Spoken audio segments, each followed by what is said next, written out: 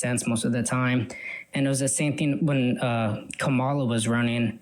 She would do like these interviews, and like every interview was just about her being this middle class woman, like she grew up, blah blah blah. And you know, I couldn't vote for them. Why not? Why couldn't you vote for Kamala Harris? I just want to hear you here. Well, it just didn't.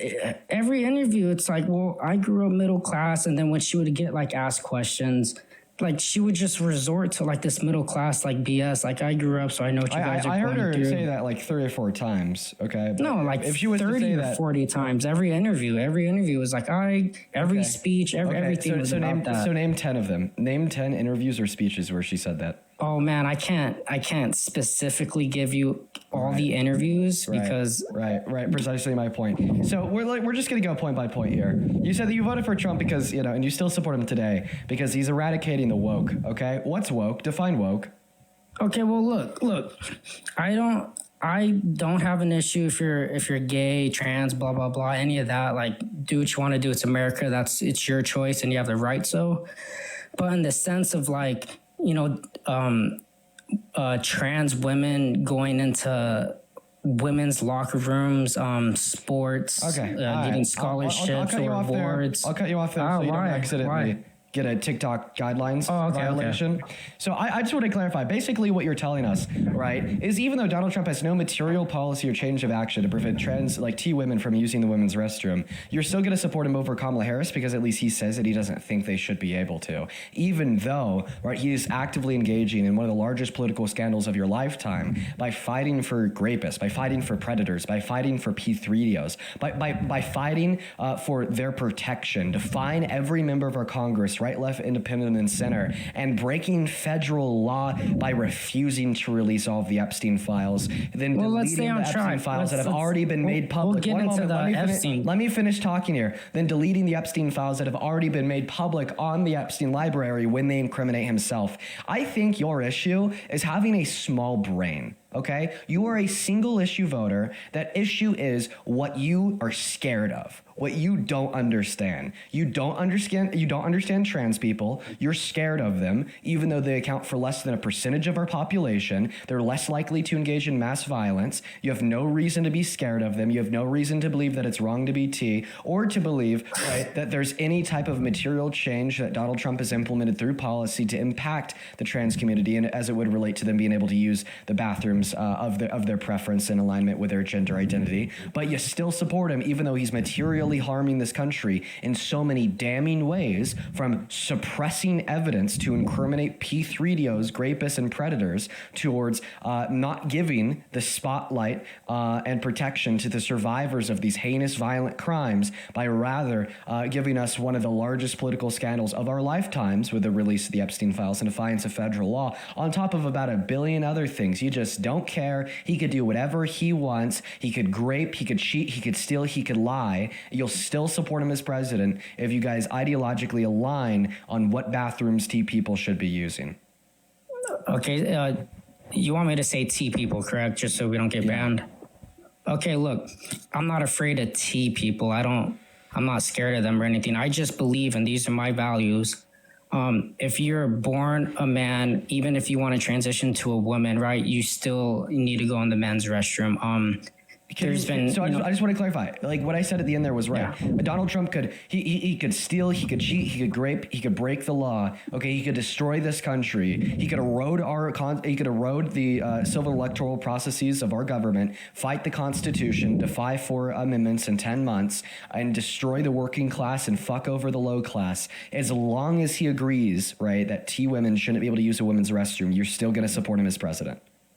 Well, I'm telling you a reason why I voted for him. And in a sense, that is one of the reasons why I believe that T people should, if you're transitioning to a woman and you're a man, you don't belong in their sports, locker rooms, getting awards, scholarships, any of that. Do you acknowledge that Donald Trump has passed no policy to prevent T women from using the women's restroom?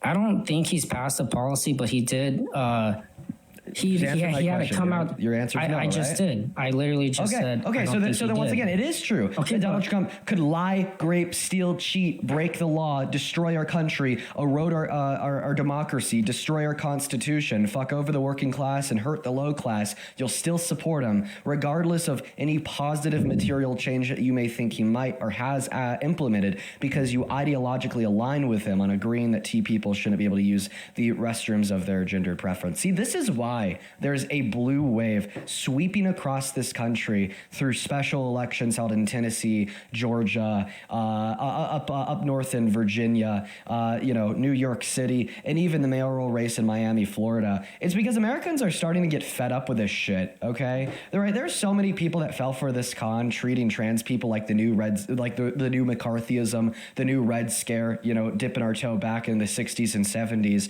right? Give us a second, because I need to thank Kat for this.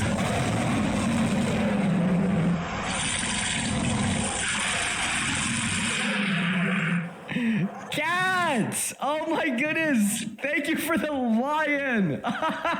Yo, listen, while we're cooking this fraud, I'm gonna need everybody watching to please show some love to Cat down below in that chat, as always. It is so good to see you, Cat. Queen Cat is in the building, making herself known over on TikTok. Show some love to Cat down below in that chat, everybody. And now I'm amped. I'm fucking pumped to get back into these debates. Cat, that was basically synonymous to a 300 milligram shot of pre-workout that you just gave me, so I appreciate the hell out of ya. Show some love to Cat in those live chats, everybody. Now back to you. As I was saying, people are just getting fed up with this new age McCarthyism, Red Scare, trying to paint trans people as the demons, telling everybody to close their eyes. Telling everybody to close their eyes and close their ears. Okay, ignore the corruption. Okay, ignore the violent crimes. Ignore the lies. Ignore the cheating. Ignore the stealing. Ignore the destruction to our country. Low-income Americans, middle-class Americans, working Americans, our democracy, and our constitution, because guess what? At the end of the day, Donald Trump doesn't think that T women should be able to use a women's restroom, so nothing else in the world matters, okay? It doesn't matter to you if we even have an election in another 10 years. It doesn't matter to you, right, if we have a functioning Department of Justice that's willing to prosecute crime in 10 years, because right now they're the ones committing them. It doesn't matter to you, okay, if the office of the presidency means anything in 10 years, because it might be occupied by a tyrannical, tried and true dictator that was finally able to circumvent the Constitution, such as he suggested he wanted to in December of 2022 by calling for its Constitution, as long as he doesn't think that T women should be able to use a women's restroom. Yeah, also, I like the fact how he had to come on the stage to America and announce that there's only two genders, because there are, right? There's men and women. Yeah. And that's something you don't like to hear, but look at the animal kingdom, right? When you look at the, animals, right? A dog, right? It's male or female. It's not like, this dog might later on want to be a woman or a man, right? So it's like, it's only humans that have this ideology that they think that. You're just not getting it? You're not getting any. Getting what? So you're not even responding to anything that I'm saying. You're just affirming that what I'm saying is. Well, you're kind of just like going on and on. You don't even I'll say something and then you'll just spout out like 20 different things, and it's like, well, fuck, what do you want me to answer to? Well, basically, just the point that I'm trying to make here is you're like, I think I like Trump because he agrees ideologically with me on this one very small thing. But then when I'm like, dude, he's like trying to nuke the world. I'm like, man, well, he agrees with me really ideologically. So this is one aspect of Trump that I agree with. Do you see what I'm saying here? Like, can you respond? Can you respond to him like nuking the world? Can you respond to him nuking the world? In what aspect? Like with a literal nuke? No, that's not literal. Metaphorically, nuking the world, hurting us badly. I want you to respond to all the points I brought up. Just one of them, man. Well, I guess that's and essentially nuking the world. I guess that's your standpoint on it. If I really believed he was bad and nuking the world, I wouldn't have voted for him. He's a better fit. Can you respond to any of the points that how about it's hard to respond to your point when you're fucking giving me 30 points, bro. Like, give me a point and let me respond to it. Don't regurgitate fucking 30 different things, and then say, respond to it. Like, bro, like. So look, the T stuff is one of the. I'm gonna try to be nice to you here, because I think I made a cogent argument. Okay, you said he ideologically agrees with me, but he hasn't even implemented any material policy to push this ideology through our legislation. Then I was like, okay, so we'll look at all these ways that he's very harmful, very harmful and damaging this country in these incredibly material ways, right? That should prelude to nobody ever supporting him. And then you just didn't respond to any of like the material ways that he's damaging this country through the policy that he's actually implementing. You just went back to you ideologically agreeing with him. You're dodging every point that I'm bringing up. So let me just try to make this one a little clear here. I'll actually just respond to the ideological agreements that you have with Trump instead of bringing up the ways in which he's materially damaging this country, because you can't get it. You have no brain. You don't care about this country nor anybody in it. I have a brain, and I do care about the country. You care more about trans people you've never met, right, than your wife, daughter's girlfriend, mom, grandma, cousins, nieces, etc., so on and so forth. All right, I just want to make that one clear. But about T people, trans women, they should be able to use a women's restroom. It's safer for them and for cis women, because when you segregate restrooms on the basis of biological sex, okay, what that tells trans men, biological females, is that they should be using the women's restroom. That trans men are just as masculine presenting as cis men, if not even more masculine presenting than cis men in many scenarios, because of the effect that testosterone has on any body, male or female. I don't know what cis means. What is that? Cis men? What is that?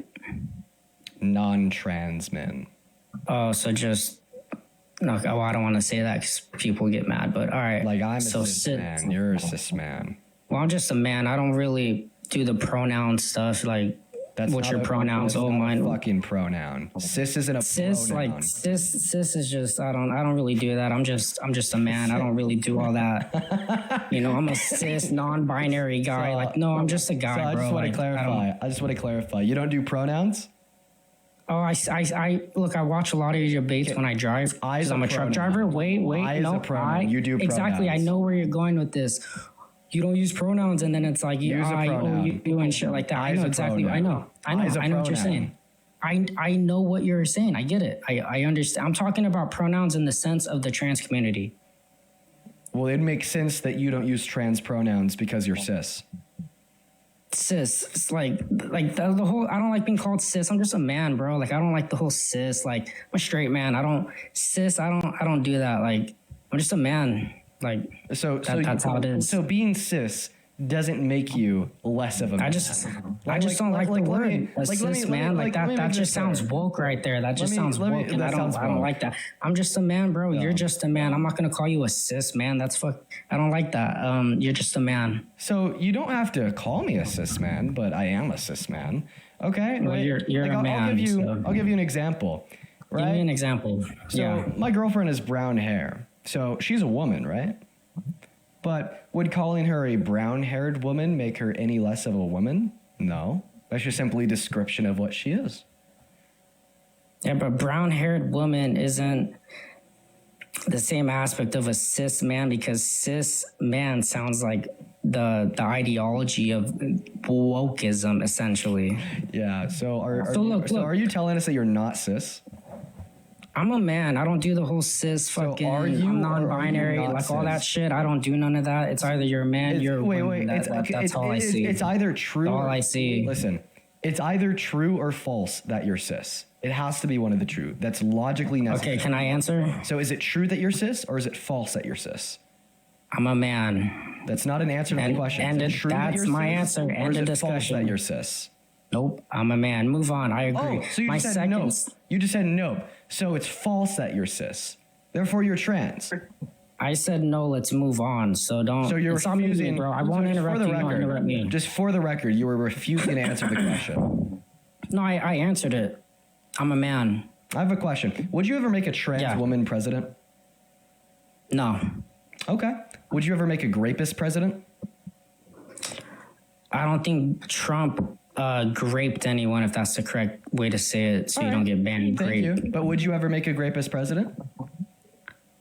I don't think Trump ever raped a woman. Okay, but Trump isn't a trans woman, and I asked you, would you ever make a trans woman president? And your response wasn't, I don't think Trump's a trans woman.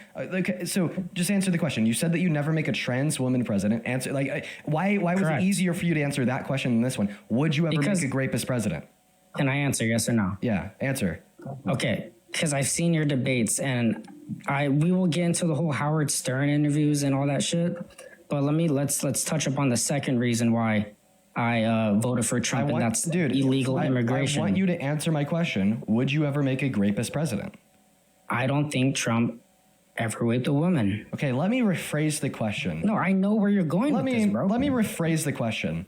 I understand that you do not think Trump is a rapist. Would you ever make a rapist president? A rapist president. If it was like set in stone, he's guilty and he's been to prison and all this stuff, no, I wouldn't. So it wouldn't hinge on them actually raping someone. It'd hinge on them raping somebody, then going into jail for it? Why? Well, essentially because they've been convicted and they're proven it's proven guilty, so that's their consequence. So as long as it's proven that they've raped somebody, then you never look. If there's substantial evidence that Trump raped a woman, like legit evidence, not just hearsay, then I would never have voted for Trump. Perfect. Well, I mean, there is. How? Sure. So a unanimous jury of 9 ruled 2 years ago that Donald Trump raped a woman by the name of E. Jean Carroll based upon a preponderance of very... That case is still ongoing. No, it's not. Yeah. Then why do we have a jury verdict if it's still ongoing? Because what's the word? Him and his legal team are appealing it. So essentially, it's still an ongoing trial or investigation, or however you want to phrase it. What are they appealing?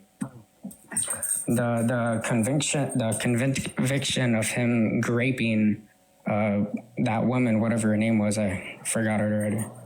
But you just argued that if somebody's a convicted rapist, then it would be proven. But now you're arguing that even though Donald Trump's a convicted rapist, you still think the case is ongoing and it's not proven? Yeah, because they're appealing it, so the case isn't over yet. You understand that people can appeal their sentences, legitimately almost as much as they want. Yeah, but what was his sentence? Was he sentenced at 30? They could appeal their sentences almost as much as they want for as long as they want. What is his sentence, though? I'm trying to educate you, little bro. Can you pipe down? Just be quiet. Just shut the hell up, Zach. I'm trying to educate you here, man. I'm trying to help you become a better version. Hey, let's be respectful, bro. Okay, then that starts with us not interrupting. No need to do all that. Respond to what we're saying. I'm just trying to be honest, dude. I didn't tell you to shut the hell up the first time you interrupted me. I just said, let me finish speaking, and I put you back on mute. But then the second time you unmuted yourself, okay, then of course I'm going to tell you to shut the hell up. And now you're like, oh, Dean, you interrupt me too. I'll try to not interrupt you. Well, I'll try to be fair about it, okay? But two-way street. I get it. Deal. Now you said that the case was still ongoing because they're still going through the appeals process. Well, they've actually already lost 2 appeals. Now, I think that they are trying to appeal it for a 3rd time. They're going to lose again, but that's pretty irrelevant. And the reason why that's irrelevant is once you're found guilty for something in a court of law, you could almost kind of appeal it as much as you want. All right. Unless it's bumped up all the way to the Supreme Court, then the Supreme Court gives a final verdict, which only happens in 0.0001% of all cases ever appealed. Right. You could just continue to go again and again and again and again and again and again. Right. For as long as you want. That's why we see people that have been in prison for 45 years that are still trying to actively appeal the outcome of the court case that concluded, half a century ago. So, no, just because someone is trying to appeal a guilty verdict that they received from a jury inside of a court in the American criminal justice system doesn't mean that their case is still ongoing. The case was closed the moment the jury made their ruling. In fact, that closure was only reaffirmed by the 2 appeals courts in which agreed with their ruling, so...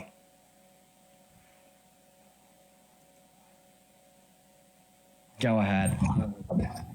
Okay, what was your question? I'm sorry. I didn't ask a question. I responded to your argument that the case is still ongoing.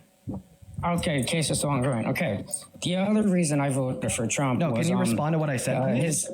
Don't move on. Oh, my God. What did you say? You're lost? No, okay, we won't move on. I was talking to my girlfriend. I don't want to move on. What was your point? Yeah, my point was that the case. I was talking. My girlfriend just walked in the door, so I'm not saying moving on. Yeah, so my point was that the case is not still ongoing, even though he's trying to appeal it again.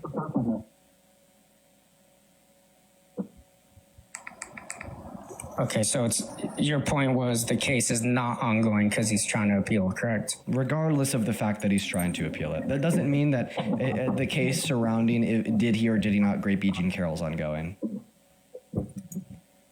Okay. Question, because I don't know. Why hasn't he been like a sentence or a conviction or jail prison time or anything like that? How did he become president if these so-called allegations to where he raped women is actually true? Why? Because the average person, will rape a woman and then they'll go to prison, right? So what's so different with Trump? How did he like do a mass pardon of himself? Like where he's like, with all these cases, I'm pardoning myself. I didn't rape this woman, or I did rape this woman, but I'm gonna pardon myself. Like what? So, my question is how is he not in jail then if he really did these atrocious things to women?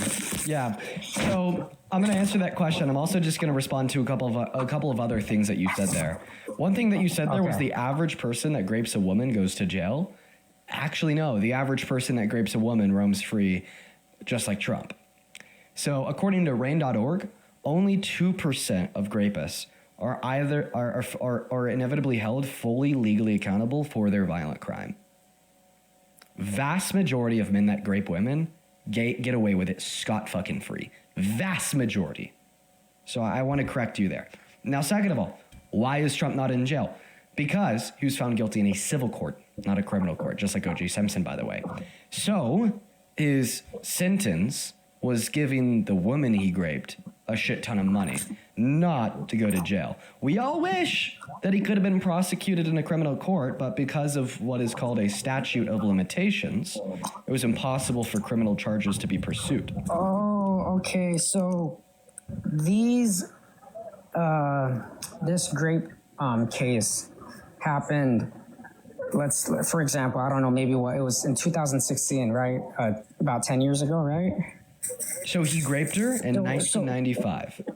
Okay, so why all of a sudden when he's running for president now they bring it up? Isn't that? It sounds like political attacking in the aspect of, if we can't beat him in the polls, let's just try to tack up all the charges on him. Let's from his past. That's an allegation, right? Okay. All right. Well, so first and foremost, the explicit reasons gave from Eugene Carroll why she was bringing this forward after 23 years is because Donald Trump defamed her.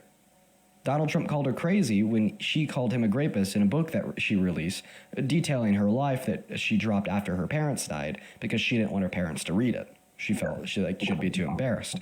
Now, I don't mind assuming, all right, just for the debate, that Eugene Carroll only brought this claim forward because he was running for president. And in fact, I would commend her for that. I'd call her a patriot because that's very patriotic for a woman to come forward and call the next president her rapist, then prove it in a court to ensure that every single American either knows exactly who they're supporting or voting for, knowing that that will lead to an insurmountable amount of pushback against herself, knowing that would lead to her losing her job, knowing that would lead to her being villainized, dehumanized, and being turned into a monolith of the left and called crazy day in and day out by incels like you. As patriotic as fuck. She was doing her duty. She was holding a person in a position of power accountable. She was bringing more transparency to the American government. And I actually think that accountability for one's wrongdoings becomes significantly more important and vital the more power that they hold. So even if she did only bring this instance forward because he was running for president, that wouldn't make her a liar. It would make her a goddamn American patriot. It doesn't make sense that if he truly raped her in 1996, I think it was, that she wouldn't try to go to the police and try to, file like a report, because it would be more, how do I say it? They would believe her more if like he raped her one day and then that same day she went and filed a police report and tried to get it investigated, but it just doesn't make sense. 20 years later, then I she's think like, that you need to talk to more. Then I think that in you 1996 he tried to rape me. Then I think that you need to talk to more survivors, okay? Because this isn't like an isolated incident. It's not that every other survivor, every other victim of rape reports it the day after case closed makes sense, then she's the odd one out. 60% of women that are raped in their lifetimes never report it to the cops. Okay, because of rape culture, there's a lot of negative consequences, right, that one can receive for reporting rape, for being publicly outspoken about it, for telling those around them. Because there's a proclivity of American men to not believe women that report rape and to rather side with the rapist. That's just a fact. It's rape culture. That's what Donald Trump calls quote-unquote locker room talk. I mean, our president isn't only an adjudicated rapist, he's also boasted about sexually exploiting women and girls and was best friends with Epstein while he was child trafficking victims. Like, come on. We got here somehow. We somehow got to a place living inside of a democracy. Yes, Jeffrey Epstein did. You're crazy if you don't know that. Maybe you misheard me. We somehow got to a place inside of our representative democracy where we're platforming Jeffrey tools did, like but this. Trump didn't. And I said that Jeffrey did. You just weren't listening. We somehow got to a point within our representative democracy where we're platforming tools like this guy to be president. That means that rape culture exists. So because it's very typical for women to wait, because it's very typical for survivors to never report or to wait years before they do, okay? The fact that E. Jean Carroll waited 23 years is not a matter of questioning the validity of the claim that she made, especially considering the fact that it wasn't just a mere allegation, but it was one that was proven in court. And Donald Trump just has the character of somebody that would do it. I think when we consider Donald Trump's character, it doesn't just become wrong, but it becomes crazy to reject that he raped E. Jean Carroll. Okay? Like, he boasted about sexually exploiting women and girls. That's something a rapist would do. He sexualized a 10-year-old girl in the 90s. That's something a rapist would do. He hit on his own daughter and called her a piece of ass, said that he'd be dating her if she wasn't his daughter. That's something a rapist would do. He was best friends with Jeffrey Epstein and sent him a letter in 2003 depicting the body of a naked girl with a statement, "May every new day be another wonderful secret." That's something a rapist would do. Okay, he knew what Jeffrey Epstein was doing with those young girls too, by the way, and has been lying to us about it for the last 20 years, per a new email that we got that Jeffrey Epstein sent Ghislaine Maxwell in 2011 saying, of course Trump knew what I was doing with those girls all along. That's something a rapist would do.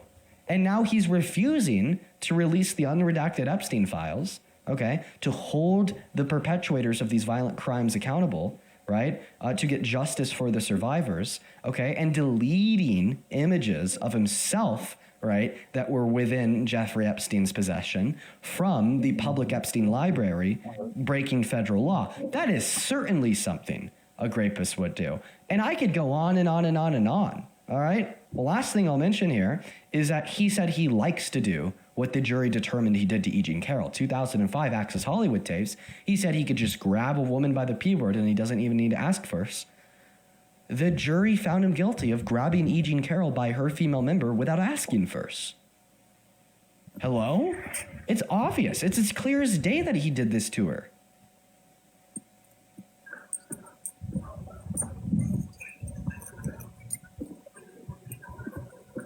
Do you want me to talk now, or? Yeah, I want you to respond. I'm done. I want you to respond.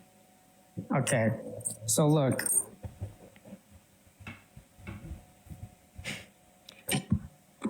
It keeps muting me. My girlfriend keeps calling. Look, yeah. If Donald Trump actually raped this woman in the 90s, right, she would have had a better case in the sense of a criminal court to get it investigated during that time. Because then when they investigated, they could pull up cameras or times to see if they have alibis in that aspect to where she could have like a fair investigation and to pursue like these charges against them. But to me, in my eyes, when you want to say, oh yeah, he raped me 20 years ago, that just sounds like a political attacking because the opposition is losing in the polls. So it's like, okay, well, let's see what, let's try to get him on this and that and the third, that's what it really seemed to me.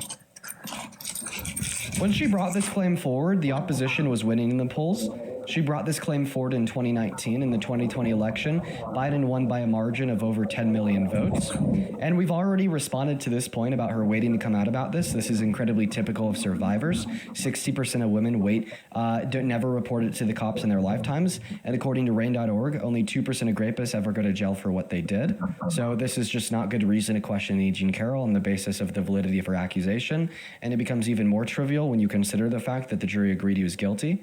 Now, please respond to all the other points that I brought up to corroborate that he did this to her by pointing out other actions that he's engaged in, other things that he's said, other things that he's done that would be things a rapist would do to corroborate that he has the character of a man that would do these bad things.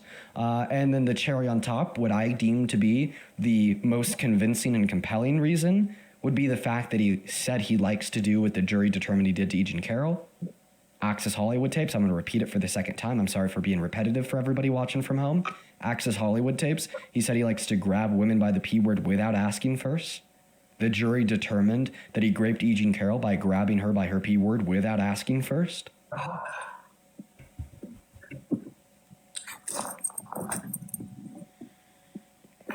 So do you want me to talk again? Because you regurgitate a lot, so I don't know if you want me to talk, you're going to keep talking. So well, the reason why I regurgitated a lot there, the reason why I repeated myself, is because you didn't respond to what I said. Maybe I thought that you didn't hear me, but now you're telling me that you did hear me because you're smart enough to know that I did repeat my points, meaning that yes, you heard my points and you just willingly chose to not respond to them. Well, I don't know when to respond because, like I said, you regurgitate, and then when I try to talk, you'll just mute me. So I just let you ramble on until you're done. So that's why you'll hear that like little moment of quietness, because I don't know if you're rambling still or if you're done with your point. Well, I'm done. I'd like you to respond to the 2 points I gave surrounding the fact that Donald Trump has a character of a man that would do this, considering the other things that he said, the other things that he's done. And the second fact that Donald Trump literally said he likes to do what the jury determined he did to E. Jean Carroll. Please respond. So the jury said he likes to grape women? The jury That's what Trump said? He raped E. Jean Carroll, and Donald Trump says that he likes to grab women by the P word without asking first, which is the specific action that the jury determined he did to her. Okay, look. So, I truly don't believe he did it based off the points I already mentioned. Can you respond to the 2 points that I made, please? About him grabbing women by the P word. When did he say that? Because I remember that was on the news. Trump likes to grab women by the P word. So when was that? He likes to grab women by the P word without asking first in 2005. Oh, so if you could give me the exact quote, did he say, "I like to grab women by the P part without their permission"? That's exactly what he said. Without their permission. Exactly what he said is that you don't even need to ask first. They just let you do it to him, especially when you're a star like me. Some women like to be fucking touched in that aspect if that woman's attracted to you. I don't know. You probably never played sports or been in a locker room. Yeah, I don't know if you know what locker room talk is and how guys talk when they're around, some of their peers in a locker room, but I know Trump wasn't in a locker room in that aspect, but that's just how some guys talk. Okay, so some guys... Men call women bitches and stuff like that. It's just some guys, I don't know, talk like that. Just to be clear on what your argument is, basically what you're saying is, yeah, Donald Trump did say that he likes to unconsensually grab women by their vaginas, but you're okay with it because a lot of men like to unconsensually grab women by their vaginas. So he specifically said without their permission. Yeah, I like to touch without asking first, yes. And that's the start quote, end quote. He said that. Yeah, you don't even need to ask. If they're attracted to you, right?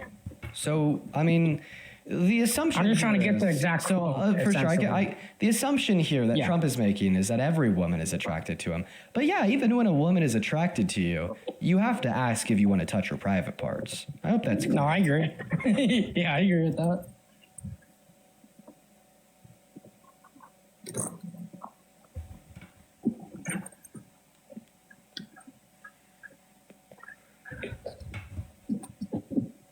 So are you going to respond?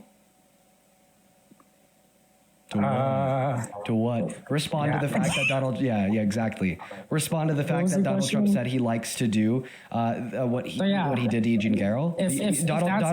Donald Trump says, right, that he likes to grab women by the P word without asking first. Jury determines he grabbed this woman by her P word without asking first. The jury's probably right.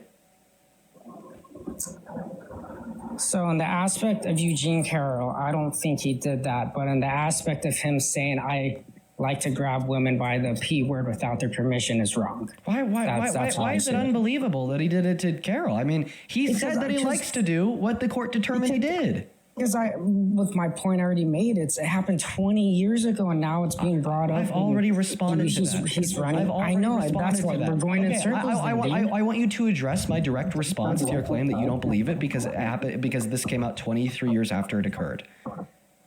That is not a needle in a haystack for victims. That is not a once in a blue moon occurrence for survivors. That is a story that you will hear from survivor after survivor after survivor after survivor because of men like you. You uphold the system that blames them for speaking out. So it makes sense that they would never speak out or might. I don't blame them. I want them to speak out. Perpetuate the system, right? And I don't perpetuate the system. Which stigmatizes them and doesn't believe them when they do speak out. Or else if you've been great, you should speak up and try. Shut up, Zach. Your interruptions are not only a nuisance, but incredibly annoying. We understand that you have the brain of a middle schooler. We understand that you're a shitty man yourself that likes to talk about calling women B words, demeaning them, and how you just want to grab them without asking. You call that locker room talk. I mean, the only way you know is if you've engaged in it, right? I've never talked about demeaning women inside of a locker room. But just hold it off, okay? I'll give you your time. I'll give you your place, okay, to annoy us all right? To be a real nuisance, to be a real tick on my arm. Okay, but this is my time to have the mic. This is my time to speak. So to get back to what I was saying, okay, you perpetuate the system that causes women to wait so long. I'm explaining how you do. In order for me to explain, I can't have you talking over me. Okay, I understand, but I'm not. Like you're making it out to seem I'm against. You are perpetuating the system that causes women to wait years before coming out about SA, because the reason they wait years to come out about SA is as they're scared that no one would believe them, and they are scared that people would demonize them. You're perpetuating that system because you don't believe Eugene Carroll, even though the man that raped her was proven guilty in the court, and has a character of a man that would do that because he's also been confirmed to have sexually exploited naked women and girls in their beauty pageant backstage dressing rooms, sexualized his own daughters, and was best friends with Jeffrey Epstein, sending him letters depicting the naked body of a little girl. And you still don't believe that he raped her. And then you were the one demonizing her, all right, by attempting to accuse her of conjuring a political scandal to try to tear down the sitting president that just wants to save America and do good by us all by baselessly accusing him of a crime. So when you sit here and you tell me that you don't uphold that system, you are denying reality. And maybe you're denying reality because you don't want to think you're the bad man you are. No one likes to think that they're the bad man they are. Can I talk, or do you stop the mic? The mic's yours. Okay, look. So number one, you're making it out to seem that I punish women for wanting to speak out. No. If you've been raped, right, please, speak out. I'm muting you because you changed my words. I said that you don't believe women when they speak out. You're interrupting me. Yes, I am interrupting you with good reason. Bro, I said that you don't believe women when they speak out. Let me talk. You demonize women when they speak out. Let me talk. I will let you talk if you correctly. Come on. I will let you speak if you, at the bare minimum, at least give an attempt to represent my position in good faith. If you could give an attempt to represent my positions in good faith, then I'll let you talk. I use the words, you don't believe her, even though you have all this reason to, and you're demonizing her, and I give an explanation for that by attempting to accuse her of a political scandal, of an attempt to tear down the sitting president, okay, by baselessly accusing them of a crime. And then you responded by saying, you're making it seem like I want to punish her. I said that you don't believe her. That's you perpetuating grape culture, and you're demonizing her, given the reasons I granted. That's you perpetuating grape culture. Correctly represent my positions in good faith, please. Go ahead. Okay. Please stop muting me. Let me get my point across how you get your point across, because you do that with everybody. It's not a fair debate. I will not mute you. It's not a fair debate. I will not mute you if you give a good faith attempt to represent my positions. Look, first of all, you're making it seem like if a woman gets raped, then no one believe her, this, that, and the third. No, like if a woman got raped, get the resources, talk to the police, do what you need to do, right? That's not an issue. Like, and you're making it seem out like that if a woman gets raped, then no one believe her, blah, blah, blah. I'm accepting rape culture and shit like that. It's crazy. Like, that's how you're perceiving me, and that's not like the type of guy I am. I'm talking about in the aspect of Eugene Carroll and that case. I just find it a little weird that 20 years later, now she speaks up about it when, Trump is, running for president. And that's like my barrier with the case, We're talking to a child that doesn't have the critical thinking skills of the rock on your front porch. Zach, if you're here to further your own internal dialogue surrounding your beliefs, then you want to be repeating the same point over and over and over again. I've already responded to this point about you not believing her because she waited. I gave you data from RAIN.org to demonstrate that only 2% of rapists are ever in jail. And I gave you data to represent that 60% of women that are raped never report it to the authorities in their life. And I even gave you, exculpatory reasons insofar as why women may wait, surrounding the fact that they're scared of not being believed and they're scared of being demonized, right? Which perfectly explained why she would have waited 23 years. And I give you this great response to your claim. I don't believe her because she waited so long. And then you don't address it and you just repeat your original claim. Why will you not address my counter response to your position, which is you shouldn't believe Eugene Carroll because she waited 23 years? Why will you not address my response? Why? Okay, look, I'll respond, right? I think people would believe her more if she at least reported it maybe a year or two later. But you're not addressing my response. You're not addressing my response. Address my response. I'm trying to make the point. I just think You're not addressing my response. My response consists of maybe 2 or 3 reasons, right, why you should believe her even though she waited 23 years. Those 2 or 3 reasons consist of why women wait so long. Okay, that was reason number 1. Reason number 2 was a lot of women wait this long. Okay? And then reason number 3 was only 2% of rapists ever end up going to jail for the crimes. I want you to respond to those 3 reasons. Well, look, I don't believe women should wait so long if they've been raped. That's not you responding to the reasons that I gave you insofar as why they do. I can't tell you why they do because I'm not in their shoes. No. I gave you the typical reasons why women will wait. Why victims will wait. Yeah, because Please respond to them. Please respond to the reasons that I gave you to demonstrate why people will wait. Gave you reasons on why they will wait? No, I gave you the reasons why they will wait. Yeah. And I want you to explain to me, right, why those reasons, right, don't make sense to you. Why those reasons don't explain why women would No, they make sense. They make sense, but okay. So then all of a sudden if we've now yielded the conclusion that women wait and it actually makes sense that they wait that long. Okay, well then you can't argue that Eugene Carroll was lying because she waited that long because you just conceded it makes sense that she did.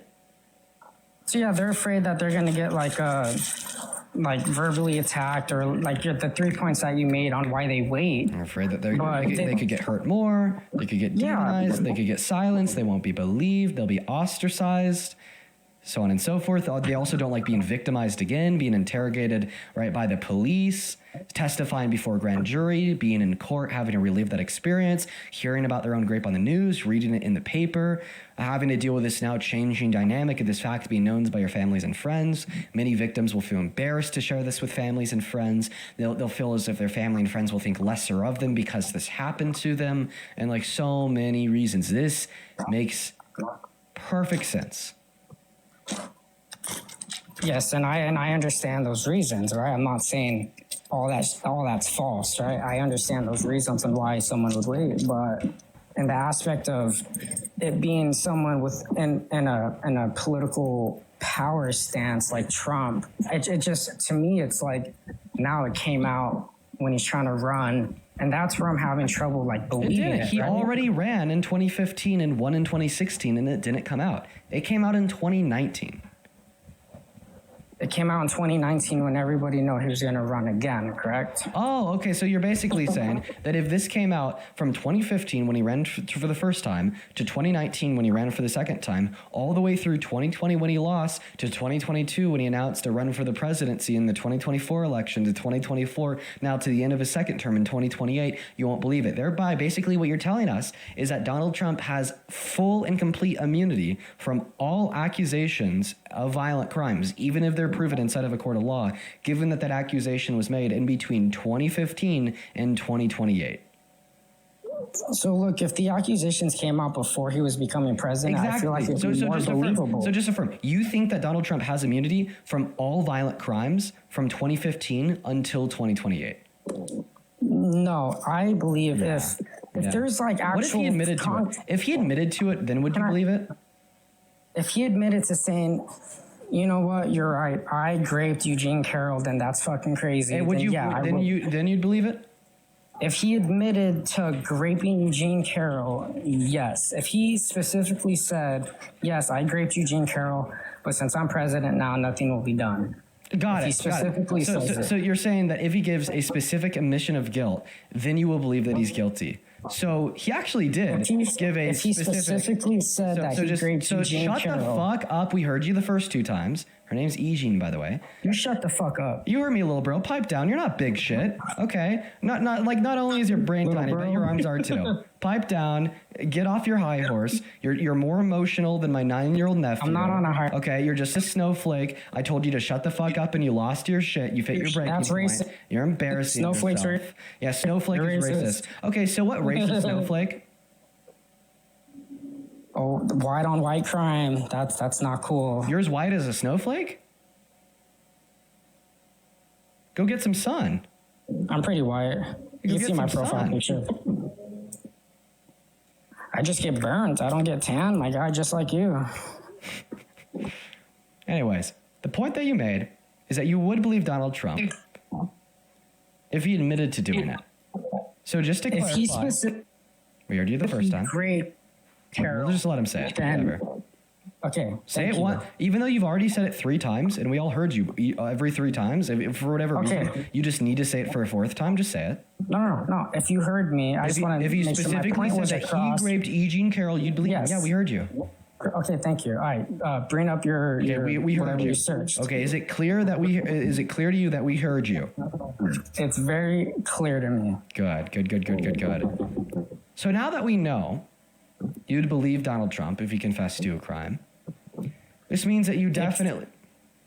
What do you want to say, Zach? I know. Just go on. I'm not going to interrupt you. You are actively interrupting me as you speak. Thank you. You're welcome. So now that it's clear that you'd believe Trump if he confessed to a crime, this certainly means that you believe Donald Trump sexually exploited naked beauty pageant contestants in the 90s and early 2000s by barging into their dressing rooms and looking at them while they had no clothes on, due to the fact that something that he admitted to Howard Stern on his radio show in 2005, right?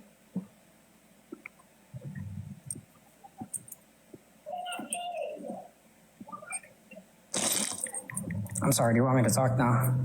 Yeah, I want you to respond. Okay, to the Eugene, the Howard Stern, the beauty pageant shit. I just want you to respond to the point I made. Yeah, so if he's the owner, right, did he barge in there without their consent? Yeah. I don't understand. I don't know the case. I don't. Well, it's going to catch you up. I'm sure that there's a lot of people who've been tuned in here that have heard this clip many times. Let's just go ahead and play it to the guests. Once again, you said if Donald Trump admitted to a violent crime, you'd believe that he committed that violent crime. So here's Donald Trump admitting to sexual exploitation. I'll say, as the owner of the pageant, it's your obligation to do that. So you have done that. Now, I'll tell you the funniest is that I'll go backstage before a show. Yes. And everyone's getting dressed and ready and everything else. And, no men are anywhere. And I'm allowed to go in because I'm the owner of the pageant, and therefore I'm inspecting it. I'm inspecting. Right, I want to make sure that like everything is good. You're there. Yeah, the dress. Is everyone okay? They're standing there with no clothes. Is everybody okay? And you see these incredible-looking women. And so I sort of get away with things like that. Don't even talk yet, because I want to clarify, okay?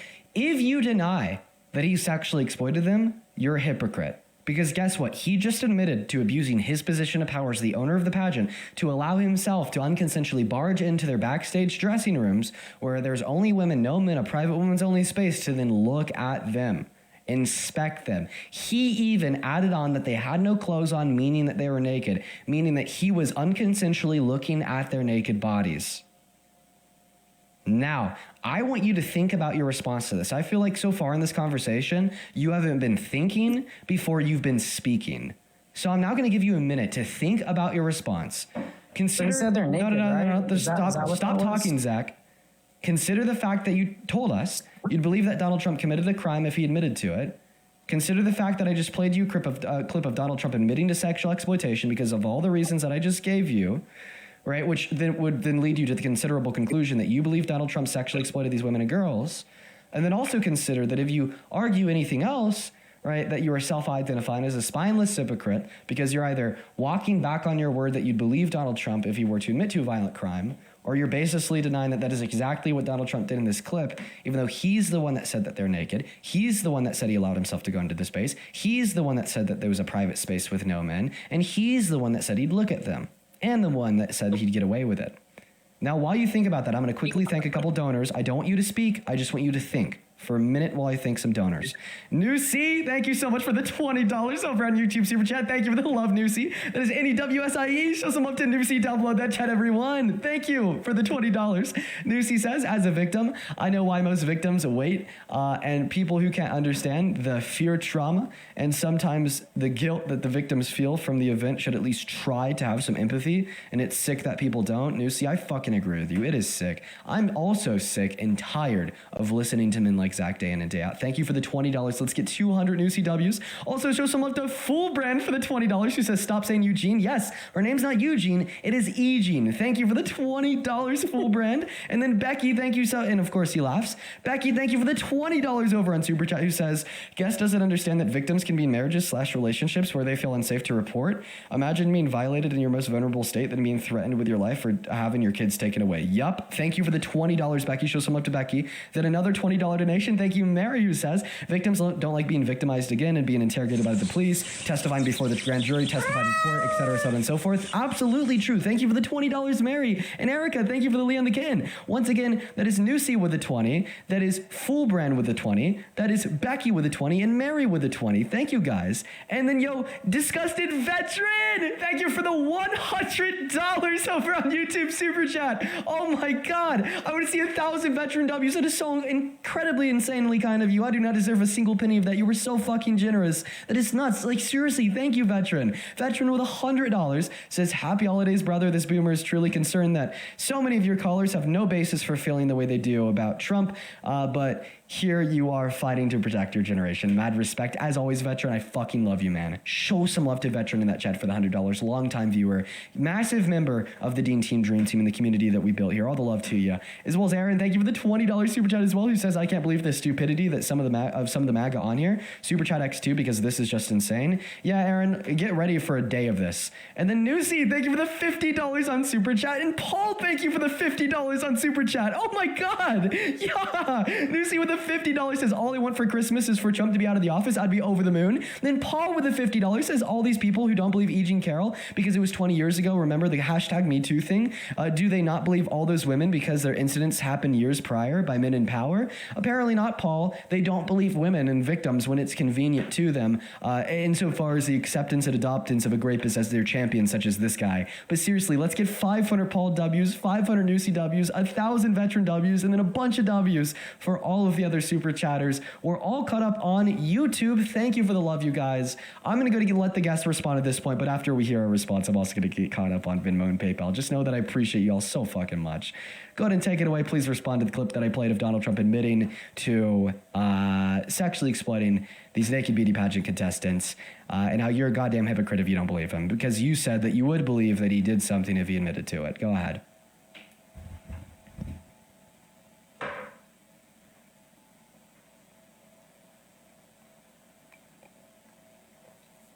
You were so excited to talk earlier, Zach. What the hell happened, my friend? I literally had to spam mute you so I could get a word out. Oh, you're real quiet. I was busy right now. Well, what was your question right now? Well, I mean, I've already clarified on it 4 times, but I'll repeat it for a 5th.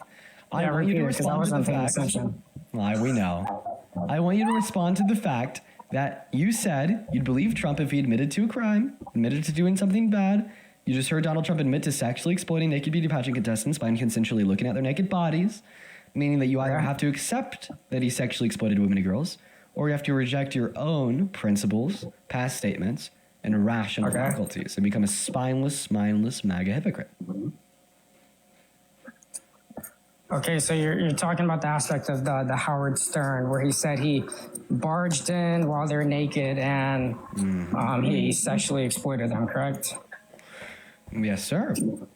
So is that what he said? He barged in while they're naked and he was sexually harassing them, essentially, correct? What he said is that he would walk into their dressing rooms by allowing himself in under the guise of a quote-unquote inspection. And then he'd look at them and they'd have no clothes on. That's unconsensual sexual conduct being furthered by his position of power, as it's the fact that he is the owner that allowed himself to go into that space in the first place. That's sexual exploitation. So did he... So I never, that was the first time hearing that. Did he get charged for that? No. Was he taken to court? Nope, he was not taken to court. Victims, no, the victims didn't Victims did not take him to court. File a report like this guy sexually harassed me or anything. Yep, they didn't take him to court. Why not? Or why didn't they do a police report on it if it was true sexual harassment? I have a better question. My question. What's your question? Why is it relevant to the conversation of understanding that this is something Trump did? Since we have all the evidence, more than a police report, to understand that he did do it, that evidence being him admitting to doing it? Because I just want to know if he got charged for it. Because I don't know if he did or not. That's what I was asking. Yes, you do know. You do know that he didn't, because I told you that he didn't. And this makes sense. Once again, only 2% of rapists that rape women ever are charged with that crime, then found guilty and sent to jail. Many instances go unreported in the eyes of the law. But the question, why was this never reported, is separate and decoupled from the question, do we know that Trump did this or not? Because we know that he did it due to the fact that he admitted to it on tape, and you just listened to that admittance. Yeah, he admitted. I heard it. Yeah, I heard it. Okay, so you believe that he sexually exploited them, right? Let's just start there. Let's be clear. So is that sexual exploitation? Would that be? Yeah, and I could tell you why.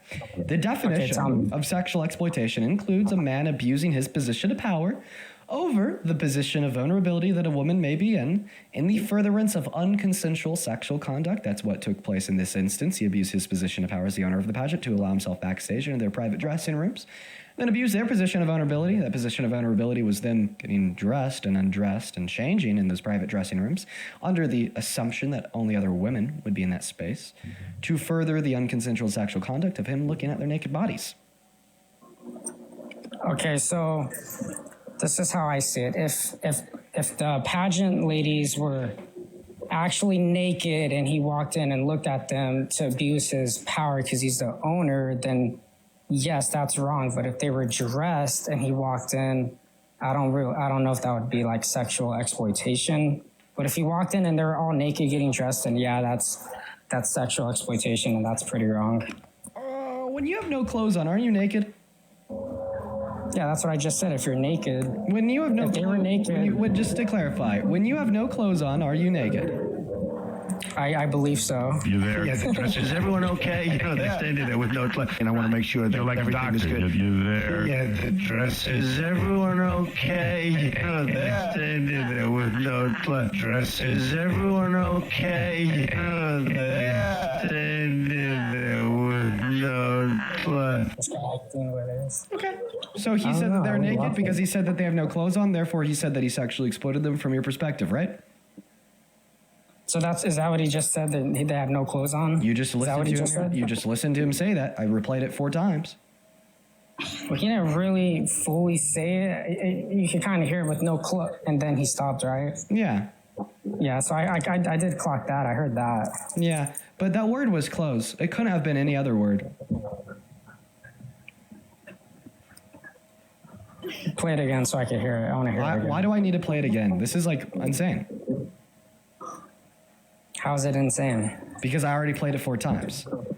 Okay, we'll play it a 5th. What the fuck's the difference? The difference is my level of annoyance because you can't listen the 1st, 2nd, 3rd, or 4th, but okay.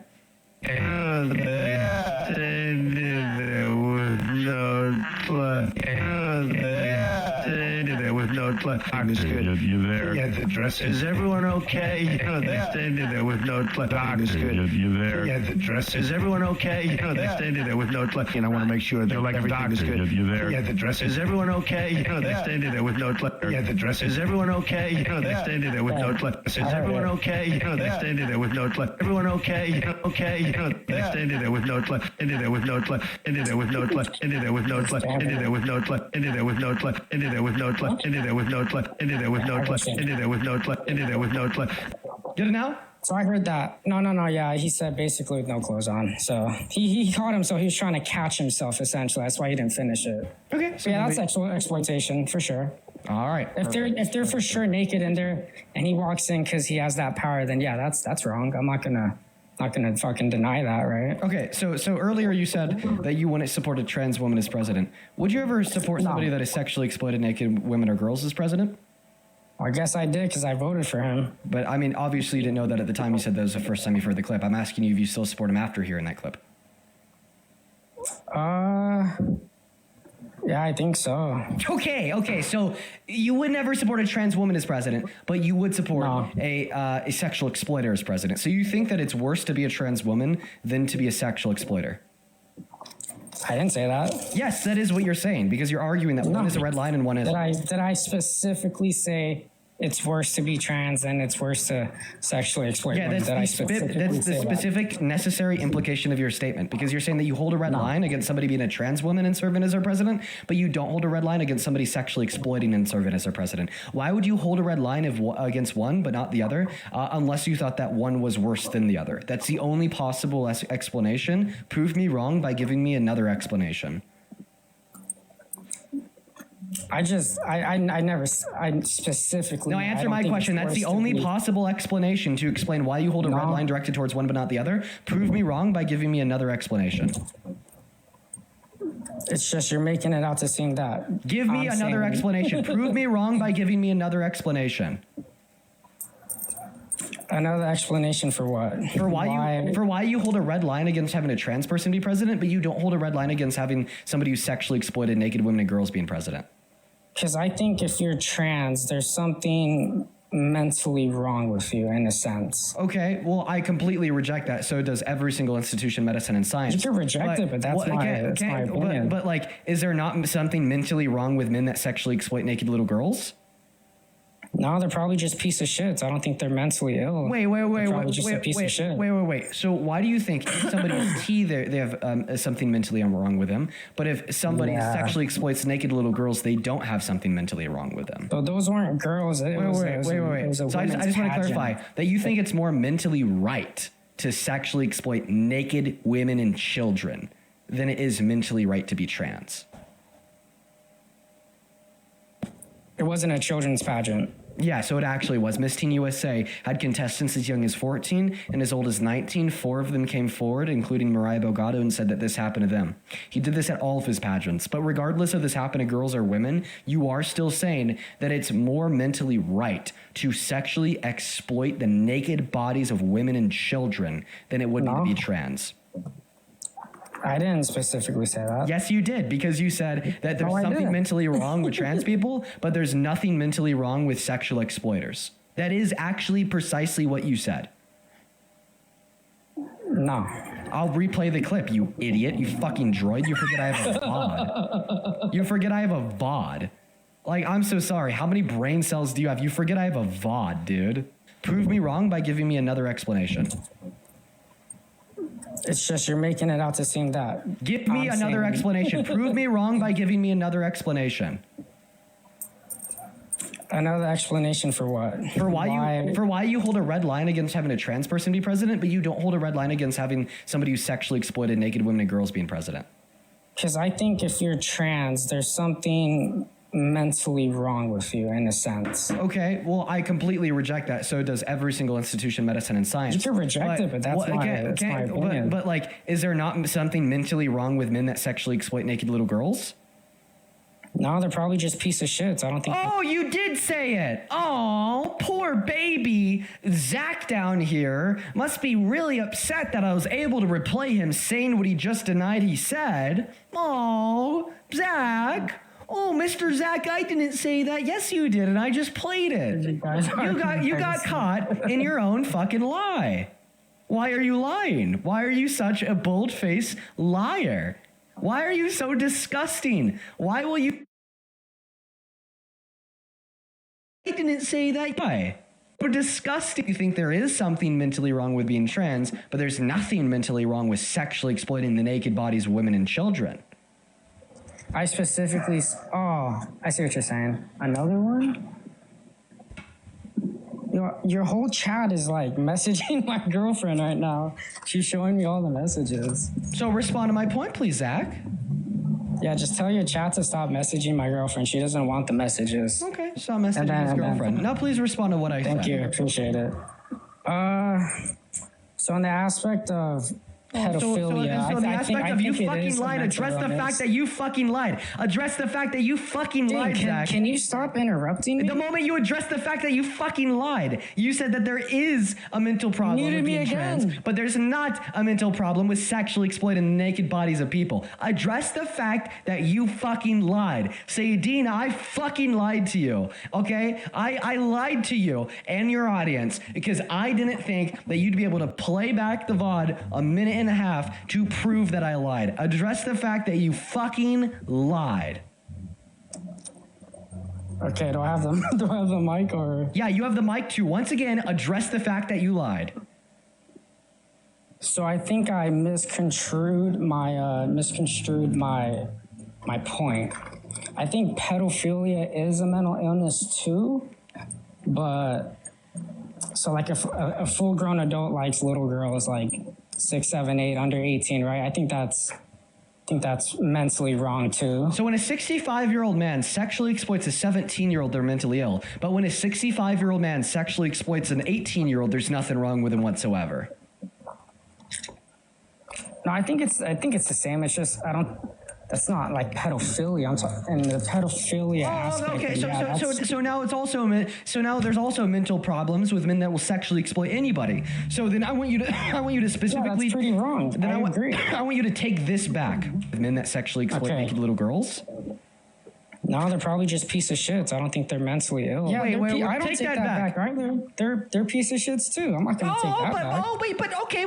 Then take this back. The same. Okay. Another one? Then take this back. But when it's pedophilia. Okay. So now it's also there's also mental problems with men that will sexually exploit anybody. So then I want you to specifically. Yeah, that's pretty wrong. Then take that back. You can't have both at once. You cannot simultaneously argue that there's no mental problems with men that will sexually exploit women, and there is mental problems with men that will sexually exploit women. That's an explicit contradiction. You have to take one of those two statements back, buddy.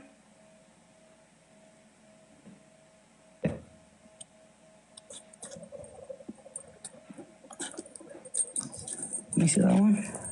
Take one of them back. Which one will it be, Zach? You're cheating, right? What does that mean? I'm sorry, what? Take one of them back. Which one are you going to take back? Which one again? I'm sorry. I was reading the messages everyone's sending my girlfriend.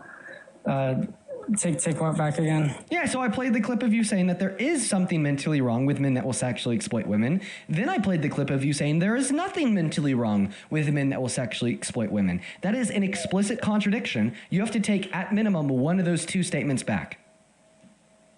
Yeah, pedophilia is mentally ill. So which one of those two statements do you take back?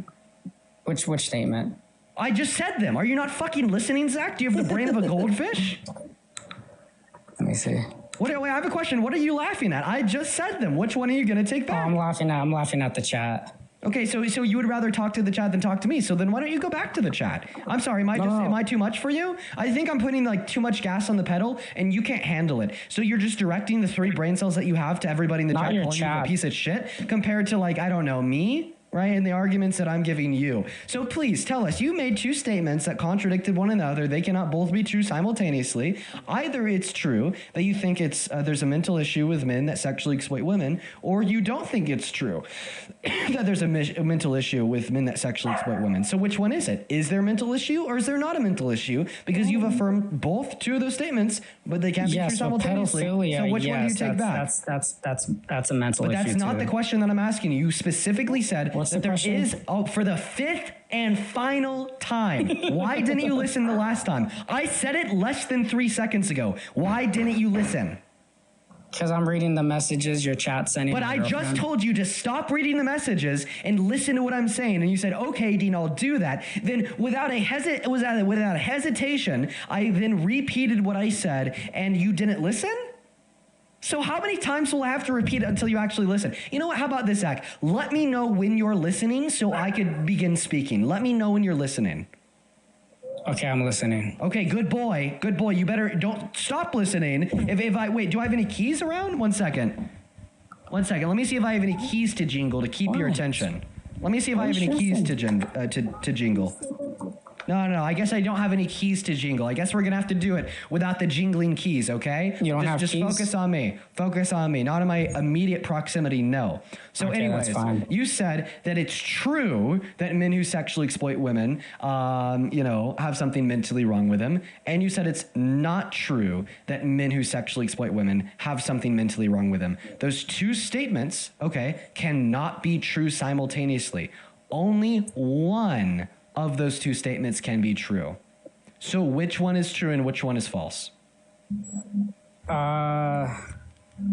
Wasn't paying attention again. The pedophilia one. You weren't paying attention? What do I have to do to get you to pay attention? Like, seriously. I'm sorry. All that I'm doing is I'm just speaking. I'm just fucking... Do I need to go downstairs and get the jingling keys? Like, this is fucking crazy. This is legitimately fucking crazy. You have been owned. You have been smoked. You have been destroyed. I have destroyed your mental faculties. I've laid them to rest. R.I.P. Zach's mental faculties. I've literally debated you to the point of having you self-delete your own fucking brain, to the point where you can't even comprehend spoken language, a language that you speak fluently. All right? Zach, I've destroyed you. The debate's over. You have lost. That's okay if I lost. It's a debate. It's just Moving on to the next guest. Completely and utterly destroyed and demolished within all possible senses. Destroyed him so hard to the point that his mental faculties stopped working and he couldn't comprehend spoken language in a language that he's fluent in. Hello. Hi, buddy. All right, give me a second here. We need to thank a couple people. First and foremost, what's that? Oh. Hello? None. Hello? Hi. Are you a Trump supporter? Mm-hmm. All right, just give me a second here. Let me thank you. I got something in my throat. Okay, all right. James, thank you for the $10. He says, thank you for educating and entertaining us, Dean with G's. We got to thank these idiots for calling too. Remember that they vote. Dude, it's crazy because your vote matters just as much as that last guest's. Insane. And Elena, thank you for the $50. Just calm down, buddy. Elena, thank you for the $50 over on Venmo, who says, here for my monthly donation. Happy holidays and keep kicking ass in 2026, Elena. That is so fucking kind of you. Thank you so much for your kindness. Thank you for your love. Show some love to Elena for the $50 on Venmo. That is so much money. Thank you for your kindness. As well as Josh, thank you for the $2. He says, truck driver here that loves your streams. Thank you, Josh. Kelly, thank you for the $10. who says, that last guy sounds like he smelled bad. Certainly does. And then Caitlin, thank you for the $5, who says, it took me 20 years to stop blaming myself and tell someone what he did. I'm now 30. Tell this pathetic excuse of a man to go to hell. Thank you for what you're doing, Dean. For me and Caitlin and everybody else listening, Zach, if you're still tuned in, go to hell. Thank you for the $5, Caitlin. And I'm sorry to hear that happened to you. Stephanie, thank you for the $3. Jesse with the $2. Marley with the $3.50. Faye with the $5. Thank you. And Soul, yo, thank you for the $100 over on Venmo. Holy fuck, Soul. I want everybody watching right now to show some love to SOL for the $100 down below in that comment section. Thank you so very, very much for the love. Soul, $100 says, finally caught a live stream again. Love you, dude. Love you too, Soul. It's good to see you, and I hope that all is well. It's been a while, and thank you for your kindness and your generosity. $100. That is so much fucking money, dude. Thank you. Thank you, Soul, from the bottom of my heart. I'm going to go ahead and thank 4 more people now, and then we're going to go and hop into this debate. Ariana, thank you for the $5. Show some love to Ariana. Caitlin with the $8. Jesus, buddy. He says, Ryan is in the guest request debate. A most insane guy you'll ever talk to. Don't read this out loud. He's watching. Sorry. Thank you for the $8. Okay, I'll look for Ryan. Zachary, thank you for the $5. Thank you so much for the love, Zachary. Then one more here for now. Elise, thank you for the $10. She says, I admire you so much, Dean. Thank you for all that you do. Also, I love your calm demeanor. I don't have the patience. Lol. Shout out to Barker and Satana. Well, shout out to you. Thank you for the $10, and thank you for your kind words. Show some love to all of our donors down below in that comment section. Phil, I'm going to pass the mic off to you at this point in time. Why the hell do you support the worst president of your life, Mr. Don? I support her for multiple different reasons. Well, let me get in my car, buddy. Okay, well, just keep in mind you can't drive that car in TikTok Live. But I'm not driving for shit. I'm sitting in it. Does that mean something to you, or are you going to cry? So you can't drive for shit because you're not driving for shit? No, I'm just going to be sitting in it right here. Do you have a driver's license? I'm just going to be sitting in it right here.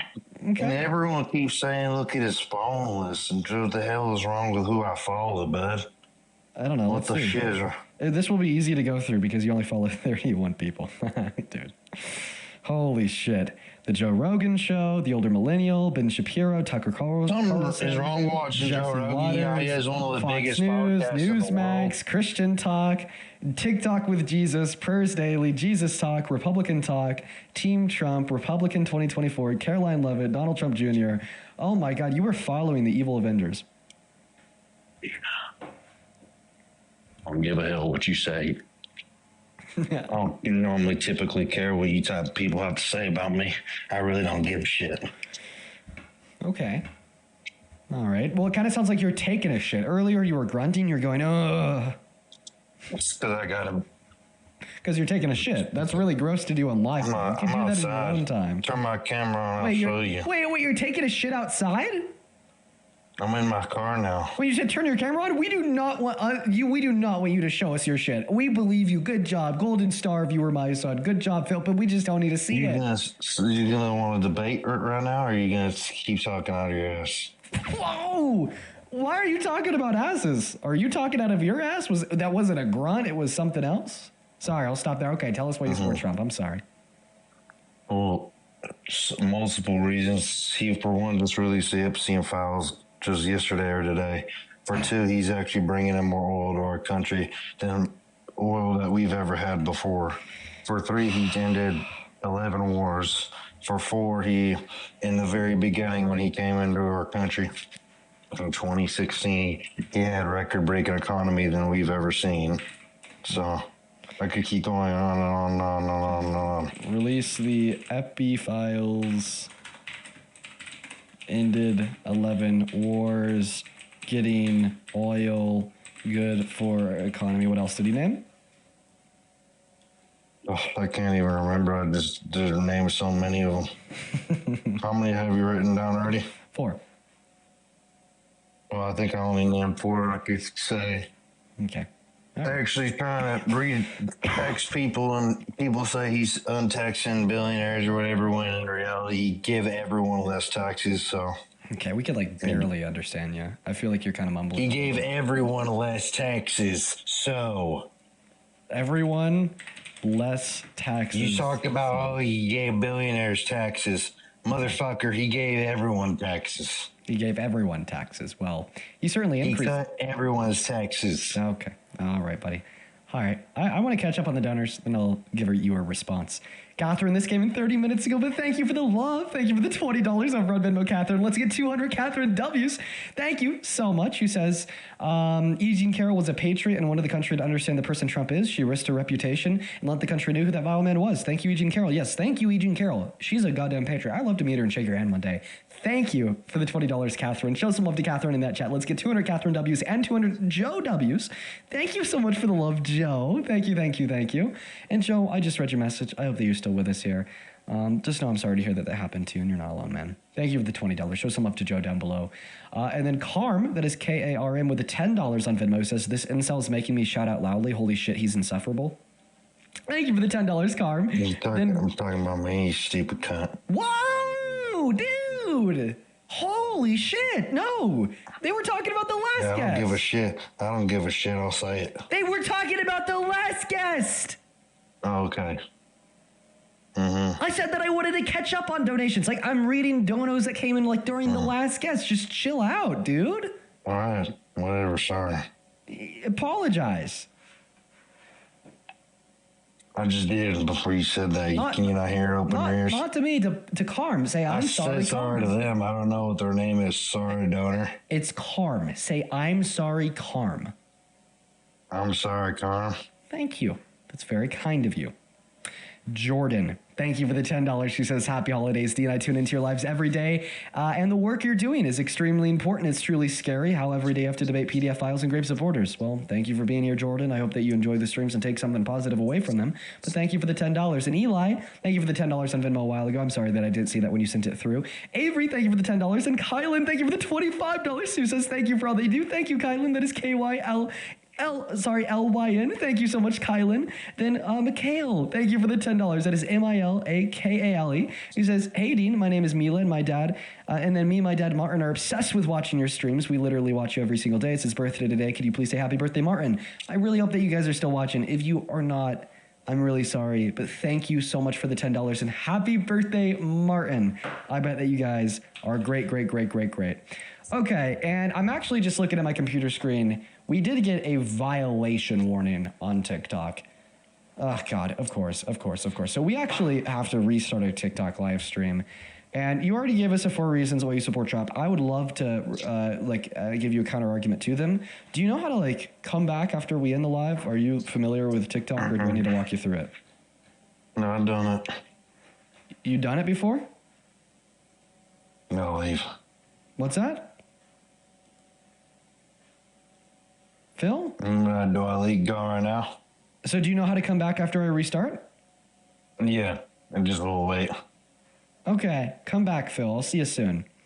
So, hey, for everybody watching on TikTok, if you've never been here before, let me tell you what we're about to do. We have to restart our stream a couple times every so often because TikTok will flag our live stream because they don't like the nature of the content we discuss on live. Today, so much for reporting when the abuse happens. You know what? Good fucking point, Lori. And I'm really happy that now finally people believe Maria. Thank you for the $25. Let's get 250 Lori W's. Seriously, I appreciate you for your contribution to what we do here. Then Janelle, thank you for the $5 over on PayPal. Hannah, thank you for the $10 over on PayPal. Hannah, I'm sorry to hear that. And then Ellen, thank you for the $40 on PayPal. Let's get 400 LOWs. That is ELLEN, who says, thank you for always speaking out for women, especially for those of us who have been assaulted. You and Parker give me hope for the future. Happy holidays. Happy holidays to yourself, Ellen. You are always hanging out with us and here with us during these streams, and you're always supporting me too. Just know that I support you. Know that I love you, Ellen. Please show some love to Ellen in that chat, as well as Denise. Denise is also always supporting. Thank you for the $20, Denise. Thank you so much for the love. And Denise, I just read your message there. That's actually a great point, and I think I'm going to go ahead and start, using that myself. Thank you for the $20 on PayPal. Denise, show some love to Denise. Then Perry, thank you for the $10, who says, I do not go crazy when debating these people. I love your content. It's because I'm used to it. I know what I expect when I, go live every day. Thank you for the $10, Perry. That is P-E-R-I. And we're all cut up over on PayPal. Thank you guys for the love. We're going to go to get Phil up in the box, guys. And Phil's not in the queue yet. Where did he go? Phil, get in the guest requests. I gave you a walkthrough on how to come back. We don't see him anywhere. Where the fuck is Phil, dude? Phil is hiding. Phil is hiding, everyone. Phil is hiding. Okay. I'm going to go ahead and thank 3 people on Super Chat. Let's see if he's back. by the time I thank a couple people here. This just came in. Mark, thank you for the $50 on Super Chat. Oh my goodness, that is MARC. Mark just dropped the 50, didn't leave a message, only the love. Thank you for your support, brother. Seriously, to all the donors, just know that I really appreciate y'all. You guys enabled me to do this for 4 hours, 7 days a week, 4 weeks a month, 12 months a year. I really appreciate you. Let's get 500 Mark W's. And the Mermaid, thank you for the $10, who says, thank you for debating the uneducated idea, Dean. Well, thank you for your support. And then Angelina, thank you for the 14 Canadian dollars, who says, hey, Dean, hope you're well. Your streams have really been helping me keep sane recently. That's awesome, Angelina. Thank you for being here. Thank you for the $14. Awesome, awesome, awesome. All right, guys.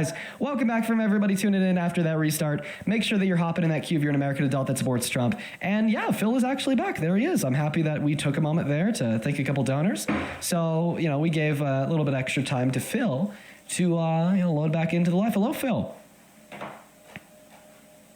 I was already in the guest box and you're lying. I certainly wasn't lying. I was in there. You didn't see me because you had weak eyesight. Weak eyesight.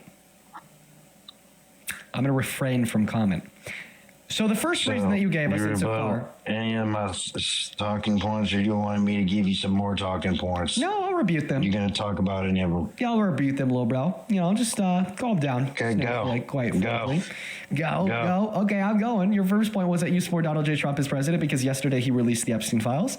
In fact, he didn't. So the Epstein Files Transparency Act that was passed almost unanimously by every single member of the House of Representatives and files, yet inside of that small batch, over 9 of every paper, okay, of Epstein's grand jury testimony, okay, redacted it all, which is very interesting because Donald Trump himself said that he would release Epstein's grand jury testimony, and not only had the Epstein Files Transparency Act force him to, right, but also a federal judge, and he still didn't. He still broke the law. He still released them, but redacted them. And then for the files that weren't redacted, that he missed, like a picture of him with a bunch of young women in bikinis in Epstein's desk, right? He then later had his Department of Justice just deleted off of the website. I can't believe none of it to be true or not. I can prove that they didn't release all the Epstein files yesterday because that's what they said. They released them. They released a small batch. You see all the pictures and everything, or no? You see your buddy Bill Clinton in there, a whole bunch? What do you think about that? They didn't release all the files, and they were forced by the law to release all the files. Okay. They broke the law. No, I didn't. Yes, because they didn't release all the files. The Epstein Files Transparency Act forced them to release all the files. Yeah, but they didn't have to sign it or pass it. It was something that people wrote up against it. What? People wrote that up against them to get them out of there. Then why did he sign the bill into law? And why was it passed bipartisan? Not only was it drafted by a Democrat and a Republican, Ro Khanna and Thomas Massie, but it was also passed bipartisan with every Democrat and Republican in the Senate and every Democrat and Republican in the House of Representatives except one fucking Republican. Check his hard drive. Okay, well, I don't even know what none of that even means, so no, you can't really believe you're on nothing. Are you drunk? No. You are acting drunk. I don't know what to tell you.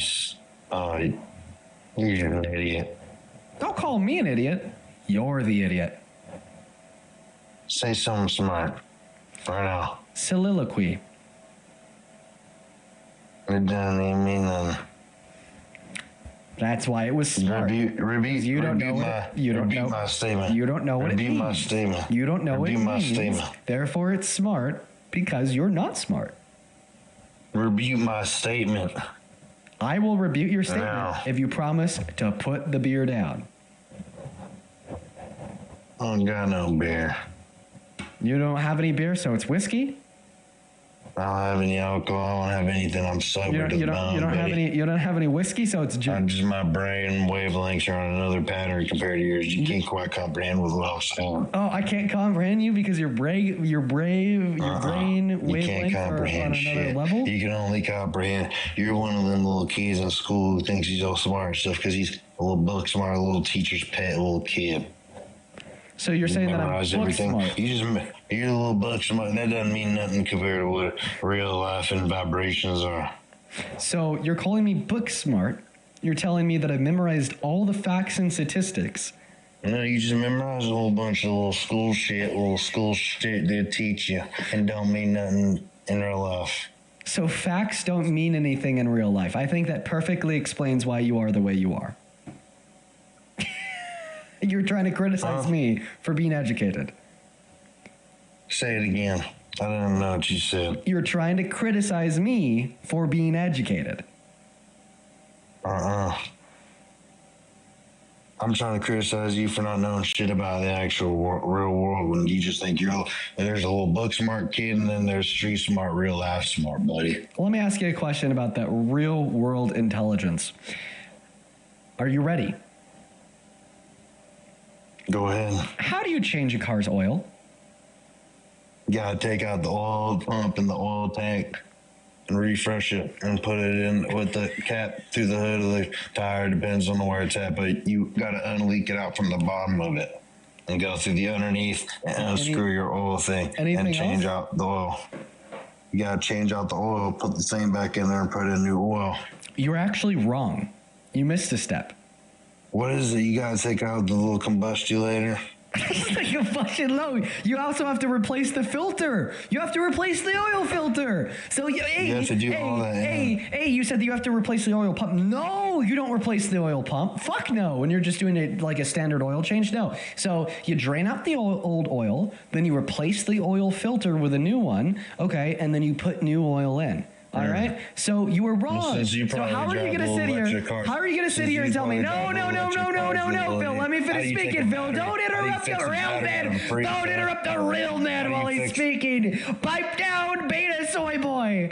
So you're telling me that I'm book smart, but not street smart because I don't have any intelligence that would practically apply in real life. So then I ask you about the practical intelligence, like how to change a vehicle's oil. And you didn't know how to change a vehicle's oil, but I did. So it seems like I'm not only more educated than you are in the books, but I'm also more educated than you are on the streets. Because if you were on the streets trying to change your car's oil, you'd fail and I'd be successful. Thank you. How do you fix a battery in a Prius? How do you change a battery in a Prius, huh?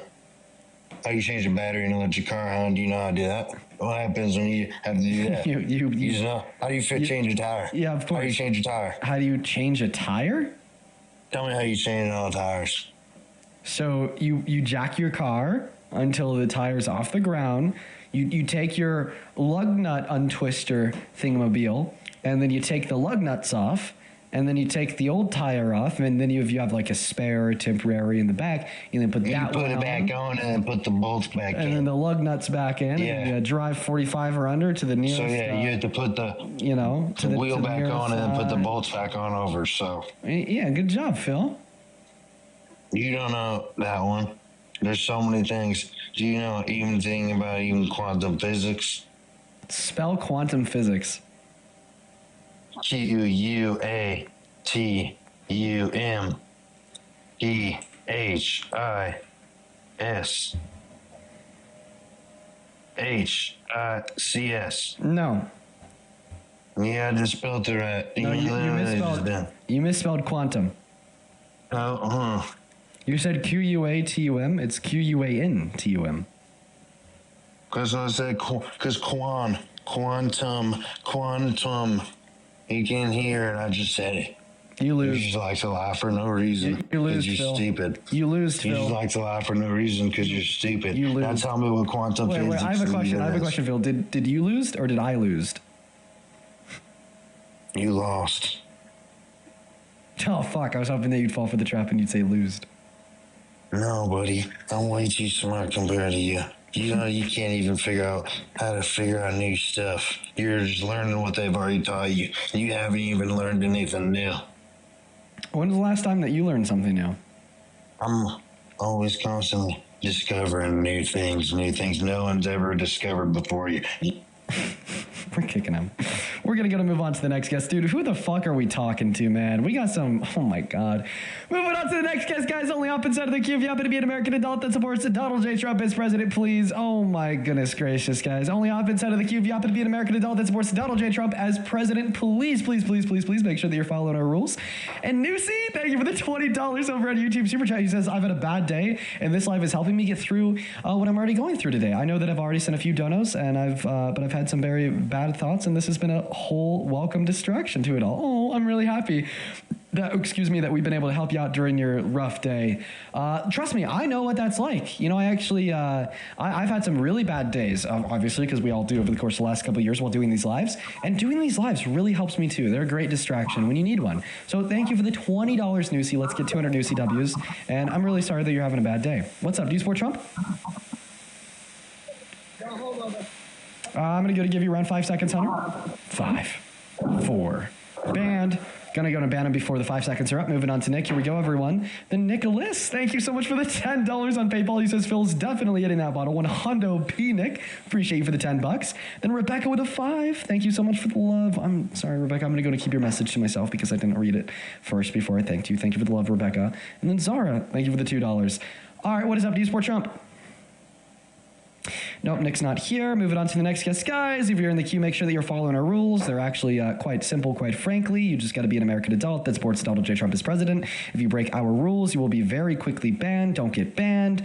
So don't break our rules. Like, what are we doing? Ensure that you're following them. Moving on to the next guest. What's up? Do you support Trump? Yes, I support Trump. How old are you? 29. Okay, what year are you born in? 96. Okay, and why do you happen to support the very worst president of your life? Actually, before you answer that question, deporter supporter, do you support Trump? I love you! You're so cute! Okay, mic is yours, go ahead. Wow, it's like that. Mic is yours, go ahead. Hello? What? Mic is yours. Tell us why you're MAGA. You support the least transparent president of your life that's breaking the law as we speak to hide the Epstein files from us. Yeah, so I don't agree with that part, but I think he's done pretty good for the American economy.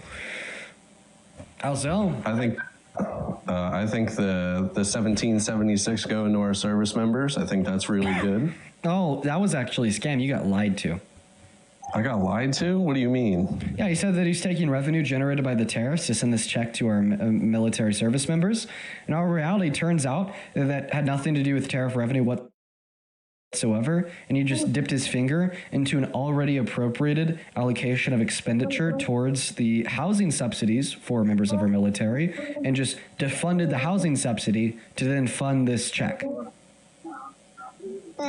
So he was lying? Yes. Yeah, he was lying. Isn't that So where's the money coming from then? I just told you, from an allocation of expenditure delegated by Congress to a housing subsidy to lower the cost of rent and housing for service members. So he's taking from them because he's defunding their housing subsidy just to give back to them by giving them that check. I don't believe that. I think the tariffs did do us some benefit. Okay, I'm going to give you a source for that claim then. All right. Here we go. All right, so this is from ABC News. Just go and Google, type in ABC, Trump teased Boyer dividend checks. The money had been allotted by Congress for housing costs. You could also find this from Defense One, Federal News Network, the News Journalists. This is also being reported on by The Guardian, The News Journal, USA Today, CNN, and Politico. And Bloomberg Government News, The Hill, The Washington Post, The New York Times, Yahoo, Lead Beyond, CBS 8, Press and Sun Bulletin, Washington Examiner, Army. Army? Army has a news source now? Yeah, Army.mil. Army. Todd Lopez. Oh, yeah. He need to get out then. He need to get out. If he lying to the American public and hiding Epstein files, yeah, he needs to go. You know what? Thanks for coming up here. I hope you have a great Yeah, no problem. He needs to go. Okay. Well, there you go. There. Okay, I'll take it. You know what? Fuck, I'll take it. W. I'll fucking take it. Thank you. You have a great rest of your day. God is good. All right, God is great. Hello. Hello. Hello, how are you? I'm doing great. How are you? I'm great. Wow, how are you doing? Age, please. Age, please. Age? Yep, age. Yep. Banned. Moving on to the next guest, guys. Only happens under the queue if you happen to be an American adult that supports Trump. Those are the rules. Y'all already know them, though. We're going to go get that next guest connected. All right now, quite frankly, if you're a crazy mega droid, up in that queue. We got Dave loading up. While Dave's loading up, yo! Thank you for the $10 on Venmo. Sean says, hey, Dean, here's another $10 for cooking these clouds. Thank you for the love, Sean. Show some love to Sean in that chat. And then Logan, thank you for the $30 over on Venmo. Holy shit, Logan. While we're looking for that next guest, show some big ol' fucking love to Logan down below in that chat. Logan says, in regard to the Howard Stern interview, Trump said, and I quote, I kind of get away with things like that in regard to walking into the dressing room with teenage girls. He gets away with it, admitted to it. Oh, yeah, Logan, we talk about that on a daily basis. Well, I mean, listen, actually, if you're watching this live stream, let me know how many times you have listened to that clip on my live. Let me know. But thank you for the $30, Logan. I really appreciate you so much for the love. Maze with a $5 shitting on Phil. Thank you, Maze. Amafriel, thank you for the $20 and the 25 cents. Who says happy holidays? Happy holidays, Amafriel. I really hope that I'm pronouncing your name right. That is Amrafel. Thank you for the $20 and the 25 cents. Show some love to Amafriel down below in that chat. Thank you so much. And Peyton, thank you so much for the $50 over on Venmo. Y'all are going crazy today. Peyton with a big 50. Brother, that is so much fucking love. Thank you, Peyton. Says, mocking him for shitting while on live was diabolical. I watch you and Parker every day, and I love your quick-witted comments and facts that you spit at these people. Oh, thank you, man. Thank you for being here, and thank you for the love. Show some fucking love to Peyton, guys. While we get that next guest loaded up, hello, Sammy, do you support Trump? Seriously, thank you, man. Sammy is not here, meaning Sammy is banned. Moving on to the next guest right now. Hello, Ethan, do you support Trump? Hello, Dean, why are you such a... Well, Jordan, why do you have such a tiny brain? Ethan, why do you support Trump? It was you. Have a good rest of your day. I guess you both have a tiny brain. We're going to get that next guest, Karma Cooks, loaded up in the box right now. In the meantime, Shannon, appreciate you so much for the $20 over on Venmo, who says, my daughter's birthday is today and her friends saw you on live in my kitchen. They told me that they've learned so much from you and love you. Can you say happy birthday, Shiloh, and hi to Millie, Jill, and Avery? Shiloh, happy birthday. I hope that you have a great birthday, and I'm sure that you are, because you have an amazing mother. Shout out to Shannon, and hello to Millie, Jill, and Avery. Show some love to Shiloh for her birthday. Millie, Jill, and Avery, her friends, and Shannon, the MVP mother of the hour. Thank you for the $20. And then Tess, thank you for the $15, who says, for your girlfriend for Christmas. This guy hit the bottle harder than anyone I've ever seen in a while. Hilarious. Thank you for the $15, Tess. Oh yeah, I'm going out on the girlfriend for Christmas. That is a very kind thought of you, Tess. That will definitely be going to the GF for Christmas. I'm gonna make sure she has a good day. Thank you for the $15. You're awesome, Tess. And by the way, we're all caught up. Guys, let me know down below in that comment section if you are an American adult that supports Donald J. Trump as president that'd like to come up here to have a conversation with me about why. I will say though, y'all, it is increasingly hard to get those debates rolling. So if you are a Trump supporter, I would highly suggest that you hop in that queue. Hello, Nesh, do you support Trump? 6 p.m. No, he's just not here, bro. This is unbearable. You. Sorry, I just woke up. You just woke up at 6 p.m. Oh, wait, I forgot that you're a passport bro. It's your boy. I forgot that you're a passport bro. Yeah, you're on the other side of the world. No, I'm the centrist. Do you remember? You're the passport bro. Oh, wait, didn't you call... You can't say passport bro. Yeah, that's a slur, right? Passport bro is quite slur, derogative. Right? Yeah. Because you and Dean have this preconceived notion... Or excuse me, I meant you and Parker. I just woke up. My apologies. You and Parker have this preconceived notion that, passport bros come to other countries because they can't get a woman in their own country. But don't you find that the least bit derogative towards the women of other countries and a little bit disrespectful, calling them lesser than the women of the West in a way? I don't think that this because is you're referring- assuming.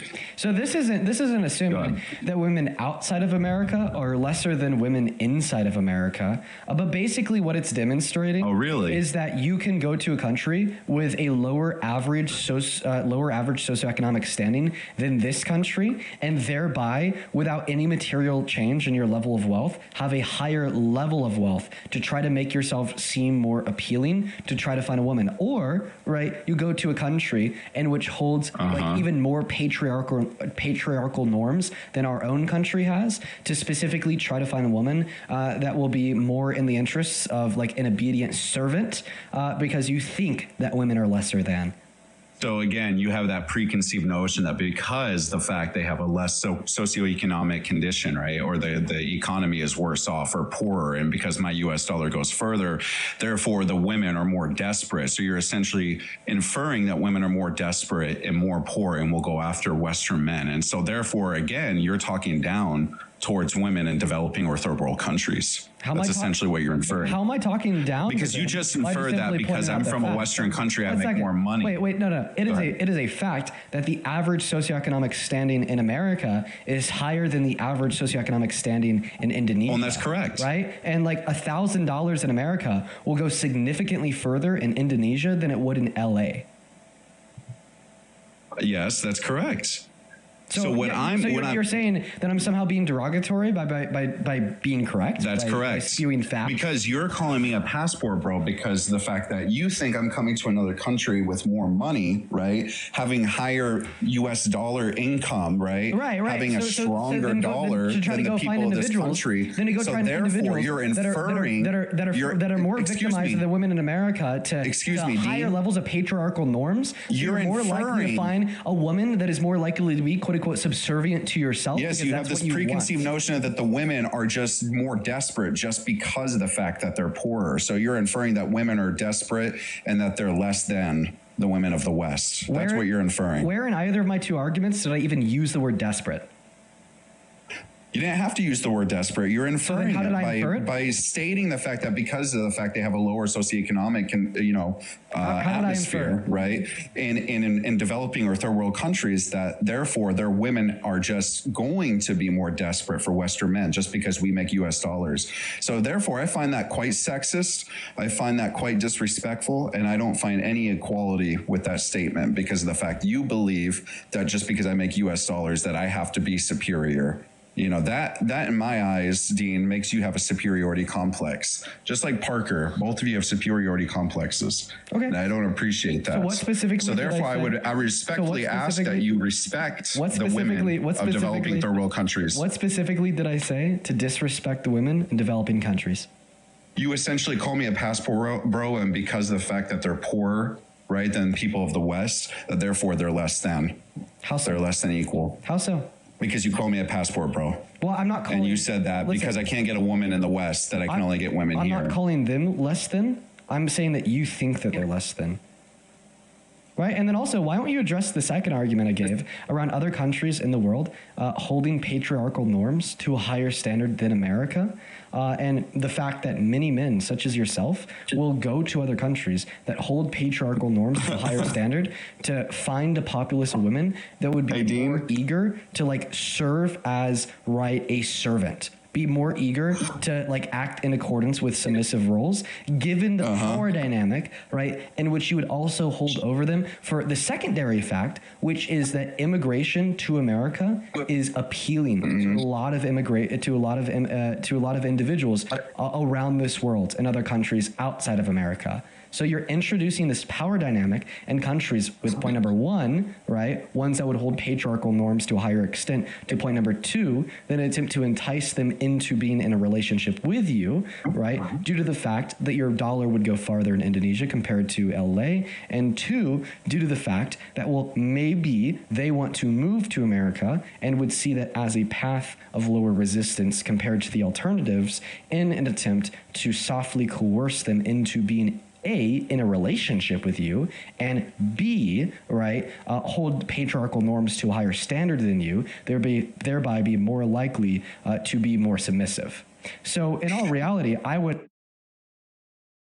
But people who are truly disrespectful to women inside of this conversation would be the passport bros, similar to yourself, that engage in these actions or is you reasons. You know, it's interesting, Dean, because again, as I just mentioned earlier, you have this preconceived notion that, again, I'm a passport bro. I'm in the Philippines because I'm a passport bro. Didn't it ever kind of, you know, maybe make you think a second or two that maybe I'm also in the Philippines for other bigger, more important things like humanitarian efforts, right? If you actually do a little bit of research and you look and see what's happening around the world, maybe you'll see that there's actually a lot of big problems happening in other countries. And it's good to step in and help out the folks that are dealing with real issues in these other countries, I've right? never considered that I'm not for just a dealing moment. I've never considered you doing that for a moment because you support Trump as president. Interesting. Right. Okay. If you cared about humanitarian efforts, then you wouldn't support somebody as president that is actively destroying and eroding those humanitarian efforts. Okay, so why are your supposed humanitarian efforts incredibly selective, right? Like, why don't you care about supporting humanitarian efforts to ensure that we're not having college students black-bagged off the streets of this country, illegally detained in ICE detention centers 1,000 miles outside of the radius approved by a judge to hold them, then illegally deported with no due process to a center for terrorists in El Salvador, where they're then beaten, tortured, and starved. Oh wait, maybe the reason why you don't care about that is because that's the plan that Donald Trump struck with Nayib Bukele with El Salvador and enacted with the Department of Homeland Security and ICE agents in this country, then emboldened by giving them more money and then dismissed as not being enough when asked about those ICE agents black bagging naked children out of their beds and then shoving them in the back of U-Haul vans. So just in short, to be very clear, the reason why I don't think that you'd be in the Philippines for humanitarian efforts is because not only of your support for Trump, but your dismissal of all the bad things that Donald Trump is doing, right, in a fight against those same humanitarian efforts that you're now trying to virtue signal and act as if you stand behind. Right. So because I'm not in the United States caring about our own domestic issues, that therefore I can't have any thought or any effort to act in humanitarian efforts here in the Philippines or other developing countries when I travel. Hey, for the record, Dean, again, making baseless assumptions. You do care about domestic issues. You do care about domestic issues because you support Trump as president. In fact, you care about those domestic issues so much that you requested us to join this live to debate me on why he's a good president. Like, listen, hey, Dean, I'm a centrist. You remember? Let's set the record straight. Let's set the record straight since you want to act like you care about humanitarian issues. Okay, I could be wrong. And you know what? I will concede. And you are. I will concede if I am wrong. I will apologize to you to your face. So correct me. You should fly here to the Philippines, kiss my feet, and apologize. Yeah, well, I mean, I bet you'd be willing to pay for my ticket if, I was an 18-year-old. You make thousands of dollars. But anyways, that aside, let me go ahead and get back to what I was saying. Please correct me if I'm wrong here. Why do you support Trump as president, given the fact that you very obviously care about these humanitarian issues, and Donald Trump is causing many, including all of the humanitarian issues that we see onset by his mass deportation, all of the humanitarian issues that we see onset with his intentional cover-up of the Epstein files, and all of the humanitarian issues I don't agree with by that. the funding of USAID, all of the humanitarian issues that we see onset by him overturning Roe v. Wade, all of the humanitarian issues that we see onset by him taking health care away from 10 million low-income Americans, all of the humanitarian issues that we see onset by him taking food stamps away from 3 million low-income Americans through the Big Beautiful Bill, all the humanitarian issues that we did see onset by him refusing to abide by court order and funding food stamps during the last 12 days of the government shutdown, starving 42 million Americans, 20 million disabled Americans, and 16 million American children, and all of the humanitarian issues onset by reducing the average standard of Americans, because according to the Center for Budget and Policy Priorities, the Big Beautiful Bill reduces the purchasing power of over half of this country, impacting you if you make $51,000 per less or year. So please answer that question. Yeah, I don't agree with everything Trump does or says. I'm a centrist for a reason, right? I'm in the middle between Republican and Democrats, right? And I think that's a great place to be, folks, right? We don't have to agree with everything President Trump's done. I would love to see J.D. Vance actually step up in the future. I really do believe he'll be our next president of the United States. So I could support the Trump administration without supporting Trump himself, right? And I know you made this point before that how can you support the Trump administration if you don't support Trump, right? Again, we have other folks in power right now that I think will do great as future leaders.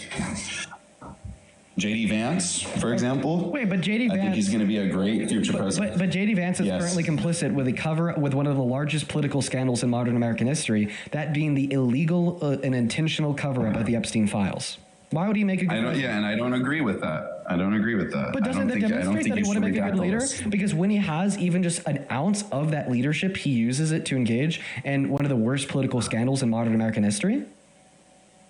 Yeah, absolutely. I think they need to take care of that in the future. I think that's something they need to unredact a lot of those files. Why wouldn't you rather advocate for some other Republican that wasn't personally involved in the largest political scandal of your lifetime? Hey, and by the way, and also Bill Clinton, he's cooked. His ass is cooked. Yeah, his goose is cooked. Yeah, he's fucking cooked. We don't give a shit about Bill Clinton. Yeah. Lock him up if he's guilty. No, I know. It's like finding where's But answer my question. I want you to answer my question. I want you to answer my question. You said that you support the administration because you think that JD Vance would make a great leader in the future. I brought up the fact that JD Vance is personally involved and complicit in the largest political scandal of your lifetime, the intentional concealment of the Epstein files, violating federal law, refusing to release them, saying that they would release the grand jury testimony, giving a virtue signal to deflect away from the fact that he's concealing and covering his ass and Trump's ass. Okay, and then when a batch of the files were released, files, is he? He's covering his ass because he's the vice president of somebody that is. Now, well, he's got to do what now, right? Then botching the first release of a batch of the Epstein files, by the way, which is illegal, by redacting all documents pertaining to the grand jury testimony of Epstein's criminal proceedings, and then having the Department of Justice take down specific photos from the public record because they forgot to redact Trump's face from them, depicting him standing with young women in bikinis. So my question to you, once again, that I'd like you to answer is very simple. Okay, if you're a centrist, if you think that there could be some great Republicans that would make good leaders in the future, okay, well, how about you choose Republicans that aren't everything that I just described and not personally involved in this large-scale political scandal? Well, I guess we'll have to take a look in the future, buddy. We'll have to see who's coming up, see who might have a little bit better morality. Obviously, morality's got to play a role into their presidency. Not every president's made perfect. No president's ever been perfect. Okay, but not every cover-ups, I think, in most presidencies. What was a larger cover-up under the Biden-Harris administration than J6 and now the Epstein files? I don't know. I have to look into it. Yeah. I got to look into it. Yeah, I don't have that information off the top of my head. Like I said, being out of the States for about a couple of years, a lot of stuff happens. But Dean, really, at the end of the day, I just want to drive this point home and to all the folks listening. Don't disrespect the people in developing third world countries like Dean does. Don't be passport bro. Don't be exploitive. Right. Don't call people passport bros. You're the one that's disrespecting. You're the one that's disrespecting individuals abroad. Okay, because I think just that it's absolutely not. I think that it's exploitive to just kind of hang the U.S. citizenship and the higher worth of the U.S. dollar over women in more developing countries. I think that it's soft coercion. Yeah, it's quite disrespectful of you, Dean. It's disrespectful for you to engage in soft coercion. It is not right. So I just want to come up here, make that point. Dean, I encourage you and Parker and all the rest of the soy boys, travel abroad, see the world, right? See places and actually get to know the people before making assumptions about people traveling. Again, I travel. I like to engage in humanitarian efforts right abroad, right? It's not that I don't care about domestic issues. Wait, what's one humanitarian effort that you've engaged in abroad? Be specific. Here in the Philippines? Yeah. Well, if you actually look at the news, recently we just had a massive typhoon, right? Many typhoons come through here, massive floods here in the city that I'm in right now, damage of the floods right now. So I've actually been outside helping with debris cleanup. Lots of trash and debris just washed everywhere. People have lost their homes. Literal homes have been washed away, blown away by the typhoon and floods. Horrible situation here in the Philippines. People here make very little money, so it's very hard for them. Because the video that you have posted on your TikTok here says just woke up with a typhoon with a smiley face, and then you're just kind of looking at it. And you know what's interesting, Dean? I don't have to post good efforts to show that I'm a good person. I just do it. Okay. It's like people who give homeless people money just to show that they're a good person. If you just did it, then you want to be talking about it on live, would you? Exactly. I do things. I don't talk about doing it. I just do it. I don't have to show that I'm a good person. You're literally talking about it because you're asking me about it. And I asked because you brought it up, doofus. So again, I don't have to prove that I'm a good person, Dean. I don't have to prove that I'm a good person. I just go out and do good things, right? If you're doing good things for people, you don't got to prove it to anybody. Okay, well, it's not a good thing to support a rapist as president. Do you disagree? I already told you I don't agree with the personal allegations against Trump. But like, that's the nice thing about being a like, centrist. What's something Trump could do that would make you stop supporting? He's trying to turn the page. He's trying to ignore everything I brought up earlier about the disrespect against people in developing third world countries. But I didn't ignore that. I literally responded to it. I said that I feel as if it's soft coercion and inherently exploitative. Again, don't call someone a passport bro and say that they're out to other countries. If you're going to say that I'm ignoring it and then overspeak me when I'm not ignoring it and directly giving the same response to you that I've already given 5 times, right? It just tells me that you don't really care about what my response is. I haven't ignored it. I've directly responded to it many times. I don't think that I'm disrespecting women in developing countries. I think that you are. I think that it's soft coercion and inherently exploitive to U.S. citizenship over the heads of women in other countries. Waive the fact that the U.S. dollar goes a little bit further in developing countries over the heads of these women. Or I think that it's soft coercion. I think that it's disrespectful. I don't think that I'm disrespecting these women by calling you out for engaging in soft coercion. Now, of course, or obviously, the topic of the live says, why do you still support Trump as president? I'll bring up points why you shouldn't support Trump as president. I've been able to weave these points into the ones that you've made about your time down there in the Philippines, that cared about humanitarian issues abroad. And now I'm asking a very fair question that I ask to you and every guest that comes up on this live, which would be, what is something Trump could do that would make you stop supporting him as president? But it seems like you don't want to legitimately engage with the prompt that's being discussed, because you rather want to choose a different topic because you know that you got your ass whipped on this one. And you were disrespectful last time, Dean. I had to come up here and let everybody know that. Yeah, honestly, you're just a snowflake because I think you need to learn a few more life skills. You need to learn more street skills, right? You have a lot of education and knowledge about, one thing, but when it comes to other things you make baseless assumptions about or preconceived notions about, I find that to be very disrespectful. And I would appreciate it. You apologize to the people of these countries. You know what I think you need to learn? I think you need to learn respect. R-E-S-P-E-C-T. No, I asked you, do you know what I think you need to learn? Nothing. I think everything's been great. I'll tell you My life is going very well. I'll tell you one thing that I think you need to learn. Are you ready? Yeah. How to use a razor. That beard looks like shit. Pack it up. No, it's not. I just trimmed it up. Yeah, you need to learn how to trim your beard better. Right now it looks pretty decent. I did cut my head right here, so and I am bald. So yeah, not a fan. Maybe you'll get some beard dye, make it a little darker.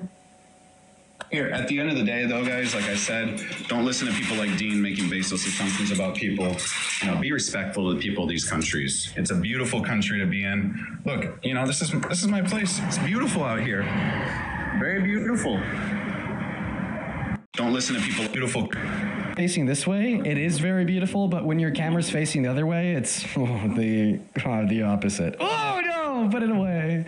Don't turn the camera back around. No, let's see the beautiful let's see the beautiful Philippines again. Not So I haven't attacked you on your physical appearance, and believe me, there's a lot of subject matter there to describe. So okay, then feel free. I mean, I opened the gate. I started attacking. I'm not going to, because I don't stoop that low like you do. Well, I mean, I think that you stoop that low. You seem to attack the physical. I think that you stoop that low the moment that you try to posit that I'm disrespecting women in other countries because I hurt your feelings by calling you passport bro when we spoke a month ago.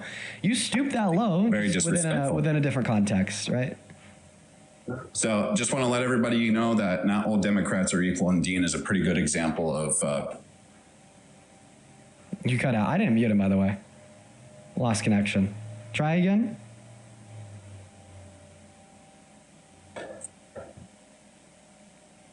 Well, you just left. Okay, moving on to the next guest. Only up inside of the queue. If you happen to be an American adult that supports Donald J. Trump as president, I don't know if it's just me. I feel like I'm on my A game today. I feel like I'm sharp. I feel like I'm locked in. You know what I mean? I don't know. Maybe it's just me, but we're gonna move on to the next. I'm sorry, I don't actually support Trump, but I love you. So, we're gonna go to Kiki. I, appreciate you for that love. Only up inside of the queue. If you happen to be an American adult that supports Donald J. Trump as president, please.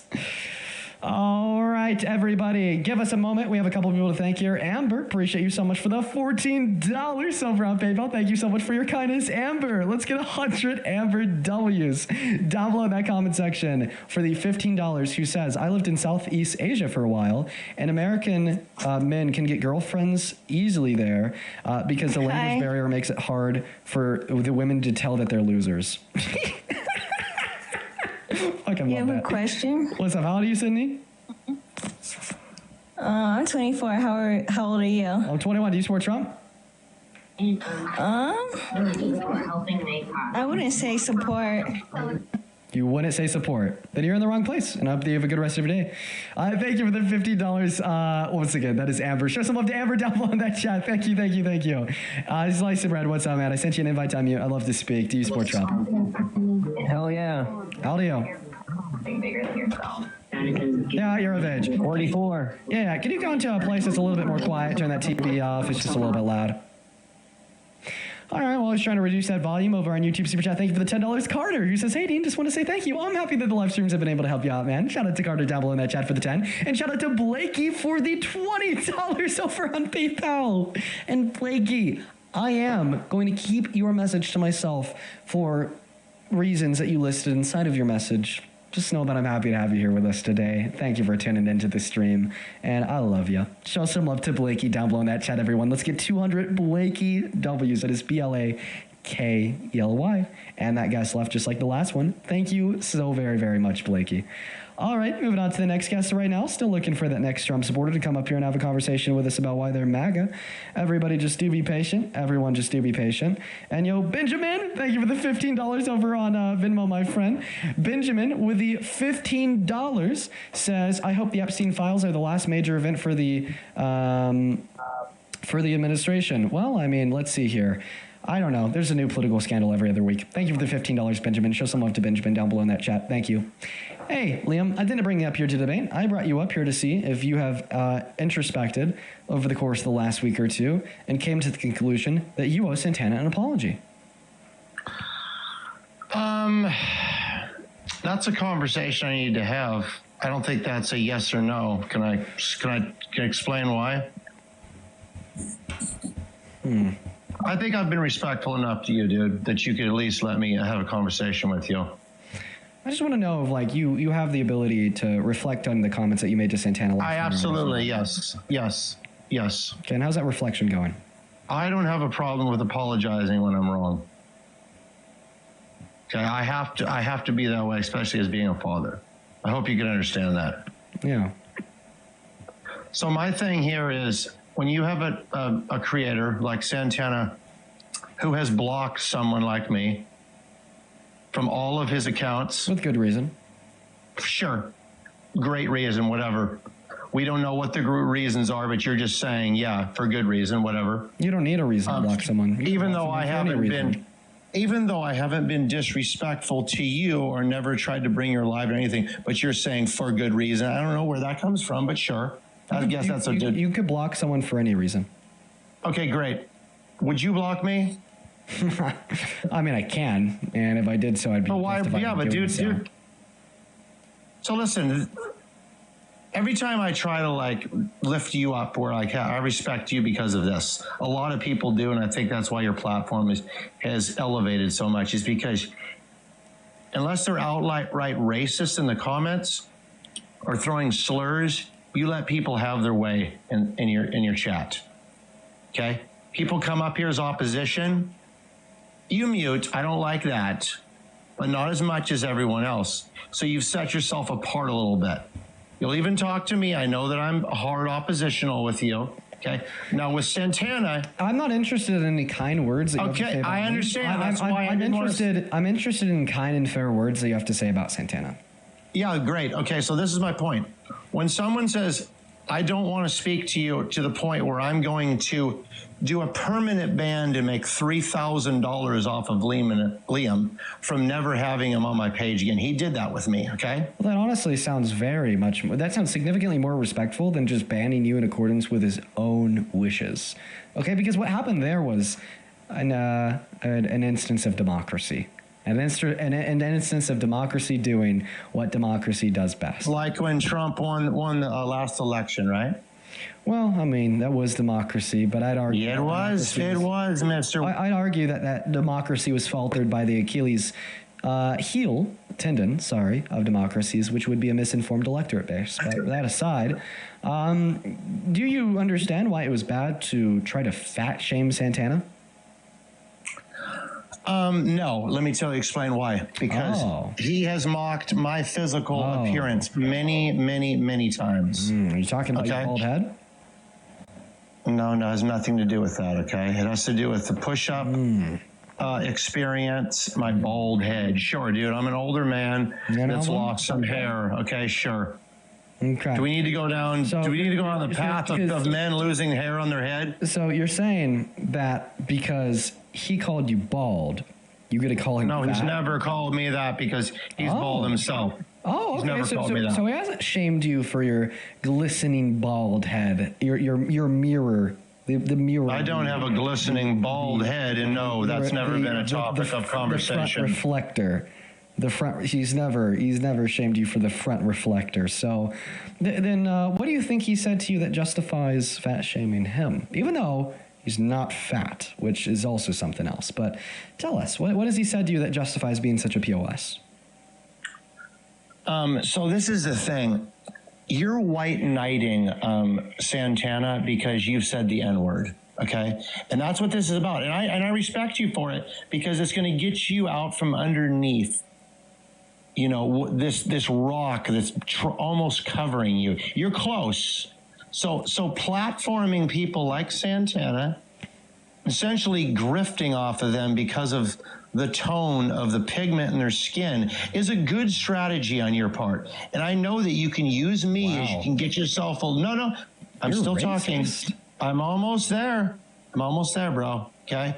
I don't need. You don't. Oh my God. Now you're cutting me off. So you have a good strategy here. You don't need him to build your platform, but you do need him to build your credibility. That's crazy. Right? It is, right? I'm actually understanding this I'm understanding this very clearly. You, sir, are a racist. Why might you ask? That's what you get from that. Yes, it is what I get from that. That is precisely what I get from that. I'll tell you why. I'll tell you why. I'll tell you precisely why that's what I get from that. Well, I mean, if you shut that all up, I won't need to. So, the precise reason why that's what I took away from the last thing that you said is because you couldn't imagine a white man genuinely being friends with and caring about a black man. So you had to look for other reasons than genuine friendship and mutual expression of care for one another to explain why I'm currently asking you to own up that you said to Santana. My turn? I don't even know if I want to give you a turn. I know, because this is triggering, huh? But you know what? Let me go a little deeper, because I know you want to stay surface level, but I don't. Okay. Now, within Google search for me, what race is the largest? Okay. What race deals with excessive weight on their bodies at a larger level here? Okay. I'm actually going to have you Google search. Hang on a second. Hang on. Wait a second. I'm actually going to have you Google search something for me first. Where's the music? Typical curriculum of third grade classrooms. Make sure you read up. And then once you're done with third, go to fourth. And then fourth, fifth, sixth, 7th, 8th, 9th. 9th, 10th, 11th, 12th. Work your way up, because you need it, my friend. Do you support Trump, Lucy's? No, Lucy's is gone. Only op inside of that queue if you happen to be an American adult that supports Donald J. Trump as president, please. I'd really appreciate that from you guys. Moving on to the next guest. Only op inside of the queue if you're MAGA. I'd really appreciate it. And if you're watching and you want to support me, you can find my Venmo, my PayPal, and the link tree in my bio on TikTok. Then message on that YouTube stream and top of the screen. Moving on right now. Over on YT Super Chat, Let's see. Horton, thank you for the $20 over on YouTube Super Chat. Saying it's so refreshing to see what you're doing, Dean. First timer here. Well, welcome into the live stream, Horton. Appreciate you for the big 20. Show some love to Horton down below in those two comment sections. By the way, I get 100% of the proceeds on the V and the P, the Venmo and the PayPal, compared to around 30% on the YT and TT. So if you want to support me in a way, well, I'll get 100%, and you could attach a message for me to read off to the class. Link in bio. Link in bio. What's up? Do you support Trump? No, I just wanted to say hi because I'm a fan. Okay, well, I think I already know in there, so we're just going to kick you and move on to the next guest, Corbin. Let's see here. Thena, appreciate you so much for the $10 over on Venmo. Who says, I was just waiting for the racist part to come up. These callers are so easily readable. What he said there was just like so racist. Like he just couldn't imagine a white person being friends with a black person. He just literally couldn't imagine. He couldn't fathom of genuinely caring about someone that's not the same race as yourself. What's up? What's up? 6'7", 6'7", 6'7". You gotta be at 6'7". You gotta be at least 18 to be on TikTok Live, so I'm gonna have to go and remove you for being a fetus. Moving on to the next guest, guys. Only off inside of the queue of your MAGA. I'd really appreciate that, please. Serena, thank you so much for the 20 cents over on Venmo. Amanda, thank you for the $5 on Venmo. And Diego, appreciate you for the $2. As well as Kamoni, Kamani, thank you so much for the $25 over at Venmo. That is KYMONI, who says, I listen to you every day, and my kids have listened to you too on a daily basis. My 6, 4, and 2-year-old are telling people to get pushed. We all love you here. Shout out to you, Kamani. Thank you so much for the $25, and it's good to see you again. Show some love to Kamani down below in that comment section. All the love in the world. The Vanessa, thank you for the $1 over on Venmo. Ashley, thank you for the $10 on Venmo. Says, I don't know how you stay so calm. Happy holidays. Happy holidays to yourself as well, Ashley.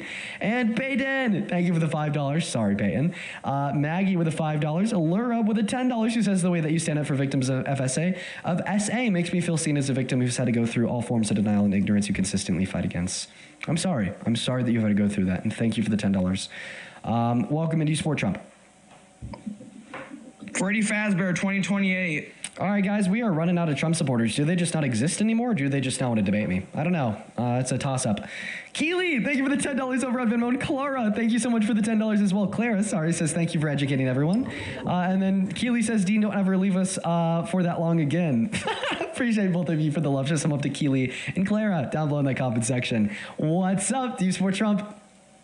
Hey, so I'm going to be honest with you. You're like 14, so I got to kick you and move on to the next guest, Maximus. And, Aubrey, thank you for the $10 for the Girlfriends Gift Fund. Dude, thank you. Ooh, thank you so much. I appreciate that. Well, we might just have to, I might just have to do more than I was already planning. Now shit, dude. Now I got to like revisit my plans for what I'm going to do for the GF on Christmas. Because if you send money for that reason, I'm not going to use it for anything else. So now you're making me do more. You're making me do more. That's fun. I like that. Thank you. Oh. What's up, Dean? Do you support Trump? No. All right, banned. Moving on to the next guest. Everyone, do just give us a minute to get that next guest, Jaden, loading up in the box. Here we go, everyone. All right. Yo, Gene, appreciate you so much for the $20 over on Venmo. Says, Mean Dean, my man. Gene, what's going on? Hope you're enjoying the stream today, brother. That is Gene. Show some love to Gene down below in that comment section. Thank you so much. Thank you. What's going on, Jaden? Do you support Trump?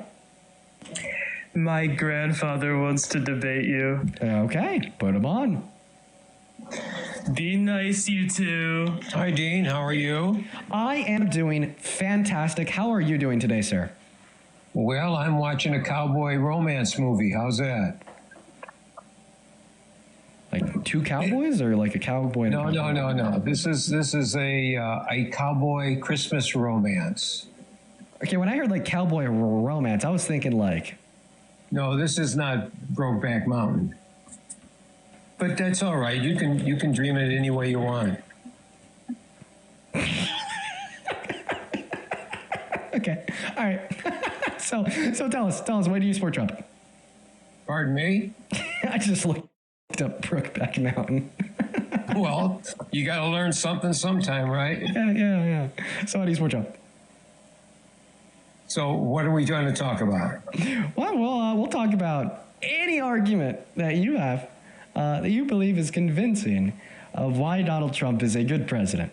Because I disagree. I think that Donald Trump is a really bad president. I think that right now we're witnessing in real time the largest political scandal of modern American history, an illegal attempt to conceal the Epstein files, even when forced to do so by Congress. And he's consistently lying to the American people. He lied about where the money that he's giving the servicemen and women is coming from. He's lied about his associations with Jeffrey Epstein. He lied, right, about what the big, beautiful bill is doing for the American people.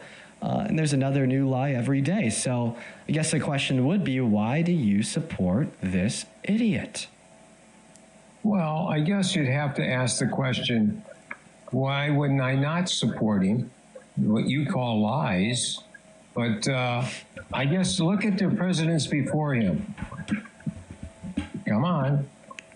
Biden, Obama, Clinton, Bush. Yeah, we can go back. We can go back further back to Eisenhower. We can go to Teddy Roosevelt. I'd prefer not to. I'm only 21. I understand that. You got some years on me here, so. No, just a couple. But it's a pleasure to talk to you. So you asked me. I got to be honest with you. I have not listened to you at all. So this is all new to me. So I appreciate you taking your time to listen to me also. Well, thank you for coming up here. So let's start with your question. You said, well, why would I not support Trump? I have about 1,000,000,001 reasons. Would you like to hear them? You can give me one, the best one you got. I don't think, I've been asked this before. I don't think I could do just one. I think I might be able to do 3 minimum. I can do 3 minimum. I can't go any lower than 3. 3. Well, let's start with the first of the 3. The first of the 3 would be his attempt to conceal the Epstein files. So, before running for president, we're talking 2024, he ran on the full release of the Epstein files to expose the ruling elite, to expose the deep state enemies, and to expose the rapists, the predators, and the PDFs. Now, after he won the presidency, gained access to the DOJ, and had his right-hand man, or in this case his right-hand woman, Pam Bondi, access those files to read their contents, he switched up. And he said, we need to stop talking about Jeffrey Epstein. These files are a Democratic hoax made by Obama, and we just need to pay them no mind. The people didn't listen. The people still cared. The people still talked about the files, which then led to Congress 31 days ago passing the Epstein Files Transparency Act to force the release of the Epstein files. My question is this. I'm almost done, sir.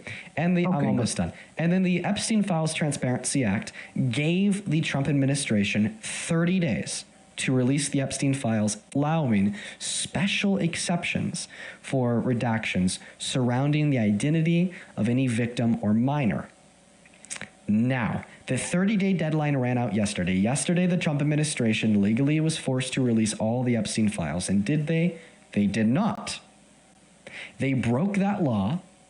Donald Trump thwarted Congress, gave them and us the middle finger, and only released one small batch. And inside of this small batch, did they follow the rules for redacting? Did they only redact to conceal the identities of victims and minors? No!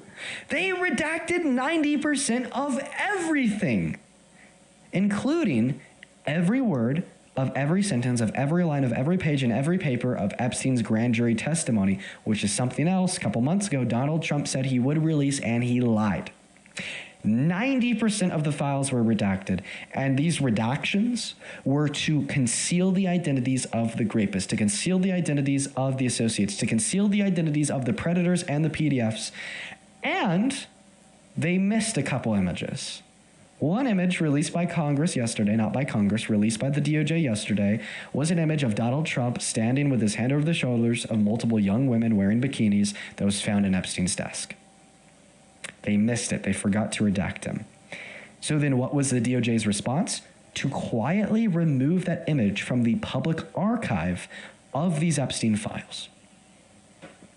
This, sir, is a larger political scandal than what got Nixon impeached.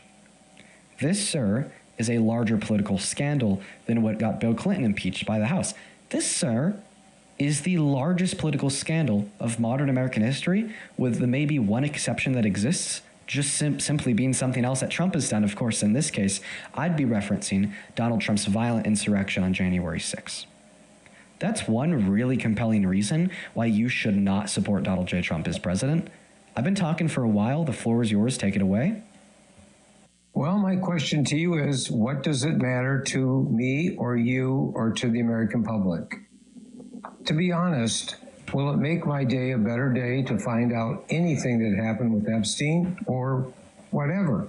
That's my question. It matters for accountability for the survivors by locking up their abusers. It matters for transparency between our government and the lies that they have been feeding the public while simultaneously protecting some of the worst, including rapists, P3DOs, pedophiles, predators, so on and so forth. It matters because we, the people, have a right to know. Okay? I understand. If our president, an associate of Epstein, his very best friend for a long time, was involved in Epstein, knew of his crimes, and was engaging in them himself. Not only do we have that right for this sense of transparency and connection between them and us, but also we have that right legally because that's what the law says, and that's what the Epstein Transparency Files force. And if you don't think it matters, then why was the Epstein Files Transparency Bill passed by every member of Congress with one exception? If you don't think it matters, okay, well then why did it make Donald Trump crash out so much, calling them fake, saying that they were faked by Obama, calling them a hoax, so on and so forth? And if you don't think that they should matter to the people, well, you're just certainly wrong, because they do matter for the people, and the people prove that by demanding their representatives, right, vote for their release in Congress. Well, I appreciate your comment to me, but that wasn't what I said to you, actually.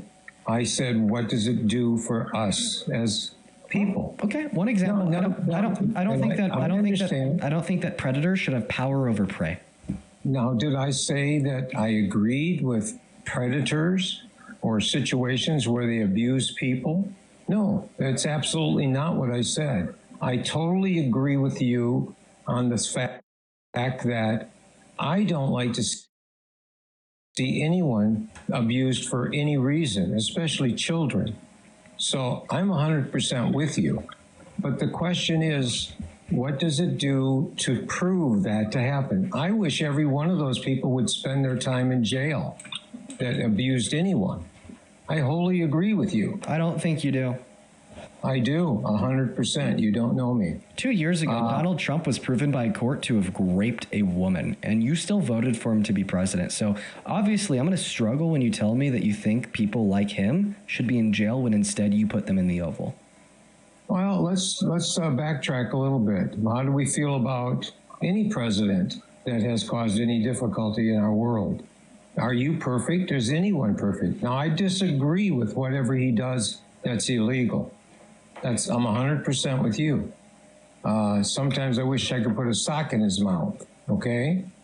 But listen. I'm not perfect. You're not perfect. I agree. I'm not a grapist. Are you a grapist? This dichotomy that you're suggesting of either you're perfect, which no one is, or you're a rapist like Trump is incredibly, incredibly disingenuous. Well, as to any facts that you have, I have to be honest with you. I cannot honestly say that he is or isn't. Okay? The Stormy Daniels situation has always been forefront of everything that people talk about. Am I correct? You're incorrect. No. Oh, I'm not. Him cheating on Melania with Stormy Daniels, a Peace Star, prior to the 2016 election, is not at the forefront of the conversations that I have on live every day. In reference to sexual misconduct, what's rather at the forefront of these conversations is him raping E. Jean Carroll in 1995, then having a court prove it in 2023, or him boasting to Howard Stern about sexually exploiting the naked bodies of women at Miss USA or teens at Miss Teen USA in the beauty pageants that he owned in the 90s and 2000s, is him hitting on a 10-year-old girl in the 90s, saying that he'd be dating her in 10 years, or Or, right, him hitting on his own daughter, saying that the one thing they have in common is sex, which doesn't make any fucking sense, saying that he'd be dating her if he wasn't his daughter, or agreeing with Howard Stern when Howard Stern calls her voluptuous. Well, I don't necessarily agree with everything that everyone says. Okay. And we should agree that we should hold red lines against men that have engaged in the actions such as rape and sexual exploitation, and keep very far away from positions of power such as the presidency. May I apologize for interrupting you, and the mic is yours. No. My point is this. If you or I were to punish every male who has done something wrong to his family, which I totally disagree with, we'd have half of the males in jail for one reason or another. Then let's get them in jail. Excuse me? Yeah, if half of men were like guilty for sexual misconduct, that would only be more reason to throw more of them in jail, not more reason to be more accepting of those actions. I don't accept it. You're putting words that I am not saying. I totally do not accept it. I don't want to see any child. I don't want to see any family destroyed because of some situation of a man going out and with another woman. I totally disagree with it. Well, guess what? I think that the sexual abuse has already destroyed the family, or is at a high likelihood to destroy it in the future, because if he's willing to do this to someone else, he might be willing to do it to his family too. We under no scenarios should have a set imperative of ensuring that men who have abused, men who have raped, or men who have exploited should be anywhere near a wife and child. I agree. But again, what does that have to do with running a country? And that's my personal opinion. Oh, I'll tell you exactly what that has to do with running a country. Okay. Because if you rape a woman, sexually exploit a child, you don't have empathy for others. You lack the necessary and central moral values required to care about others. The role of the presidency is not a position of self-service, rather one of public service. You have to care about others. You have to care about your constituents. But if you lack the necessary moral virtues to be empathetic, to give a shit about what other people want, to give a shit about what's good for them, right? Then you lack the necessary virtues required to be the president, because that's exactly what the president is supposed to do. The president is supposed to care about what you want, what will fulfill your needs, what will make you better off, what will make you more happy, live a more prosperous and longer life. Me too, all of us. And if Donald Trump isn't willing or able to fulfill the baseline needs of a child or woman, which would be a need for bodily autonomy, ownership over one's sexual organs, right? Then how could he possibly care for the needs of 340 million Americans living coast to coast in this country? So you believe that stopping the people coming into our country illegally is not a very good thing. We should let everyone walk across the border and take over our country. According to your logic, yeah. If I was to adopt your logic, you would be a hypocrite to argue anything else. Because if it's okay for the president, if it's okay for the president to break the law, why would it not be okay for undocumented immigrants to break the law? No, wait. Where do laws start and stop? At what point do you and I have to understand that we have to have for the good of the people? Finding your logic and dwelling on it all the time, where do you find good in anyone? I'm confused on your question. Do you want to ask it again? Find another way to ask. You're dwelling on something. I mean, where do we ever look for good? We look for good in people who haven't raped a woman. What about that? No. I'm not saying I agree with anyone that rapes a woman. I'm saying that at what point do you take a look and see if there's anything good in a person? I mean, we could take that look now. With Trump, you're not going to find any, right? Like, I don't think that there's anything good about his administration. I think that his administration is in that detriment to this country, very much so. Okay, let's talk about that. where do you feel that he's failing the American people? He's failing the American people with the social attitudes. The social attitude is one thing that you're talking about. Please explain your statement's social attitude. Yeah, like promotion of like social beliefs in which are anti-woman, anti-minority, and anti-immigrant, anti-trans people, anti-gay people, anti-anyone other than rich white men. You know, this is why he overturned Roe v. Wade and why we now have 60 victims of rape that are denied access to abortion in 10 of our 50 states on a daily basis. I'll This is why he says that I'll immigrants. take one of your points, okay? Just one. He did not overrule Roe versus Wade. The Supreme Court did. The Supreme Court did. And why did the Supreme Court overturn Roe v. Wade through the Dobbs decision? Well, the point I'm trying to say is that you have a number of justices that make that decision. Do you disagree with their decision? And the point that I'm trying to make here, right, is that I'm just taking one point. That's all. And let me respond to your point. And the point that I'm trying to make here is if a 15-year-old boy comes up to me and he says, Dean, if you give me a loaded gun, I'm going to use it to shoot at my school. Then I turn around and I say, hell yeah, here's my 9mm, and he takes it to school and kills 10 people. I share responsibility for the deaths of those 10 children. Very similarly, okay, when Miss Barrett comes to Trump and she says, if you make me a SCOTUS nominee and I am affirmed by Congress, the moment I am in office, I will overturn Roe v. Wade. Then Donald Trump makes her that nominee alongside 2 other individuals, boasts about this great accomplishment, arguing that he is the reason why Roe v. Wade will be overturned. Then he shares culpability for that action. Now, how do you know that conversation took place? Because he's public about it. He boasts about it. It's his accomplishment. He boasts about it like an accomplishment. He is proud for overturning Roe v. Wade. He is proud for making those specific nominations for that reason. He told us. So, would you please explain to me what your feelings are about Roe versus Wade, why it should be in a government policy? Because I think the federal government should protect human rights, because I don't think that state government should have the right to legislate on human rights. And I think that it is a human rights violation to infringe on one person's bodily autonomy unless you have any good reason to infringe on their bodily autonomy. A good example of infringing on somebody's bodily autonomy with no good reason would be kidnapping. That's why that's a human rights violation. And a good example of infringing on somebody's bodily autonomy with good reason would be to throw a murderer in jail. That's an example of infringing on somebody's bodily autonomy with a good enough reason, meaning it's not a human rights violation. Now, banning women and girls' access to abortion is infringing on their bodily autonomy, and it's doing so without any good reason, because there's no good reason why that access should be restricted, thereby in accordance with this logic amounting to a human rights violation. Well, you're good with the words, and I appreciate your long sentences, but everyone has a choice. I am not a federalist, okay? I don't believe the federal government should rule over everyone's lives.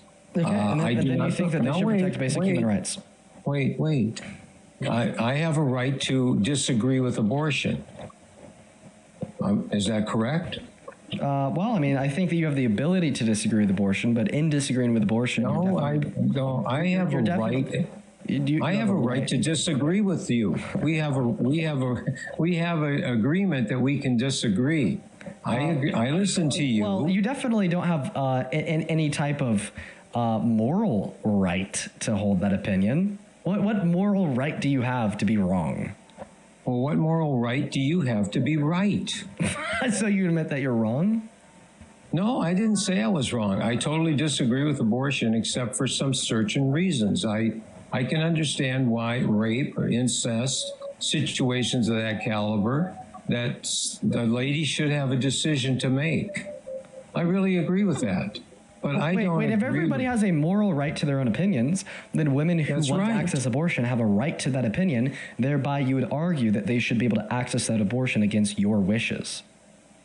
Well, who should pay for it? Now my question is... Shit. If there was no publicly funded healthcare systems to support women's access to abortion, which, by the way, there's not, that's illegal, has been for a long time, I could give you the specific law that made it illegal help too. me with that. You would argue that they should be able to access abortion? Like, don't pivot. Like, I want to stay specifically on topic of access to abortion. If a woman's going to pay for the abortion, should she be able to access it?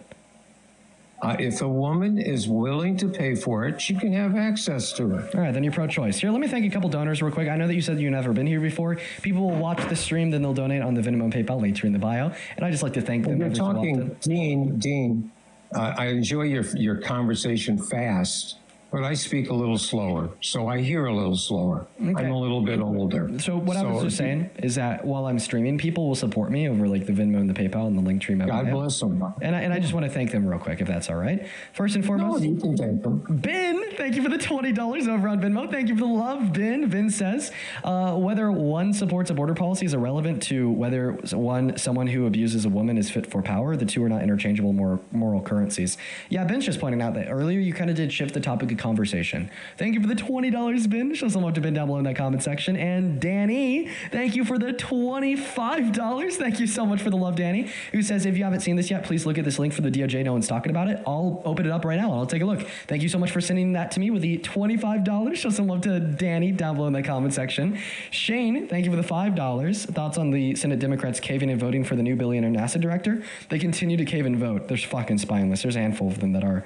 Then, S, thank you for the $20 over on Venmo, who says, long-time watcher, first-time donor. Go do something extra. It's a fun thing listening to you, Dean, but your commercial that you're pushing out right now is just fine. But I don't really want to hear that. I mean, what does that have to do with our conversation about you getting money for donations? I think it's wonderful that you're a capitalist to get money. Actually, point number one, my business model is completely compatible with socialism. Oh, it is. You want to share with everybody. Could you send me about $500 because I'm a little short this week? Yeah, why would I do that? I just think that you need to pick yourself up by your bootstraps. Well, no. If you just made a statement about you're a socialist. Why are you asking for handouts? Well, because I can use it. I have to pay bills just like you do. So you just want free handouts from other people? That's what socialism is basically. So are you? Do you want that? Is that something you support? No, I don't support socialism, but you do from what your statement was. No, you just said that, like, I'm a big capitalist. Well, technically, right, me getting donations isn't inherently capitalist, since it is. No, it's not. It's not, because all that capitalism is having private ownership over the means of production, right? Then socialism is like democracy in the workforce. You're talking very fast, and you're not letting me answer any of your questions. I just have a couple other people think. Thank you for the $20 once again, who says long-time watcher, first-time donor. Thank you. I want everyone. I want 340 million people to send me 10 cents. Me too. That's all I need. Yo, can everybody watching, send 10 cents? How about that? Yeah, 340 million people at 10 cents. I'll never have to worry about working again. I'll be happy to send you donations. Actually, please don't do that, guys. Please don't do that. I think my phone would explode. Jen, thank you so much. I appreciate you for the love. And then I did just want to finish thanking the donors. As for the $20, said, go do something extra for your girlfriend this Christmas. Thank you for all that you do. Happy holidays. Thank you for the $20. Let's get 200 SWs in that chat. Are you having fun? Yeah, I'm having a lot of fun. I'm very thankful for the people that donate to me, especially people like Well, I would be too. I don't have a talk show like you, and I appreciate you. I think you said you were 21. Am I correct? Yeah. Yeah, and that's a pleasure that you're out there and you're working hard to do this. I'm sure that you don't spend 5 minutes a day figuring out what you're going to talk about. So you spend plenty of time, and I appreciate that. I mean, like I said, this is the first time that you and I have had a conversation. Well, and I enjoy it. I truly enjoy listening to you. Well, thank you. I'm almost done with what you refer to as a quote-unquote commercial. I just have just a couple more people to thank. I know that you said that you don't want to hear it. I'm sorry, dude. I want to thank the people that show love to me. I want to show them love too, So thank you, for the $20. Specifically sending $20 towards the girlfriend for the Christmas. Okay, that's like the third one of the day. All right, I'm gonna have to spend it on her. So I'm reevaluating my plans now. Vanessa, thank you so much for the $10, saying I'm back with a girlfriend gift donation fund. Dude, thank you for the $10. Another $10 going towards the GF. Oh my goodness, dude. Thank you, Vanessa.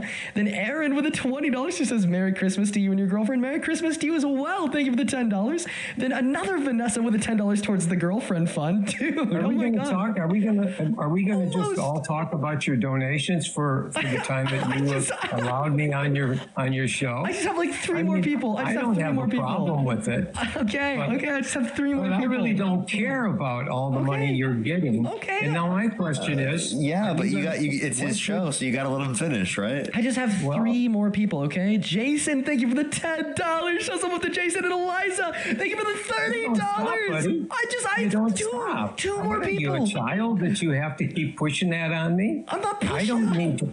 Oh yes, you are, because you keep continually thanking all these people. I mean, you decided to stay on the live. He's just saying thank you to people who sent him donations. Let him say thank you. I'm happy for you too. I would thank all those people for sending me donations. My question to you is: you're getting all this dollars donated to you. Venmo, PayPal, link in bio.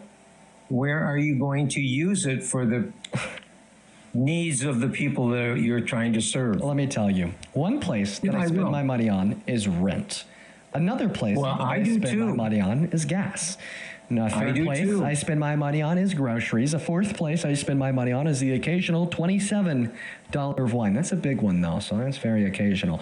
Fourth place I spend my money on would be car insurance. I actually got to go spend a pretty penny on car insurance as soon as I get off live because my last 6 months ended today.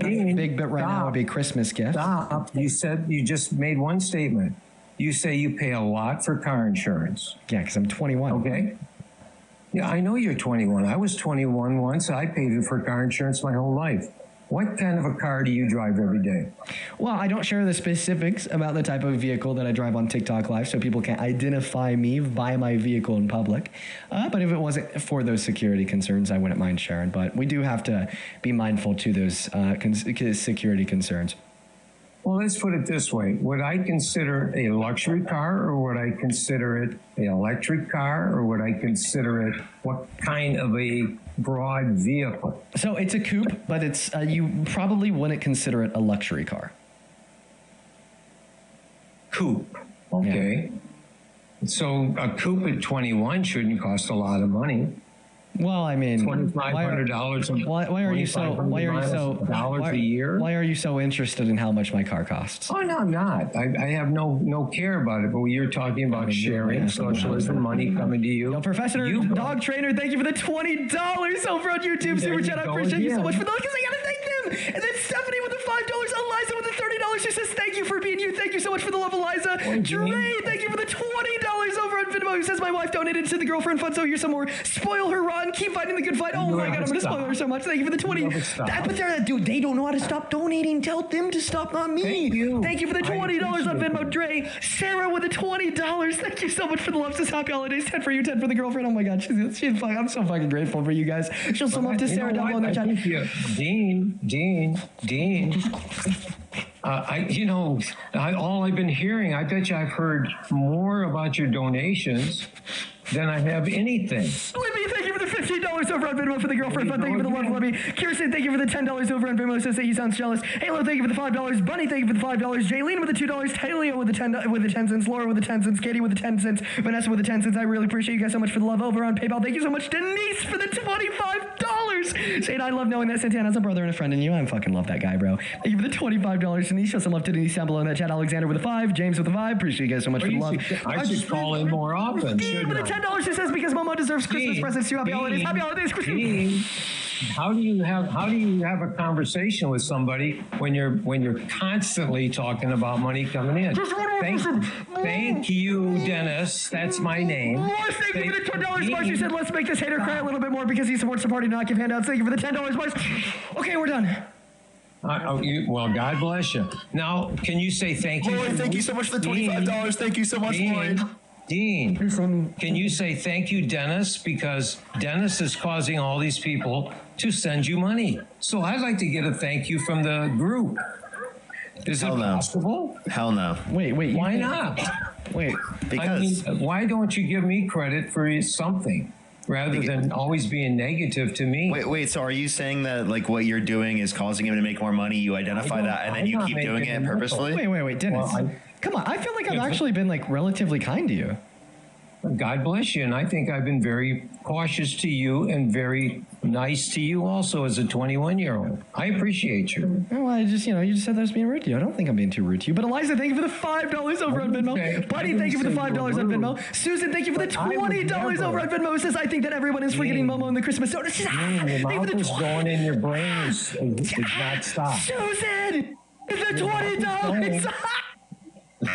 It's going. I don't hear anything out of it. Kylie, thank you for the $10. She says, tell Grandpa to shut up. That's not nice, Kylie. Much love to you. Much love to you. Thank you for the $10. I'm sorry. I'm done. That was quick. Your mouth is still moving, I think. I'm trying. I'm sorry. I will only thank them as they come in. I want to give you your time to debate specifically on politics, so I'm not trying to take too long. But they just keep on coming, dude. I understand, and I think it's wonderful that you're getting some money. That's why you're doing this. You're not. What is the real reason that you do this? Well, because he's just a grifter, and he has to get paid $4 trillion every year by the DNC. So the DNC forces him to come up here to spread propaganda and misinformation to everyone because who are you talking to? Yeah, you're talking to Parker. Oh yeah, so this is Dennis. I'm his DNC operator and handler. Oh, you're a handler. Okay. Yeah, I'm his DNC operator and handler. Oh, God bless you. You're doing a great job. Thank you very much. But Dennis, again, you're gonna hate me. I didn't know I was going to be talking to a handler. You're gonna freaking. I'm trying to censor myself. Be kind. You're gonna freaking hate me, Dennis. You're gonna hate me, buddy. Thank you for the $5 up front. Venmo saying love you, Dean. Love you too. $25 over on Venmo says Merry Christmas. I want your lives daily. Merry Christmas. I told you you're gonna hate me. I can't stop them. Thank you for the $25. Hannah, show some love to Hannah in that chat. Carrie with the $20. She says thank you, Dennis. I'm sorry. Carrie, I'm so sorry. I'm sorry, Dennis. Thank you for the $20, Carrie. I'm sorry, Dennis. Show some love to Carrie down below in that chat. This is offending. You're offending me. I'm sorry for offending you, Dennis. Thank you for the $5. You were acting. I'm sorry. I'm sorry. No. Do we have to worry about somebody stealing your little dolly or your little car or something like that the way you're acting to me? I'm trying to apologize. I don't appreciate your attitude. I'm sorry. I'll be better. I'd be happy to talk with you to discuss your needs if that's what you wish. But I don't want to hear you constantly boasting about all your nipples that you're getting. The nipples? No, you don't listen. I just said to you, I've said it about 6 times, and you still are impolite to me. Okay. That's all I'm saying to you. Sir. I'm going to call you sir. Yeah, I think that's respectful. Yeah, Dean, the DNC is telling me right now that you need to be more respectful on the live end. Okay. I didn't say anything. I just said that I would never treat anyone. Dennis, I got that from the DNC. They were telling us right now. Again, I don't know the handler at all. Okay. What is your discussion with me? Okay. What's my discussion with you? I was just trying to tell Dean that the DNC needed him to act differently. Parker, there. Oh, Raven, thank you for shining your brother. Dennis. Yes. I'm going to call you sir. I'm going to call you sir because I want to be more respectful. I'm sorry if you felt disrespected by me in any sense in engaging in this conversation. I'm here for a good conversation. We're here for constructive political dialogue. But the thing is, we just got more nipples. Tima, thank you for the 50 nipples over on Venmo. I appreciate you for the love. She doesn't love it, Tima. That is tight. Let me just get through them, Dennis, and we'll get back to the debate. If you it's like ripping off a Band-Aid. Dennis, it's like ripping off a Band-Aid, sir. Sir, let me just rip off the Band-Aid. Tima, thank you for the $50. Let's get fun. Nice if you would let people to have that. Okay. You do a great job. No, you do a great job of using your mouth. But I don't hear anything that I want to hear. Okay. I don't know. Okay. I guess your people love to hear you criticize people and to be negative to people. How am I being negative? I'm being thankful. No, you're not letting me speak. Your mouth is going and you're not letting me. I think that 2 people can sit into a room and find some good in each. Okay? I don't have to agree with you. Can you say some good things about Dean then? Yeah, I think he's a wonderful young man. I think that he's doing a great job. I think that he should think about where he's going and what he wants. He's a negative person to Mr. Trump. Can you be specific with what you think he's doing good? I think that anytime you can reach people and give a conversation to someone to let them make decisions for themselves is good. Okay, so Dean, you're great for inspiring dialogue. Thank you so much, Dean. Okay, so what I'm going to do, Dennis, is Yes, because sir. I want to have a good conversation with you, can I propose a plan? Sure. We have a political conversation, okay? But I intermittently, at like specifically designated points, not just in the middle of the conversation, thank those who have supported me. Can we agree on that plan? Well, you can thank them, but do you have to do every single one of them? How many people do you have? 10,000, 40,000, 100,000? I don't know. The number's in your top right. Okay. So right. So I'm looking for it. I'm old, so you got to give me The top right of your screen, it has like a number. Listen, can we agree on that plan?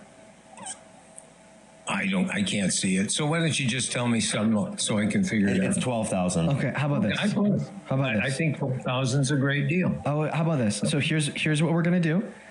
Okay. I'm gonna ask. How about this?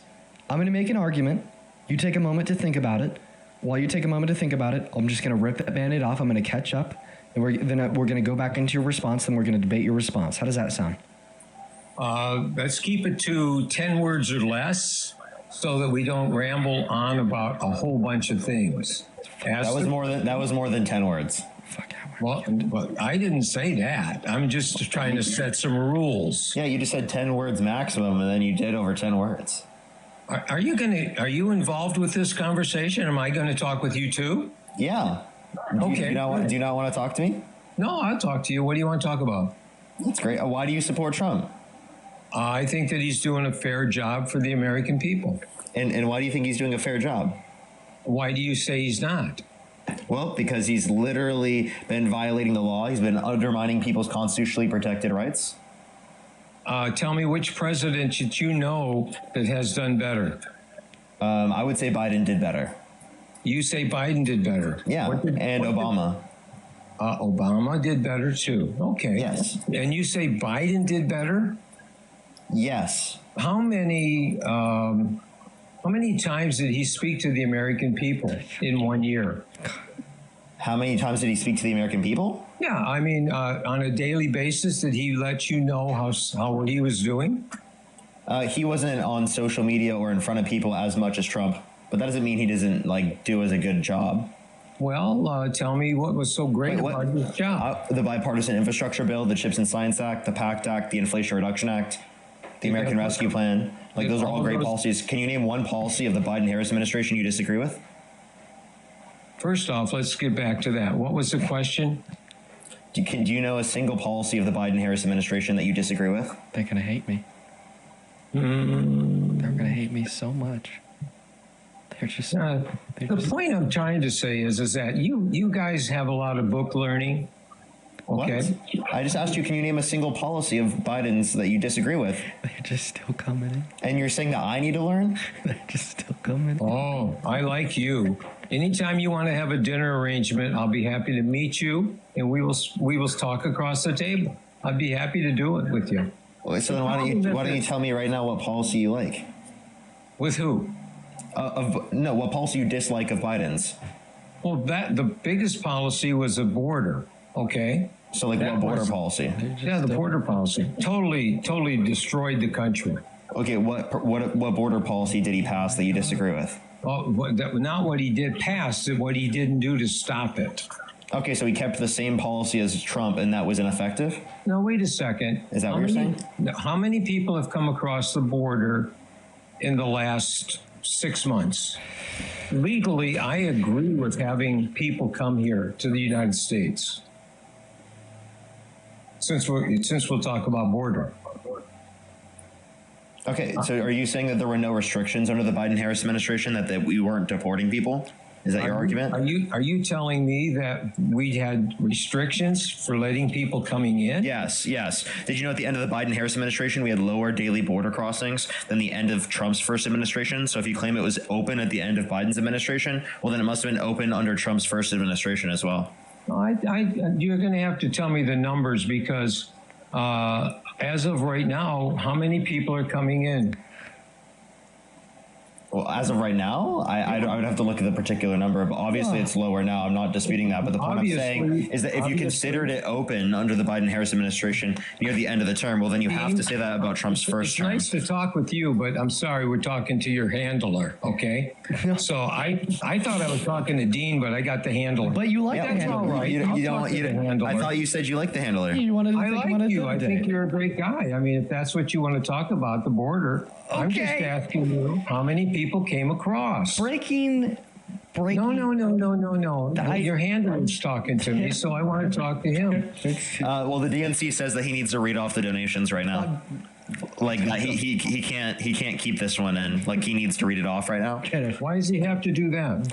Because the DNC has told him to do it. I'm his handler, so he has to listen to me. I guess who from the DNC is telling him that? That's classified. Dennis? Oh, it's classified. Yeah, that's classified. Dennis. So the DNC tells you exactly what you have to do. Yeah, no, seriously. Like I get direct inputs from the DNC. I have a Neuralink chip in my brain that every single time they want to send me information, they just directly load it into my brain. Dennis. You want me to believe this horse crap? That's all right. No, that's horse crap, Dennis. Sir, it's time to rip the Band-Aid off. Like I said, I'm only going to do this every once in a while, where this is just we need to rip it off. Tima, thank you for the $50 over on Venmo. Seriously, Tima, I really appreciate you so much for your love, for your car insurance. Thank you for the love, Tima. Let's show some love to Tima down below in that comment section. That is TIMA. Then Sakura, thank you for the $5 over on Venmo, saying here's an extra $5 just because. Lucas with a $2. Julia with a $5 to Finn Dennis. Carlisle with a $5 saying here's your DNC Christmas bonus. Then Sheila, thank you for the $25 over on Venmo for more nipples. Thank you for the love, Sheila. Show some love to Sheila down below.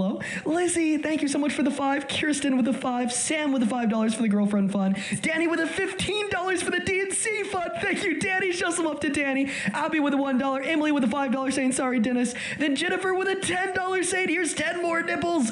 Please send. I need to send you and Parker some hoodies for my business. Oh, I'd love to check that out. Thank you for the $10, Jennifer. Then Amy with a $5. Thank you. Then Michelle with a $5 saying keep adding to the girlfriend's Christmas fund. This to himself. Thank you for the love. Seriously, that is so kind of you. And then Lauren, thank you for the $10 on PayPal, who says, Dean, you're doing amazing work. Thank you, Lauren. Brooks with the $5 over on PayPal says, I don't appreciate Dennis's attitude. Thank you for the $5, Brooks. Blake with a $5 saying thanks for fighting the good fight. Anna with a $10 saying 10 nipples because very professional. Thank you for the 10 nipples, Anna. Show some love to Anna. Then Jason with a 20 Canadian dollars, who says, Merry Christmas from Canada. Merry Christmas to you and to Canada. Thank you for your love, Jason. Serena with the $4 to make him mad. Adrian with the $3. And then Melissa, thank you for the $27 on PayPal, saying for the $27 bottle of wine for Yule and the holidays, and straight up zero thanks to Dennis for voting for Trump. Melissa, if you're curious on what that wine is, it's Jacob 2022. Try it out. Great cab, best cab ever. Thank you for the $27. You were actually fantastic. Then Alexander, thank you for the $20, saying keep going. Thank you for the love, Alexander. And then Amanda, thank you for the $20 as well over on PayPal on Super Chat. Emily, thank you for the $10 on Super Chat, who says, did he just ask Parker on a dinner date? He sure did. And then Emily, thank you for the $20 over on YouTube Super Chat, who says, I've got a trans lesbian girlfriend. Take that, MAGA. Ooh, Dennis is scolding as we speak. Thank you for the $20. I appreciate that, Emily. And then TJ, thank you for the $20 as well, who says, here's my donation to the Hurricane Dino Socialism Resistance Fund. Let's go, TJ. Thank you for the $20. And then Kylie with the $10 on Super Chat, who says to add to the girlfriend and Momo Christmas funds. Oh, you guys are awesome. Thank you. And then Corey, thank you so much for the $10 as well on Venmo. Thank you guys so much for your kindness. If you're watching and you want to support, you can find my Venmo, my PayPal, and the link tree in my bio on TikTok, pin message over on that YouTube stream, top of the phone screen as well. We appreciate you guys so much for all of the love. Thank you. Let's get some big, massive W's for all of the donors down below in that chat. And yes, Dennis, we are caught up and we can continue the debate. Go ahead. Yeah, you spent, it averaged about one thank you per second, and I clocked you to well over a minute, so that's 60 thank yous. That did a pretty good job. What is nipples? You said the people were sending you their nipples? You say it in your conversation, and I don't know what it is. Yeah. Thank you for the nipples. So I actually got that one from you. So earlier you said you're thanking them for their nipples. I didn't say nipples. Did you mean Where to the say heck did you say that? Did you say nibbles? No, not nibbles. I didn't say either or that I know of. I apologize if I did. I thought that you said nipples. Oh, did you say you said nickels? Nickels is a better. That's fine. I can take nickels. All right, that is what he said. Let's get back to the handler because he wanted to talk to me. Well, now we can both talk to you. The handler and the handled. The handle and the handler. That's 2-on-1. I'll take it. It doesn't bother me. Okay. So we're back to the border. You started it. We talked about it. What is good about letting 200,000, 300,000, 400,000 people come into our country?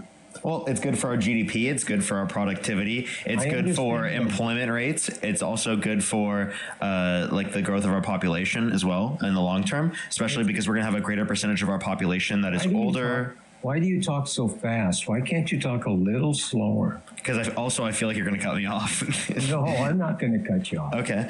All right. So our population is going to start declining over time. Around by 2050, we're going to see a stagnating population because. Okay, stop. Can we discuss that? You are cutting him off, but yeah. Well, but I can't. If you keep talking, I can't talk back to him. Sure. Now, if you want to, we can do a minute and a minute, or 30 seconds and 30 seconds. No, or 10 seconds. Say what you'd like. Respond to what you'd like. Well, you're saying to me that we need to have all these people come into the country. Would you explain to me why our countries overseas who have been very good about migrants coming in are starting to now change their mind? Which countries are you referencing? Which country you want to start with? Germany, or do you want to go to Sweden, or do you want to go to Denmark, or do you want to go to Poland? I don't know. Which one do you want to talk about? You can bring up any particular case you'd like to. I think that the immigration in the United States that we've seen over the past 20 years has led to an increase in GDP, an increase in productivity. We've, again, seen increases in wages for natural-born U.S. citizens. So, like, if you want to talk about any of those things, I'd love to have a conversation about that. Well, I guess my point is that I have nothing against people coming into the country if they apply correctly, not freely walking across the So then do you have an issue with Donald Trump violating the law and deporting people? Because he's literally undermining their constitutionally protected rights, such as due process, to a greater extent? It depends on which one we're talking about. You have to take every case individually. You can't just paint everything with a broad brush like you're doing. Okay, do you want me to give you a specific individual circumstance of someone who was trying to go to work and their car was surrounded after they tried to ask the agents where they should go or how they should get to work, and then they literally arrested the person and they held them without power of attorney, without any medical care for over 3 days, and they missed their kid's birthday?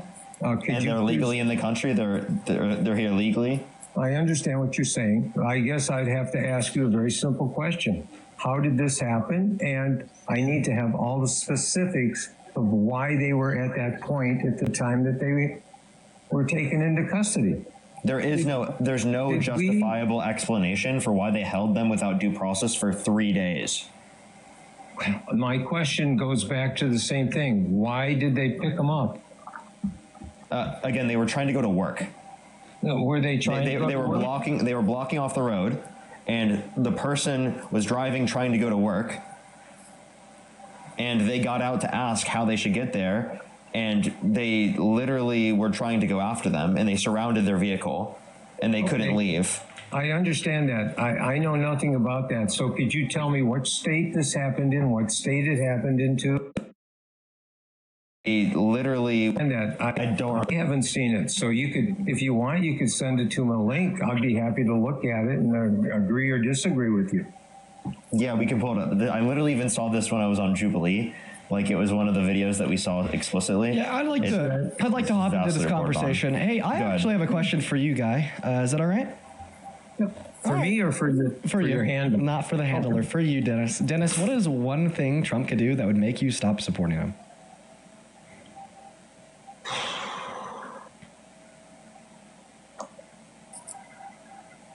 You hear me thinking, can't you? While you're thinking, let's go and thank a couple people for your nipples. Yeah. Alyssa, thank you so much for the $20. Yeah. Thank you for the 20 nipples, Alyssa over on Venmo. That is ALISA. Please show some love to Alyssa down below in that comment section. Seriously, thank you so much. He says, can you say hi to my dog Suki? Oh, that's a really cute name. Hope Suki's doing well. Thank you for the $20, Alyssa. And then Emily, thank you so much for the $25 on Venmo. He says, joining the other Emily's, I'd give you infinite nipples if I could. Appreciate you so much for that guy. I don't know. That one got us out a little bit weird, but thank you for the $25, Emily. I appreciate you so much for your kindness. And then MAGA, thank you for the $10. Not MAGA. Nick, thank you for the $10 over on Venmo saying MAGA sucks. Thank you for the love, Nick. Show some love to Nick down below in that comment section. Thank you so much, folks. Over on PayPal, thank you so much for the $5. Michaela for the Band-Aids. Mary with the $5 saying keep up the good work. And then Gracie with the 3 cents. And I'm happy I could change your mind, Gracie. And then Maylene, thank you for the $10 for the girlfriend fund. Bro, okay, listen, I was saying this earlier. I've already planned out the Christmas for the girlfriend. But if you guys send donations designated for a specific function or purpose, I will use them inside of that specific function and purpose. And because of a lot of you guys today, I'm now going to have to replan what I'm doing for the girlfriend for Christmas to do something bigger and greater. So you guys are awesome. But then Alexander, thank you for the $11 over on PayPal, who says, in nipples we trust. Yes, thank you for the $11, Alexander. Show some love to Alexander down below in that chat. Thank you guys so much. Now back to you, Dennis. Were you able to think of anything?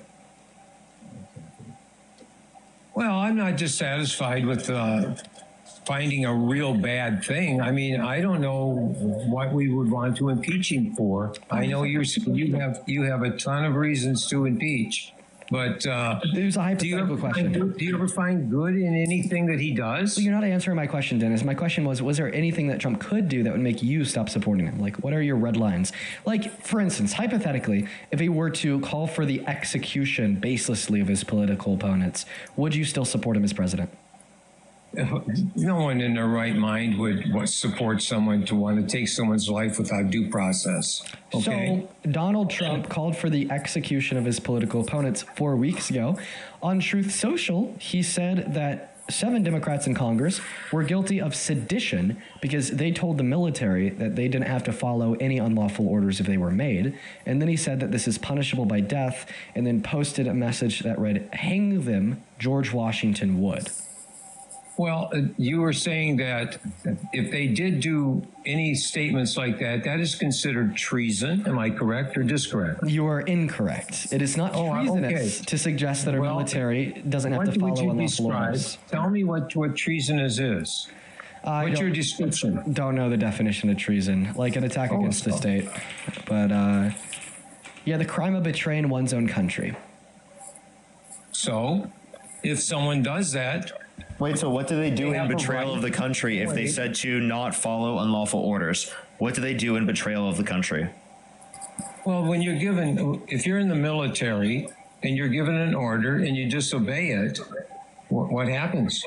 Well, if you disobey an unlawful order, that's totally within your constitution and your oath. Yeah, if you disobey an unlawful order, you're given a pat on the back. If you follow an unlawful order, you're liable for prosecution.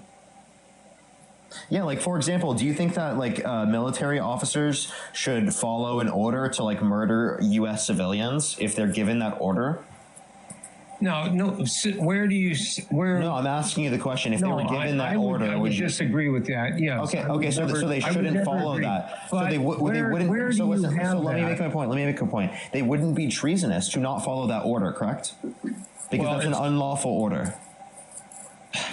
You know, what I'm trying to say to you is that treason is described in the laws that we have. And if somebody does do it and they are prosecuted, I don't make the laws. Okay, let me just clear this up for you. So every single member that joins the military takes an oath under the UCMJ to follow any orders that are lawful, but specifically to not follow any orders that are unlawful. Now, why? Why is this such a standardized practice, right, that every single member of our military agrees to? It's because of the supremacy clause of the 2nd article of the U.S. Constitution that says all federal withholdings, laws, state laws, orders from the executive branch of our government, president, so on and so forth, must be in adherence to the Constitution. Thereby, right, if the president were to give the military an unlawful order that infringed on the Constitution, and then that member of the military were to execute said order, that member of the military would be attacking the Constitution themselves. But obviously, the goal of the military is to defend the Constitution, not abridge the rights it offers, but to rather defend them. And that's particularly why not only they don't have to follow unlawful orders, as it is contradictory to their mission, but they're explicitly told not to by the UCMJ. I hear every word you're saying. I agree with everything that you say. If it's unlawful, they should not follow it. Right. That's all. That's all. So was that treasonous for you to say? Was that treasonous for you to say, Dennis? And you can say what you want if you feel it's treasonous. Do you think it's treasonous? Prosecute me. Do you think it's treasonous? No. Do you think that? Yeah. No, I think that if somebody gives you an order, if a police officer stopped you on the street and he ordered you to get out of your car, what do you do? Well, I can tell you. So I can tell you. I would get out of my car if a police officer ordered me to do so, regardless if I think that they had like reasonable. Well, I mean. Well, how about this? Let me rephrase myself here. If a cop is giving me a lawful order that I do not think that they have good reason to give me, right? If I think it's maybe a toss-up, what I would do is I'd follow that order, right, and then protest it later in court with a lawsuit if I inevitably consult an attorney and that attorney tells me that it was unlawful. Or if it's like clearly unlawful, right, somebody detains me with no articulable and reasonable suspicion of a crime committed, right, I would not follow that order, and then I'd probably get chased down, maced in the face, then win $250,000 in a lawsuit after the fact. But regardless of how I would react or respond in that scenario, still yet legally, you do not have to follow an unlawful order that a police officer gives you, right? You don't. Like, for instance, I could give you an example. Cops are not within their jurisdiction, right, to search or seize your property unless they have a warrant or, probable cause or reasonable suspicion of a crime, right? And maybe there's a couple other parameters. I'm not a lawyer. I'm just summarizing. Therefore, if a cop just randomly asks to come inside your house with no warrant or exigent circumstances, you do not have to let them in. I agree. I have not disagreed with anything you said. Right. So therefore, if the president were to give an order to members of our military that was unconstitutional or unlawful, they do not have to follow that order. And just simply reminding members of our military of that fact is not treasonous in an attack on the United States of America, but rather a patriotic duty that we all have to ensure that our society maintains cohesion and adherence to the law and Constitution. That's about as anti-treasonous as one could get. So obviously, when Donald Trump is calling these patriots that just want social cohesion and act in accordance with our laws and Constitution traitors, he's wrong. And then when he calls for their execution, he's doing so baselessly. Well, I think if you listen to the congressmen and your senators while they're on their pulpit, you'd be surprised, I guess, at all the things that they say. So their mouths go and their brains stop 90% of the time. Okay, am I wrong? No, you're definitely right. But I mean, I think that what the senators said to, then have Donald Trump call for their execution was definitely part of that 10% where they're spot on and they sound great. Because all that they said is that you don't have to follow any unlawful order that Trump gives you. And then Trump was like, well, I want you to be hung. I want you dead. Right. So earlier you said that nobody in their right mind would ever support a president that's calling for the execution of their political opponents. I've now demonstrated to you that is something Trump has done. So the question remains, are you still a Trump supporter, or by your own argument, are you not in your right mind? Well, most people think I'm out of my mind, but that's not nothing. No, what do you think? I think that I'm fairly stable. Okay, so then you're not a Trump supporter. Okay. No, I am a Trump supporter. Wait, but he called for the execution of his political opponents, and he said that anyone who would still support him after that would be out of their mind. Well, but the point is that does he really mean that? And I'm being serious. Yes. Yeah. Do you think he's gonna? And by the way, even you cannot joke about that as president of the United States. Do you think it's okay or acceptable for a president to quote unquote joke about making like death threats towards Americans? Oh my God! Also, towards their political opponents. Oh, you're just, by the way, earlier you said people that would still support Trump after he did that would be out of their mind. You were right, okay? But those people that are out of their mind and still support Trump after he calls for the execution of his political opponents are you, okay? And then they justified very similarly by suggesting that it's maybe a joke, he maybe wasn't serious. I think that you seriously need to reconsider your principles because you're crazy. Well, that's your opinion of me. I guess that's a good opinion. I would like you to do me a favor. I want you to get a piece of paper and write down all the answers that you have for what needs to be done over the next 10 years. And every time that a situation comes up, I want you to go to that paper and I want you to say to yourself, I have the answer.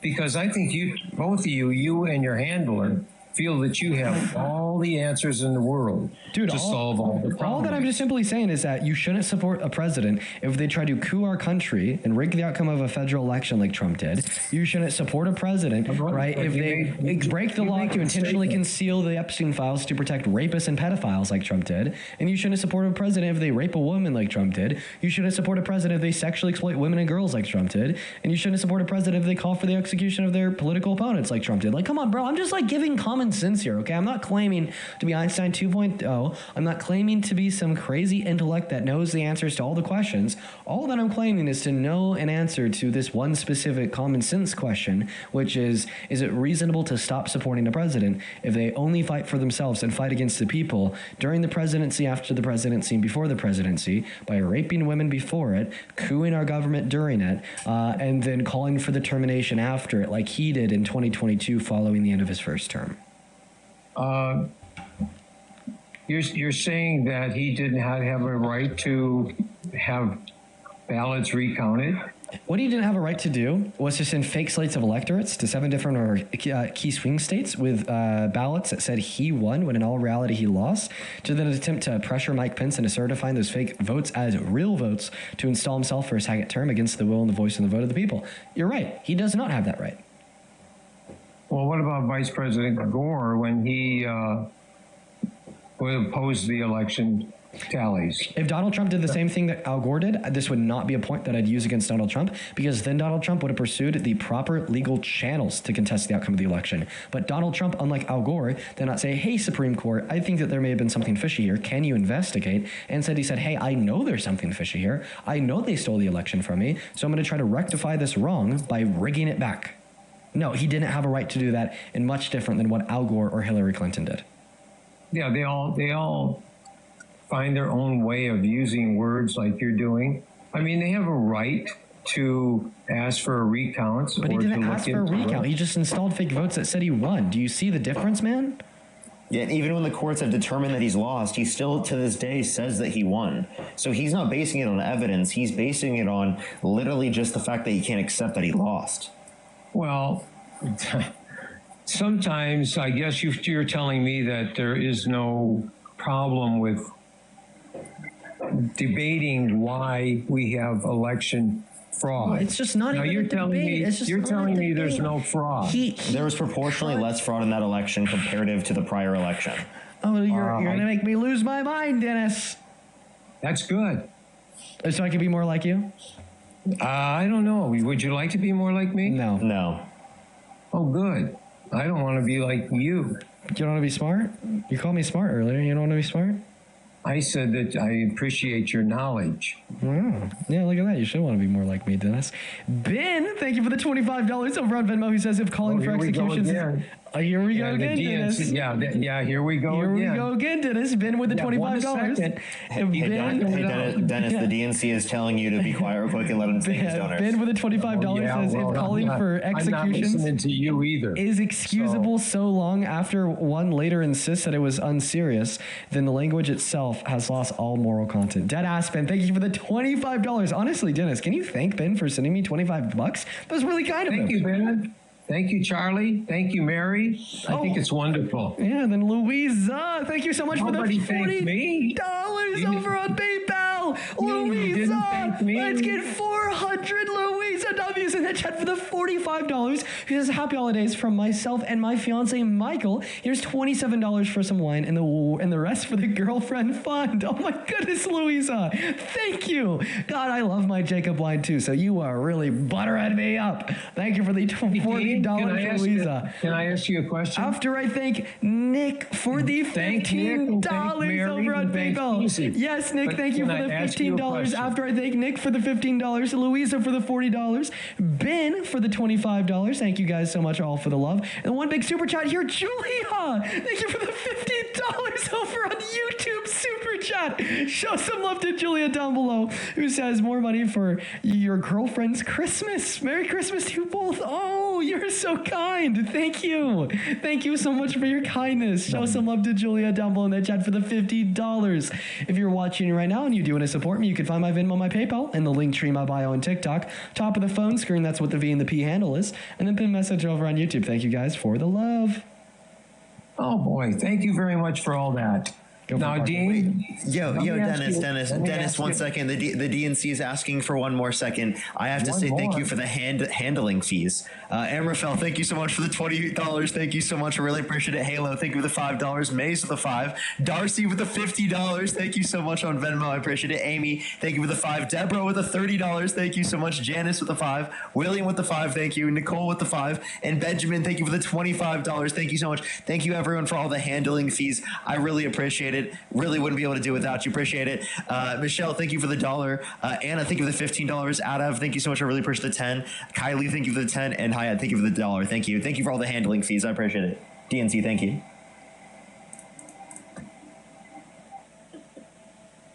I'm waiting to hear more. I was getting upset that you guys didn't talk more about your donations. Oh, don't worry. I got you. Danny, thank you for the $25 over on PayPal. Thank you, Danny, with the $25 who says, Merry Christmas, teen. Merry Christmas, Danny. Thank you. Thank you so much for the love. I think that you're absolutely fantastic. Thank you for the $25. Show some love to Danny down below in that chat. Thank you so much for your kindness. Let's get 250 Danny W's. Are we done? Well, for now. Yeah, it looks like we're caught up for now. You're caught up for now? Yeah. How am I doing compared to the other people? Am I getting you more donations? I mean, I typically get $4 trillion a year, so I mean, come on. Let's be serious. I think if anything, you're below average. Now you're offending me. But how am I doing? Am I helping you guys get some bucks in there? I would say below average. Oh, below average? That's good. I mean, I'm happy if it's below average. Dude, Jesus Christ. Okay, listen. Is there anything else that you want to go over with us today, or should we move on to the next guest? You know what, Dean? Why don't we just move on? And I wish you guys the best. Happy New Year. Merry Christmas.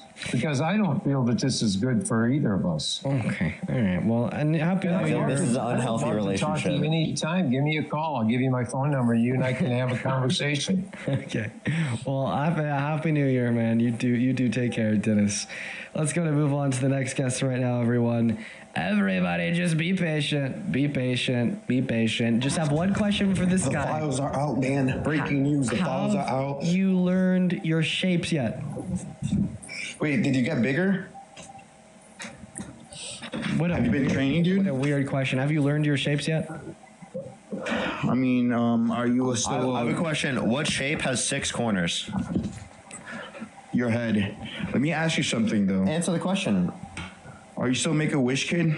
Go thank your fans He can't answer the question. $5. Can you answer the question? What shape has 6 corners? Can you answer my question? Did you smash... I don't think you know it. I actually don't know if he... Do you not know? I do... What? Answer the question.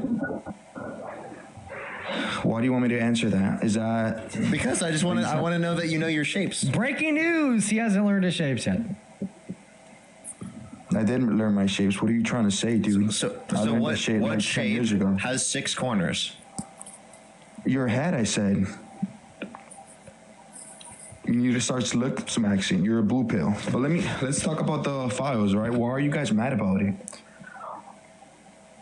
because he didn't release all of them, and then the ones that he did release were heavily redacted, and then he actually deleted some of the ones that he released but forgot to redact, like a picture of him with young girls hanging on to him with bikinis on. You're talking about the jewelry, right? So let me ask you something. Those girls look of age, right? And why do you want all the files released, like everything, 100% of them? Yeah, I want everything released with concealments and redactions for the names of the victims and minors. Okay, so only names, right, and redactions from like the victims. So my question to you would be: would you count that as also the pictures of the young minors too? Yeah. Because all these pages being redacted, how do you know it's not full, like pictures of minors, or you know? Well, because it's grand jury testimony. Testimony is words. So you don't want pictures of minors released too, right? Yeah, I don't want pictures. I just want to make sure. And if Trump's name isn't in those redactions, what is your next excuse to want Trump impeached? What is your next excuse to want Trump impeached? I'm confused. Can you respond to like what you asked me a question? I want you to respond to my response. You said, "Why are we mad about the Epstein files?" I told you my reasons why I'm mad. Can you respond to them? I don't think you are right, because all the files were released. No, well, what? No, not even the DOJ says that. You're trolling. You're just stupid. You're either trolling or you're stupid. Even like the DOJ is saying that they're going to release them in small batches over the course of the next couple weeks. You're either trolling or dumb. Well, if they said that, then they're going to do it, and you guys are mad about it. Yes, I'm mad. I'm mad because they're breaking the law. It's breaking the law. The Epstein Files Transparency Act says that everything had to be released yesterday, not in small batches over the course of the next couple weeks. And who's going to hold them accountable? Or another thing that I'm fucking mad about. Oh, wait, are you saying that they're justified in doing it because no one's going to be able to hold them accountable? I mean, these files are very, they can, I have a question. Do you think the Epstein files are a hoax? But the answer to your question, by the way, would be no. The answer to your question would be Congress, just by the way. So why did Trump lie and say that it was a hoax? I feel like he did say that because of the things people were saying about him, right? They were accusing him of being in the files and being a pred, right?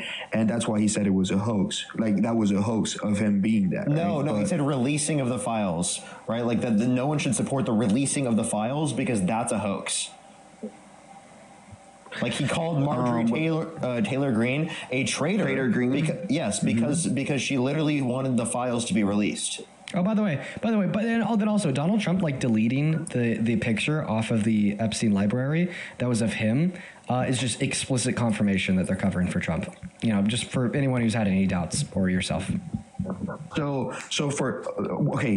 is there proof that these 3 young women were victims, or I don't know if they were 4, right? But they can also be, models. Like, yeah, regardless of who they are, it doesn't matter because they deleted them from the files covering for Trump, regardless of their victims, minors, adults, or models. So if, what I would assume is if they deleted them, they would be victims, right? Like, if they deleted them, because who would delete pictures of? So are you saying that Trump was with a bunch of victims? That was a picture of Trump with victims? What I'm trying to say is, right, even though these... Wait, you just said any picture of someone who's redacted is indicative... Listen, you just said any picture of someone being redacted is indicative of them being specifically, a victim. Donald Trump, there's been pictures of them with people specifically who have redacted faces. Therefore, you're saying he had pictures with victims in the Epstein files, and you're saying you still support him? In Jeffrey Epstein's house, in his fucking drawer. Mm-hmm. Okay, and you still support him? He was friends with Epstein, dude. Wait, he's just taking pictures with 14-year-old girls that were being sex trafficked? Listen, these girls knew that Trump was a billionaire. Listen. Oh my god. Dude, you are so dumb. No! This is fucking crazy! You're a red flag! You're not understanding what I said. Ari, thank you for the $2 over on PayPal. Appreciate the love, Ari. I swear. Oh yeah, what do you mean Make-A-Wish? You are Make-A-Wish. Also, saying it. Oh, by thanking my donors, you just sound fucking jealous. I'm sorry that I'm more successful than you are. No, not sorry. Not I'm sorry, you everything sound very is money, jealous. right? Not everything is money. Oh, you only get jealous over the money. Thank you for the $5 over on Venmo, Nick, who says for destroying Kai I work hard Schweber. for my money. He got absolutely destroyed. So do I. Thank you for the $5, Nick. Kelsey, thank you for the $3. I got to put up with tools like you all day. I work very hard. Thank you for the $3 on Venmo, Kelsey. And then Stefan, thank you so much for the $5. Appreciate you guys so very much. As well as Brandon, thank you for the $2 over on Venmo. Appreciate that so much.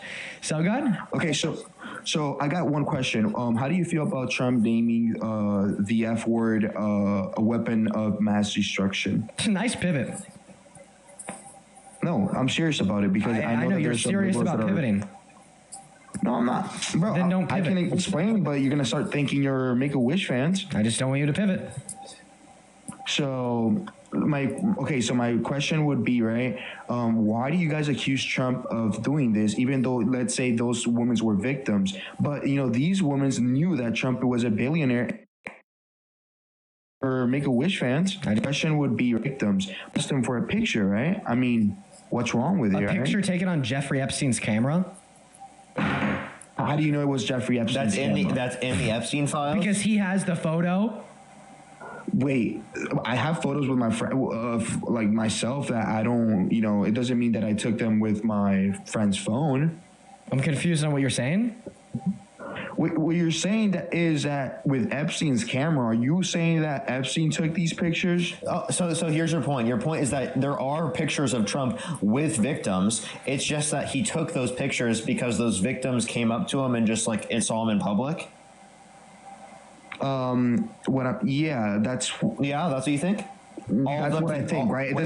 All of them together. Two, right? You're not addressing the fact that this is in the Epstein files, meaning it's within the context of the investigation. Explain to me why, again, that would be in the context of the investigation, and that's your first assumption about what happened in the scenario, especially when Donald Trump knew him for decades. They were like best buddies. He said that he was a terrific guy, likes beautiful women as much as he does, many of them on the younger side. Epstein literally said that Trump knew everything that was happening. Epstein also said that, again, that he knew a bunch of bad people, but none as bad as Donald Trump. I also have another question. What I'm trying to say is... How old are you? I'm 19, sir. Okay. I mean, why do you say that? Why is your chat...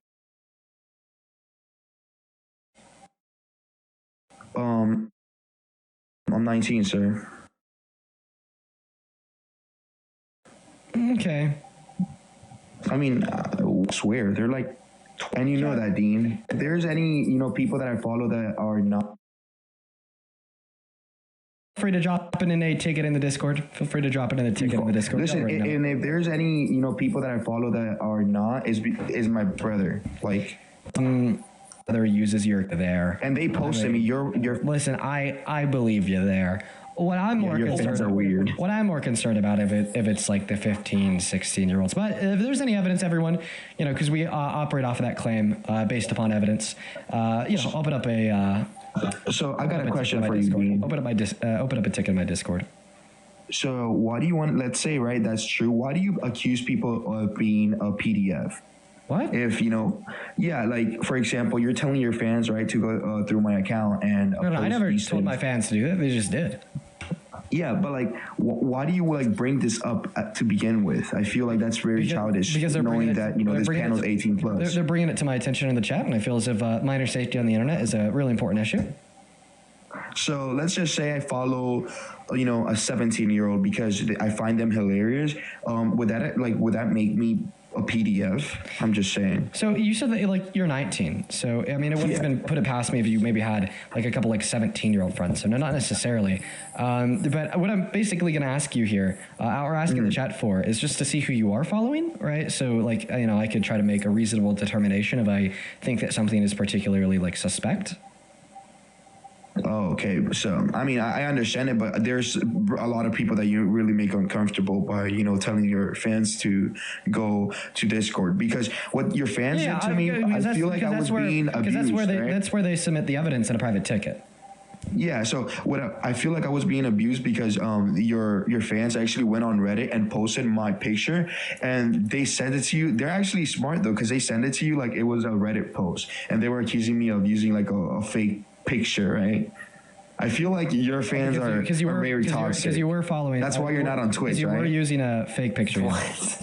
That's why you're not on Twitch, right? What?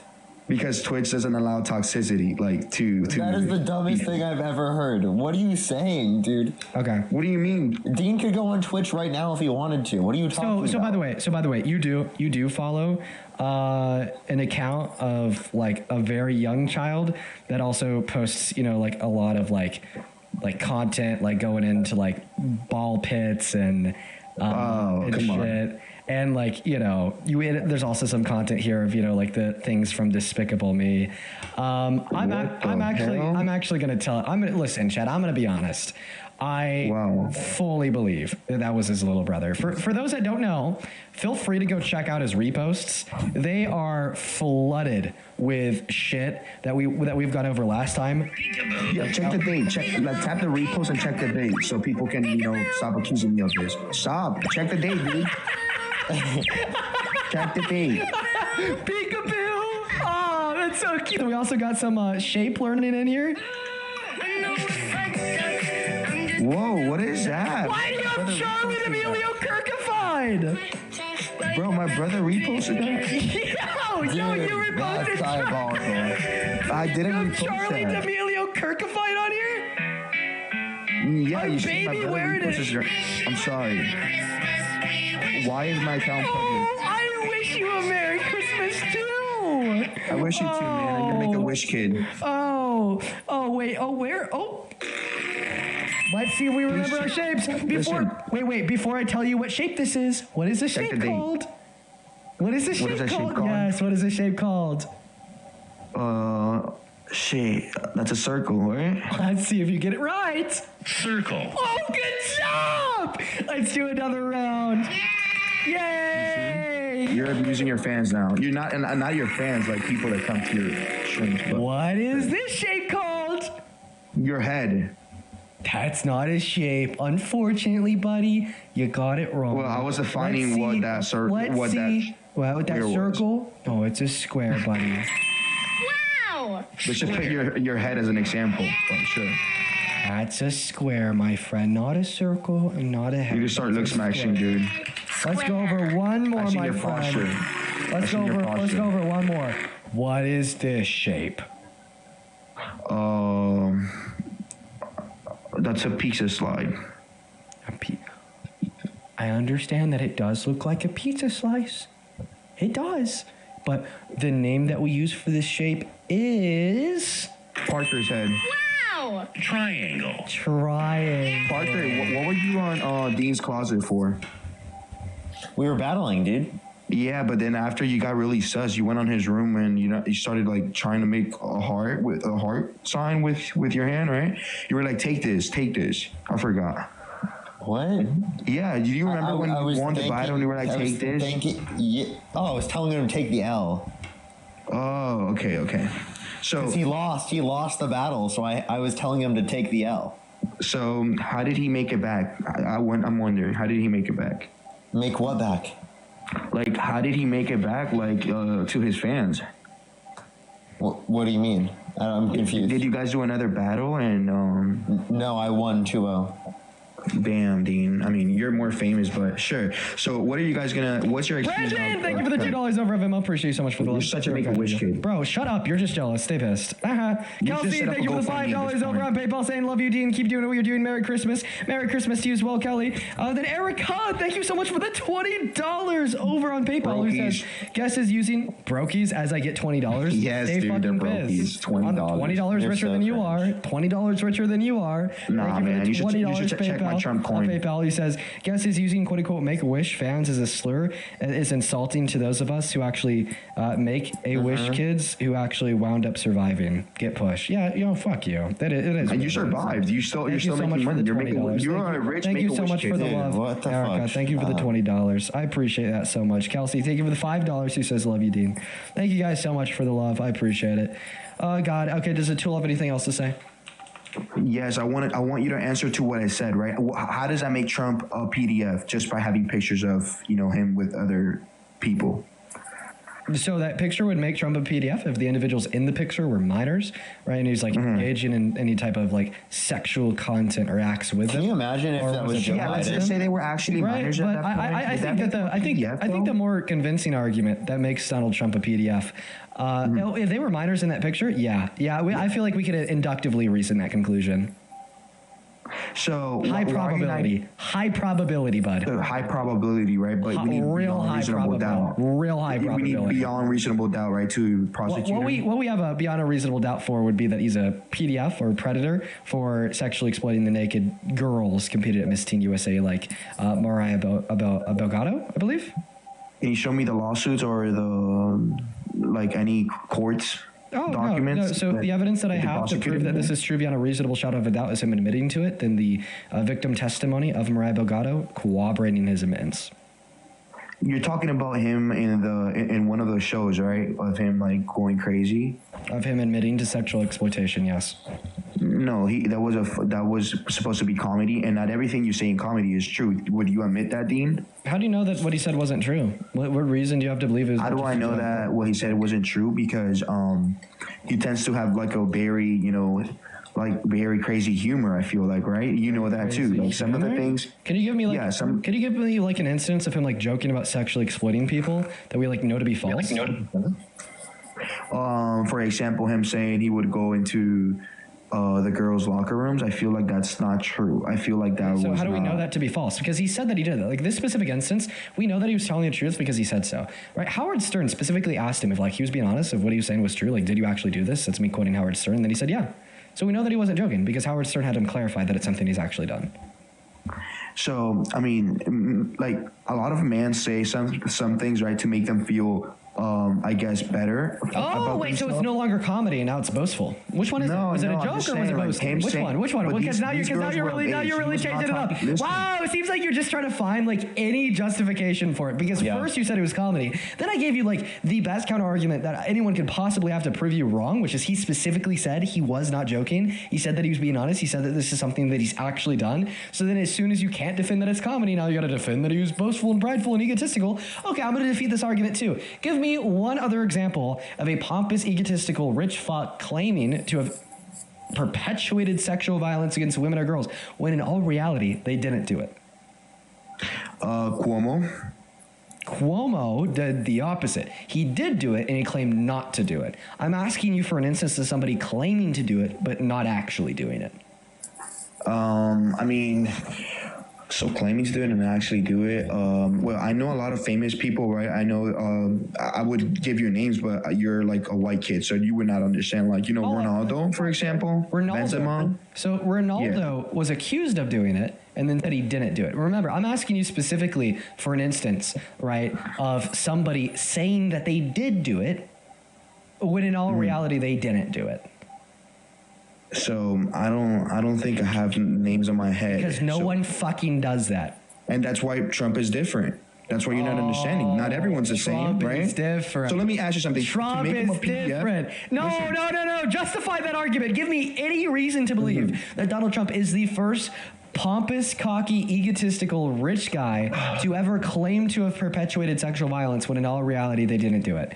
What is the evidence? Because that is just so unfathomably unreasonable. Why do you hold to this unreasonable take?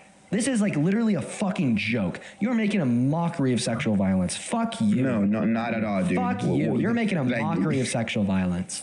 Now you're trying to make me like look bad, but sure, man. No, you made yourself look bad, sir. No, because you did don't that to yourself. What I said because you don't think... I didn't make you move your mouth to say, oh, Donald Trump is just the first rich billionaire white man ever that's ever been like, oh yeah, I sexually assaulted them when I didn't actually do it. No, come on. What is the reason to hold to this incredibly unreasonable argument? Legitimately, give me justification. Why do you think that's true? So I mean, with him like SAing girls and women, right? I feel like that happens because he tends to be a billionaire, right? And a lot of women would accuse him because they won part of his money. Whoa! And Now with you're the changing. girls, No. Red light. Red blaring light. Hey, No, red and blaring listen, light. we can red tell. blaring light. By the way, his same argument here could say the same thing about Epstein. Epstein was a billionaire. Do you dispute that Epstein assaulted people and was a part of this scheme because of the fact that he was a billionaire and people would like to go after him for his money and after him for things that he has? Also, by the way, I just want to clarify. Really important point of clarification here. That you could respond to both me and Parker, right? This accusation came from himself. He accused himself of doing this to the women and girls. The women and girls didn't first accuse him of doing it to them. And by the way, your argument here actually increases the likelihood that when he said that he did this, he was being honest. Because if he's a billionaire, if anybody could just come after him for his money, basically accusing him of SA, sexual exploitation, so on and so forth, him saying that he did it to these beauty pageant contestants would thereby increase the probability, right, that those beauty pageant contestants would be able to allege a false claim that he did to them if he was just like joking or like boasting or whatever. So in fact, in accordance with your own logic, the fact that he is a billionaire and has a lot of money increases the likelihood that he would not claim to have committed sexual violence when in all reality he is an innocent man, because according to you, that opens the door to false allegations being made against him in the court of law to get money from him in corroboration of that false quote-unquote admittance. So not only does your own logic, right, not answer to the question that I asked, which is what good reason you have to find it to be true that when Donald Trump admitted to sexual violence, he was just boasting about something that he hasn't actually done, but it also increases the likelihood that he was being honest due to the fact that he wouldn't say he did when he didn't, because that increased the likelihood of a false lawsuit being alleged against him for doing it. You didn't mock me there at all, but I can explain what I said, right? What I'm trying to say, dude, is that yes, I mean, a lot of people accused him of these things, but like, why didn't none of these Miss Teen USA girls came out and said anything or prosecuted him for this, right? And my question, and another thing would be, according to was he talking about Miss Teen or Miss Teen? According to Rain.org, only about 2% of women, right, that are ever raped have their rapists inevitably go to jail for it and face the full consequences for that action. Because a lot of women don't like to report these things because of potential societal backlash, like having to relive the experience inside of the courtroom, seeing your face on the news, having to explain that experience to your family and friends, forgoing accepting the potentiality of maybe being viewed differently from them, being societally shamed, having their career ruined. Remember, Donald Trump was in charge. Name anonymous. Donald Trump was in charge and the boss of their career, right? Ran that beauty pageant, signed their paychecks, and Donald Trump knew who he did it to. So even if they were to keep their name anonymous in the court of law, which by the way, I don't think everyone knows. Okay, not everyone knows that, right? So, I mean, it would hinge on him knowing that fact, that he would still know who he did it to, thereby know who reported them, thereby he could come out and say who's alleging this, and still yet have their career destroyed for the rest of their lives, and have their face plastered on the news, and have their relationships destroyed, and have them not being believed. But the question on why this never went to court is separate and decoupled from the fact that we know that he did this due to the fact that he admitted to it. And the only arguments that you could give me insofar as why we shouldn't believe that he did it, even though he admitted to doing it, right, are baseless, right? Like, I literally asked you, what good reason do you have to suggest, right, that Donald Trump didn't do this, rooted with him boasting? I would say there's no real evidence, dude. Yeah, simple. There's no real evidence. There's only testimonies, right? Testimony, and I feel like you cannot take people. Testimony from who? Oh, apparently from the people that were in the locker room. And who else? And I'm not sure who else, but and Trump, you idiot, you fucking droid, you brainless. He was lying. He was. Oh my God. Listen, you're not doing anything by calling me those names. Oh yes, I'm doing something. So let me ask you something. If I say, listen, I'll tell you what I'm doing. I'm having fun. I'm having fun. Okay, so let me say this, right? Does this happen when, let's say, you go to a frat party or something, and then you ask a friend, like, look at this girl, right? And they tell you, yo, like, I did this with this girl, but it's not actually true, just to make them like feel a little bit better about themselves. Yeah, I've seen that happen before. Like a man will falsely claim that he slept with a woman to get more social notoriety because of like the fact that maybe that woman's conventionally attractive. I've seen that before. A lot of men do that for sure. It's fucking terrible, right? But when men do that, they don't posit that they raped them. Women do that too. They posit that they consensually slept with him to demonstrate that this woman wanted him. They're attempting to climb the social hierarchy, this societal ladder, by demonstrating that attractive women want to sleep with him, thereby making them, quote unquote, more of an important man. Not that they raped that woman. Right? And this goes back to the question that I asked you that you couldn't respond to. Give me an example of a prideful, boastful, egotistical, rich man that has ever claimed that he raped someone, sexually exploited somebody that he didn't actually rape or sexually exploit. It's just like, I can't name an example, you can't name an example, but then apparently that's what Trump did with no evidence whatsoever, even though Donald Trump clarified that this is something that he's actually done, and then the victims corroborated his testimony independently in different pageants in different years. Your brain is rotted. Like, literally, I'm talking to somebody that just doesn't possess the same faculties of rationale that I do. You believe the lies, you fall for the conspiracy theories, and every single person listening to this stream thinks that you sound insane. Okay, I just really want to drive that point home. Normal people think that you sound crazy. The average American, if they're listening to this live, I bet there's a bunch out there, think that you literally sound fucking nuts. The apolitical audience that just happens to be scrolling through their For You page or saw this live stream on YouTube and just clicked in, that doesn't really concern themselves too much with politics, maybe knows a little bit about Trump, a little bit about Biden or Kamala Harris, doesn't pay too much attention, is listening to you right now, and they're like, this guy's legitimately fucking insane. What he is saying makes no sense. What he is saying makes him an idiot, right? And there's just no way that he thinks that what he's saying is true. That's another thing. Most people watching this live are probably listening to you say these things, and their immediate response isn't like, he genuinely believes these things. No, their immediate response is like, literally, like, no way he thinks that what he's saying is true. He's probably just rage baiting Dean and Parker to stay on their live. No, that is how insane what you're saying is. Yes, that is truly how insane what you're saying is. Listen, to your fans, right? But people that don't support Trump and Kamala, I would say that they know that what I'm saying is true, because you cannot just picture someone or claim them as of these things, right? Like, they have done these things. You have to go prove it. You have to go to court, and if they found you guilty for it, then you're simply that. Okay, most people. If a man walked up to the average American, and that man told the average American that he raped a woman at this party that he went to last night, and that average American had independent verification that that man was at that party last night, then sought out the woman that he said he raped, asked her if he raped her, and she said yes, the average American would absolutely believe that he did it. Abso-fucking-lutely. So what would that American do? That's my question, right? What would he do after No. Don't shift the goalpost. Don't shift the goalpost. Why, can we agree that the average American would absolutely believe that this hypothetical man raped this hypothetical woman? Yeah, if they simply say that, yes, I raped a woman, simply, I would even believe it, right? But what would I do? So then when Donald Trump says, I looked at them while they were naked, when Donald Trump says, I allowed myself in their dressing room, when Donald Trump says they had no clothes on and they look great, why does the narrative change? Why all of a sudden do we have no evidence? Why all of a sudden do we have no reason to believe that he's guilty? Why all of a sudden should we believe that he's innocent until it's proven in court? But then when it is proven in court, you also don't believe it, i.e. E. Jean Carroll. But then when it's anybody else but Trump, if they were to tell you that they raped somebody, if it was anybody else but Trump, if they were to tell you that they sexually exploited somebody, you said that even you would believe them. You would have enough evidence. It is sufficient evidence for anybody but Trump. But then as soon as it's about Trump, all of a sudden, it is just the liberal hive mind propaganda trying to convince you that this good man that's attacking the deep state and saving America is this terrible sexual exploiter. And they're just so crazy and they have TDS.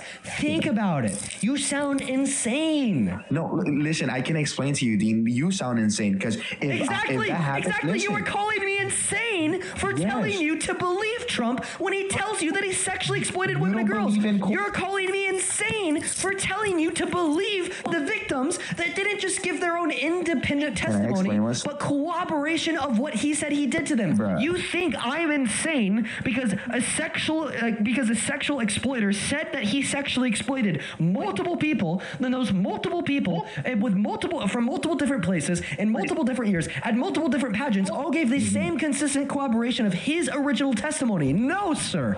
I'm not insane for thinking that. I'm the average. I'm the normal. I'm the usual. I'm the expected. I'm the majority. Majority of people think that that is more than enough evidence to believe that it occurred. You are in the minority. This isn't the thing, though. Listen to me. I have one last thing to say here. You are in the minority of the crazy psychos, right, that will not accept that Donald Trump has ever done anything wrong a day in his goddamn life, and you have to live with that for the rest of your life.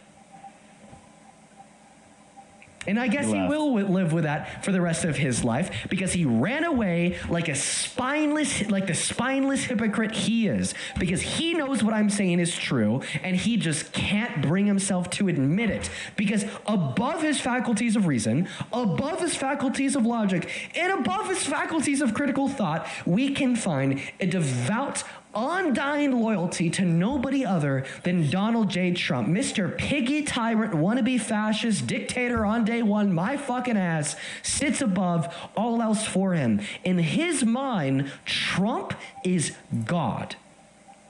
And that's the fact. That's the fact. That's the fact that is true of that last guest and many guests before him that will continue to prove itself true the more we drill in to these goddamn cowards. And with that, we're going to go to move on to the next guest. Alrighty, Dean, I'm gonna go start my own live real quick, man. I appreciate you having me up, bro. Good to see you as always, man. Sounds good. Appreciate you for coming up, Parker, and have a good stream, my friend. Appreciate it, man. Yep. Take care. Take care. Oh, God, I'm feeling good. Oh, God, I got him to run away. I got him to leave. I'm feeling good. Oh, God, that feels so fucking good. The vindication, just to know that he knows I'm right. That feels good. He knows that I'm right, and that's why he left. He knows that I'm right. He does. God, it makes me feel so vindicated, you know? Like, oh, my God. Yeah, thank you for the $1 over on PayPal. Matthew says guest is deaf nuts. Absolutely. And then Charlotte with a $4 on PayPal. Thank you so much. And Ben, thank you so much for the $25 over on Venmo, who says you act like testimony is just gossip, bro. That's how crimes work. Criminals usually don't commit the crimes live stream in 4K. Ben, you know, you've actually been sending like a lot of like really base counter arguments to the crazy shit the guests have been saying all day long. Thank you. Thank you for the $25 and the continued great points. Show some love to Ben down below, everyone. And Keela, thank you for the $5 on Venmo. Pamela, thank you so much for the $10 over on Venmo, who says my son was a quote-unquote Make-A-Wish kid, and he was stronger and more honorable and had more character in his 5 years. Oh my God, I'm so sorry, Pamela. Than this guest. Oh my God, Pam. I'm really sorry to hear that. Holy shit, dude. Thank you for the $10. I hope that I wish you happy holidays, Pamela. And then Sarah, thank you so much for the $10 as well, who says, as a former Make-A-Wish grantor, maybe shut the fuck up about using it as an insult. Yeah, why are we using a phrase that we relegate towards children with chronic conditions that usually die from said chronic condition as an insult?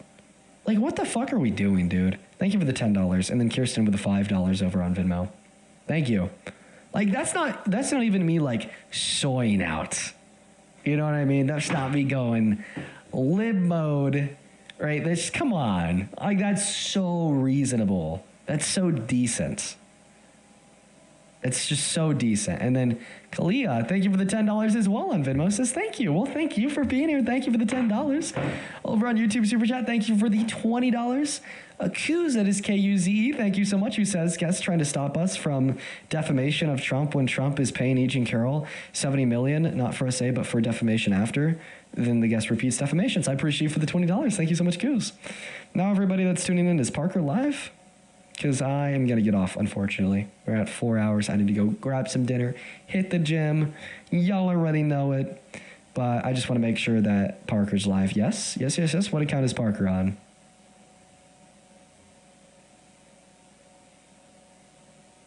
Yo! Oh my God! Madison! Thank you for the $100 on Venmo! Oh my goodness!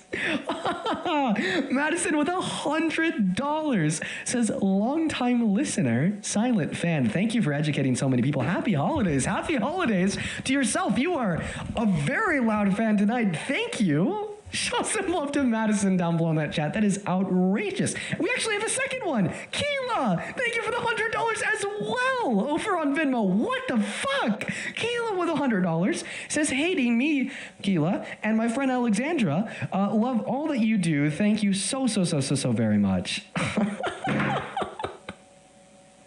Keela, you do not need to be shown that much love. Thank you. Thank you. A billion fucking times over. Thank you so much for your kindness. Keela and Madison. Guys, I know that we're ending. I know that we're about to hop off, but please show some love to them down below in that comment section. You guys are fucking great. Thank you guys. Hell yeah. Thank you guys for your kindness. Fuck yeah. Oh my goodness. Literally so fucking kind. And we just got one last one here. Scott, thank you so much for the $50 over on PayPal. Thank you, Scott. Thank you. Who says 3 things. A hexagon has 6 sides. Yeah. You and Parker have a great career in politics if you want it. And the last time a Republican introduced tariffs was Herbert Hoover in 1930. FDR and Truman were elected 5 times after that. Scott, smart man over here. Thank you for the $50. You're awesome. Thank you for the love, Scott. Huge shout out to Scott down below in that chat. Now, for everyone else, I'm going to go and end the stream for the night. I got to go hit the gym, eat some dinner, make a protein drink. We're trying to get big out here. See you guys tomorrow on your way out on TikTok. Hit that follow button. I'm live every day on YouTube. Hit that sub button. Drop a like on the live stream. Helps the VOD push out more. I'm also live over there every day. I'll see you all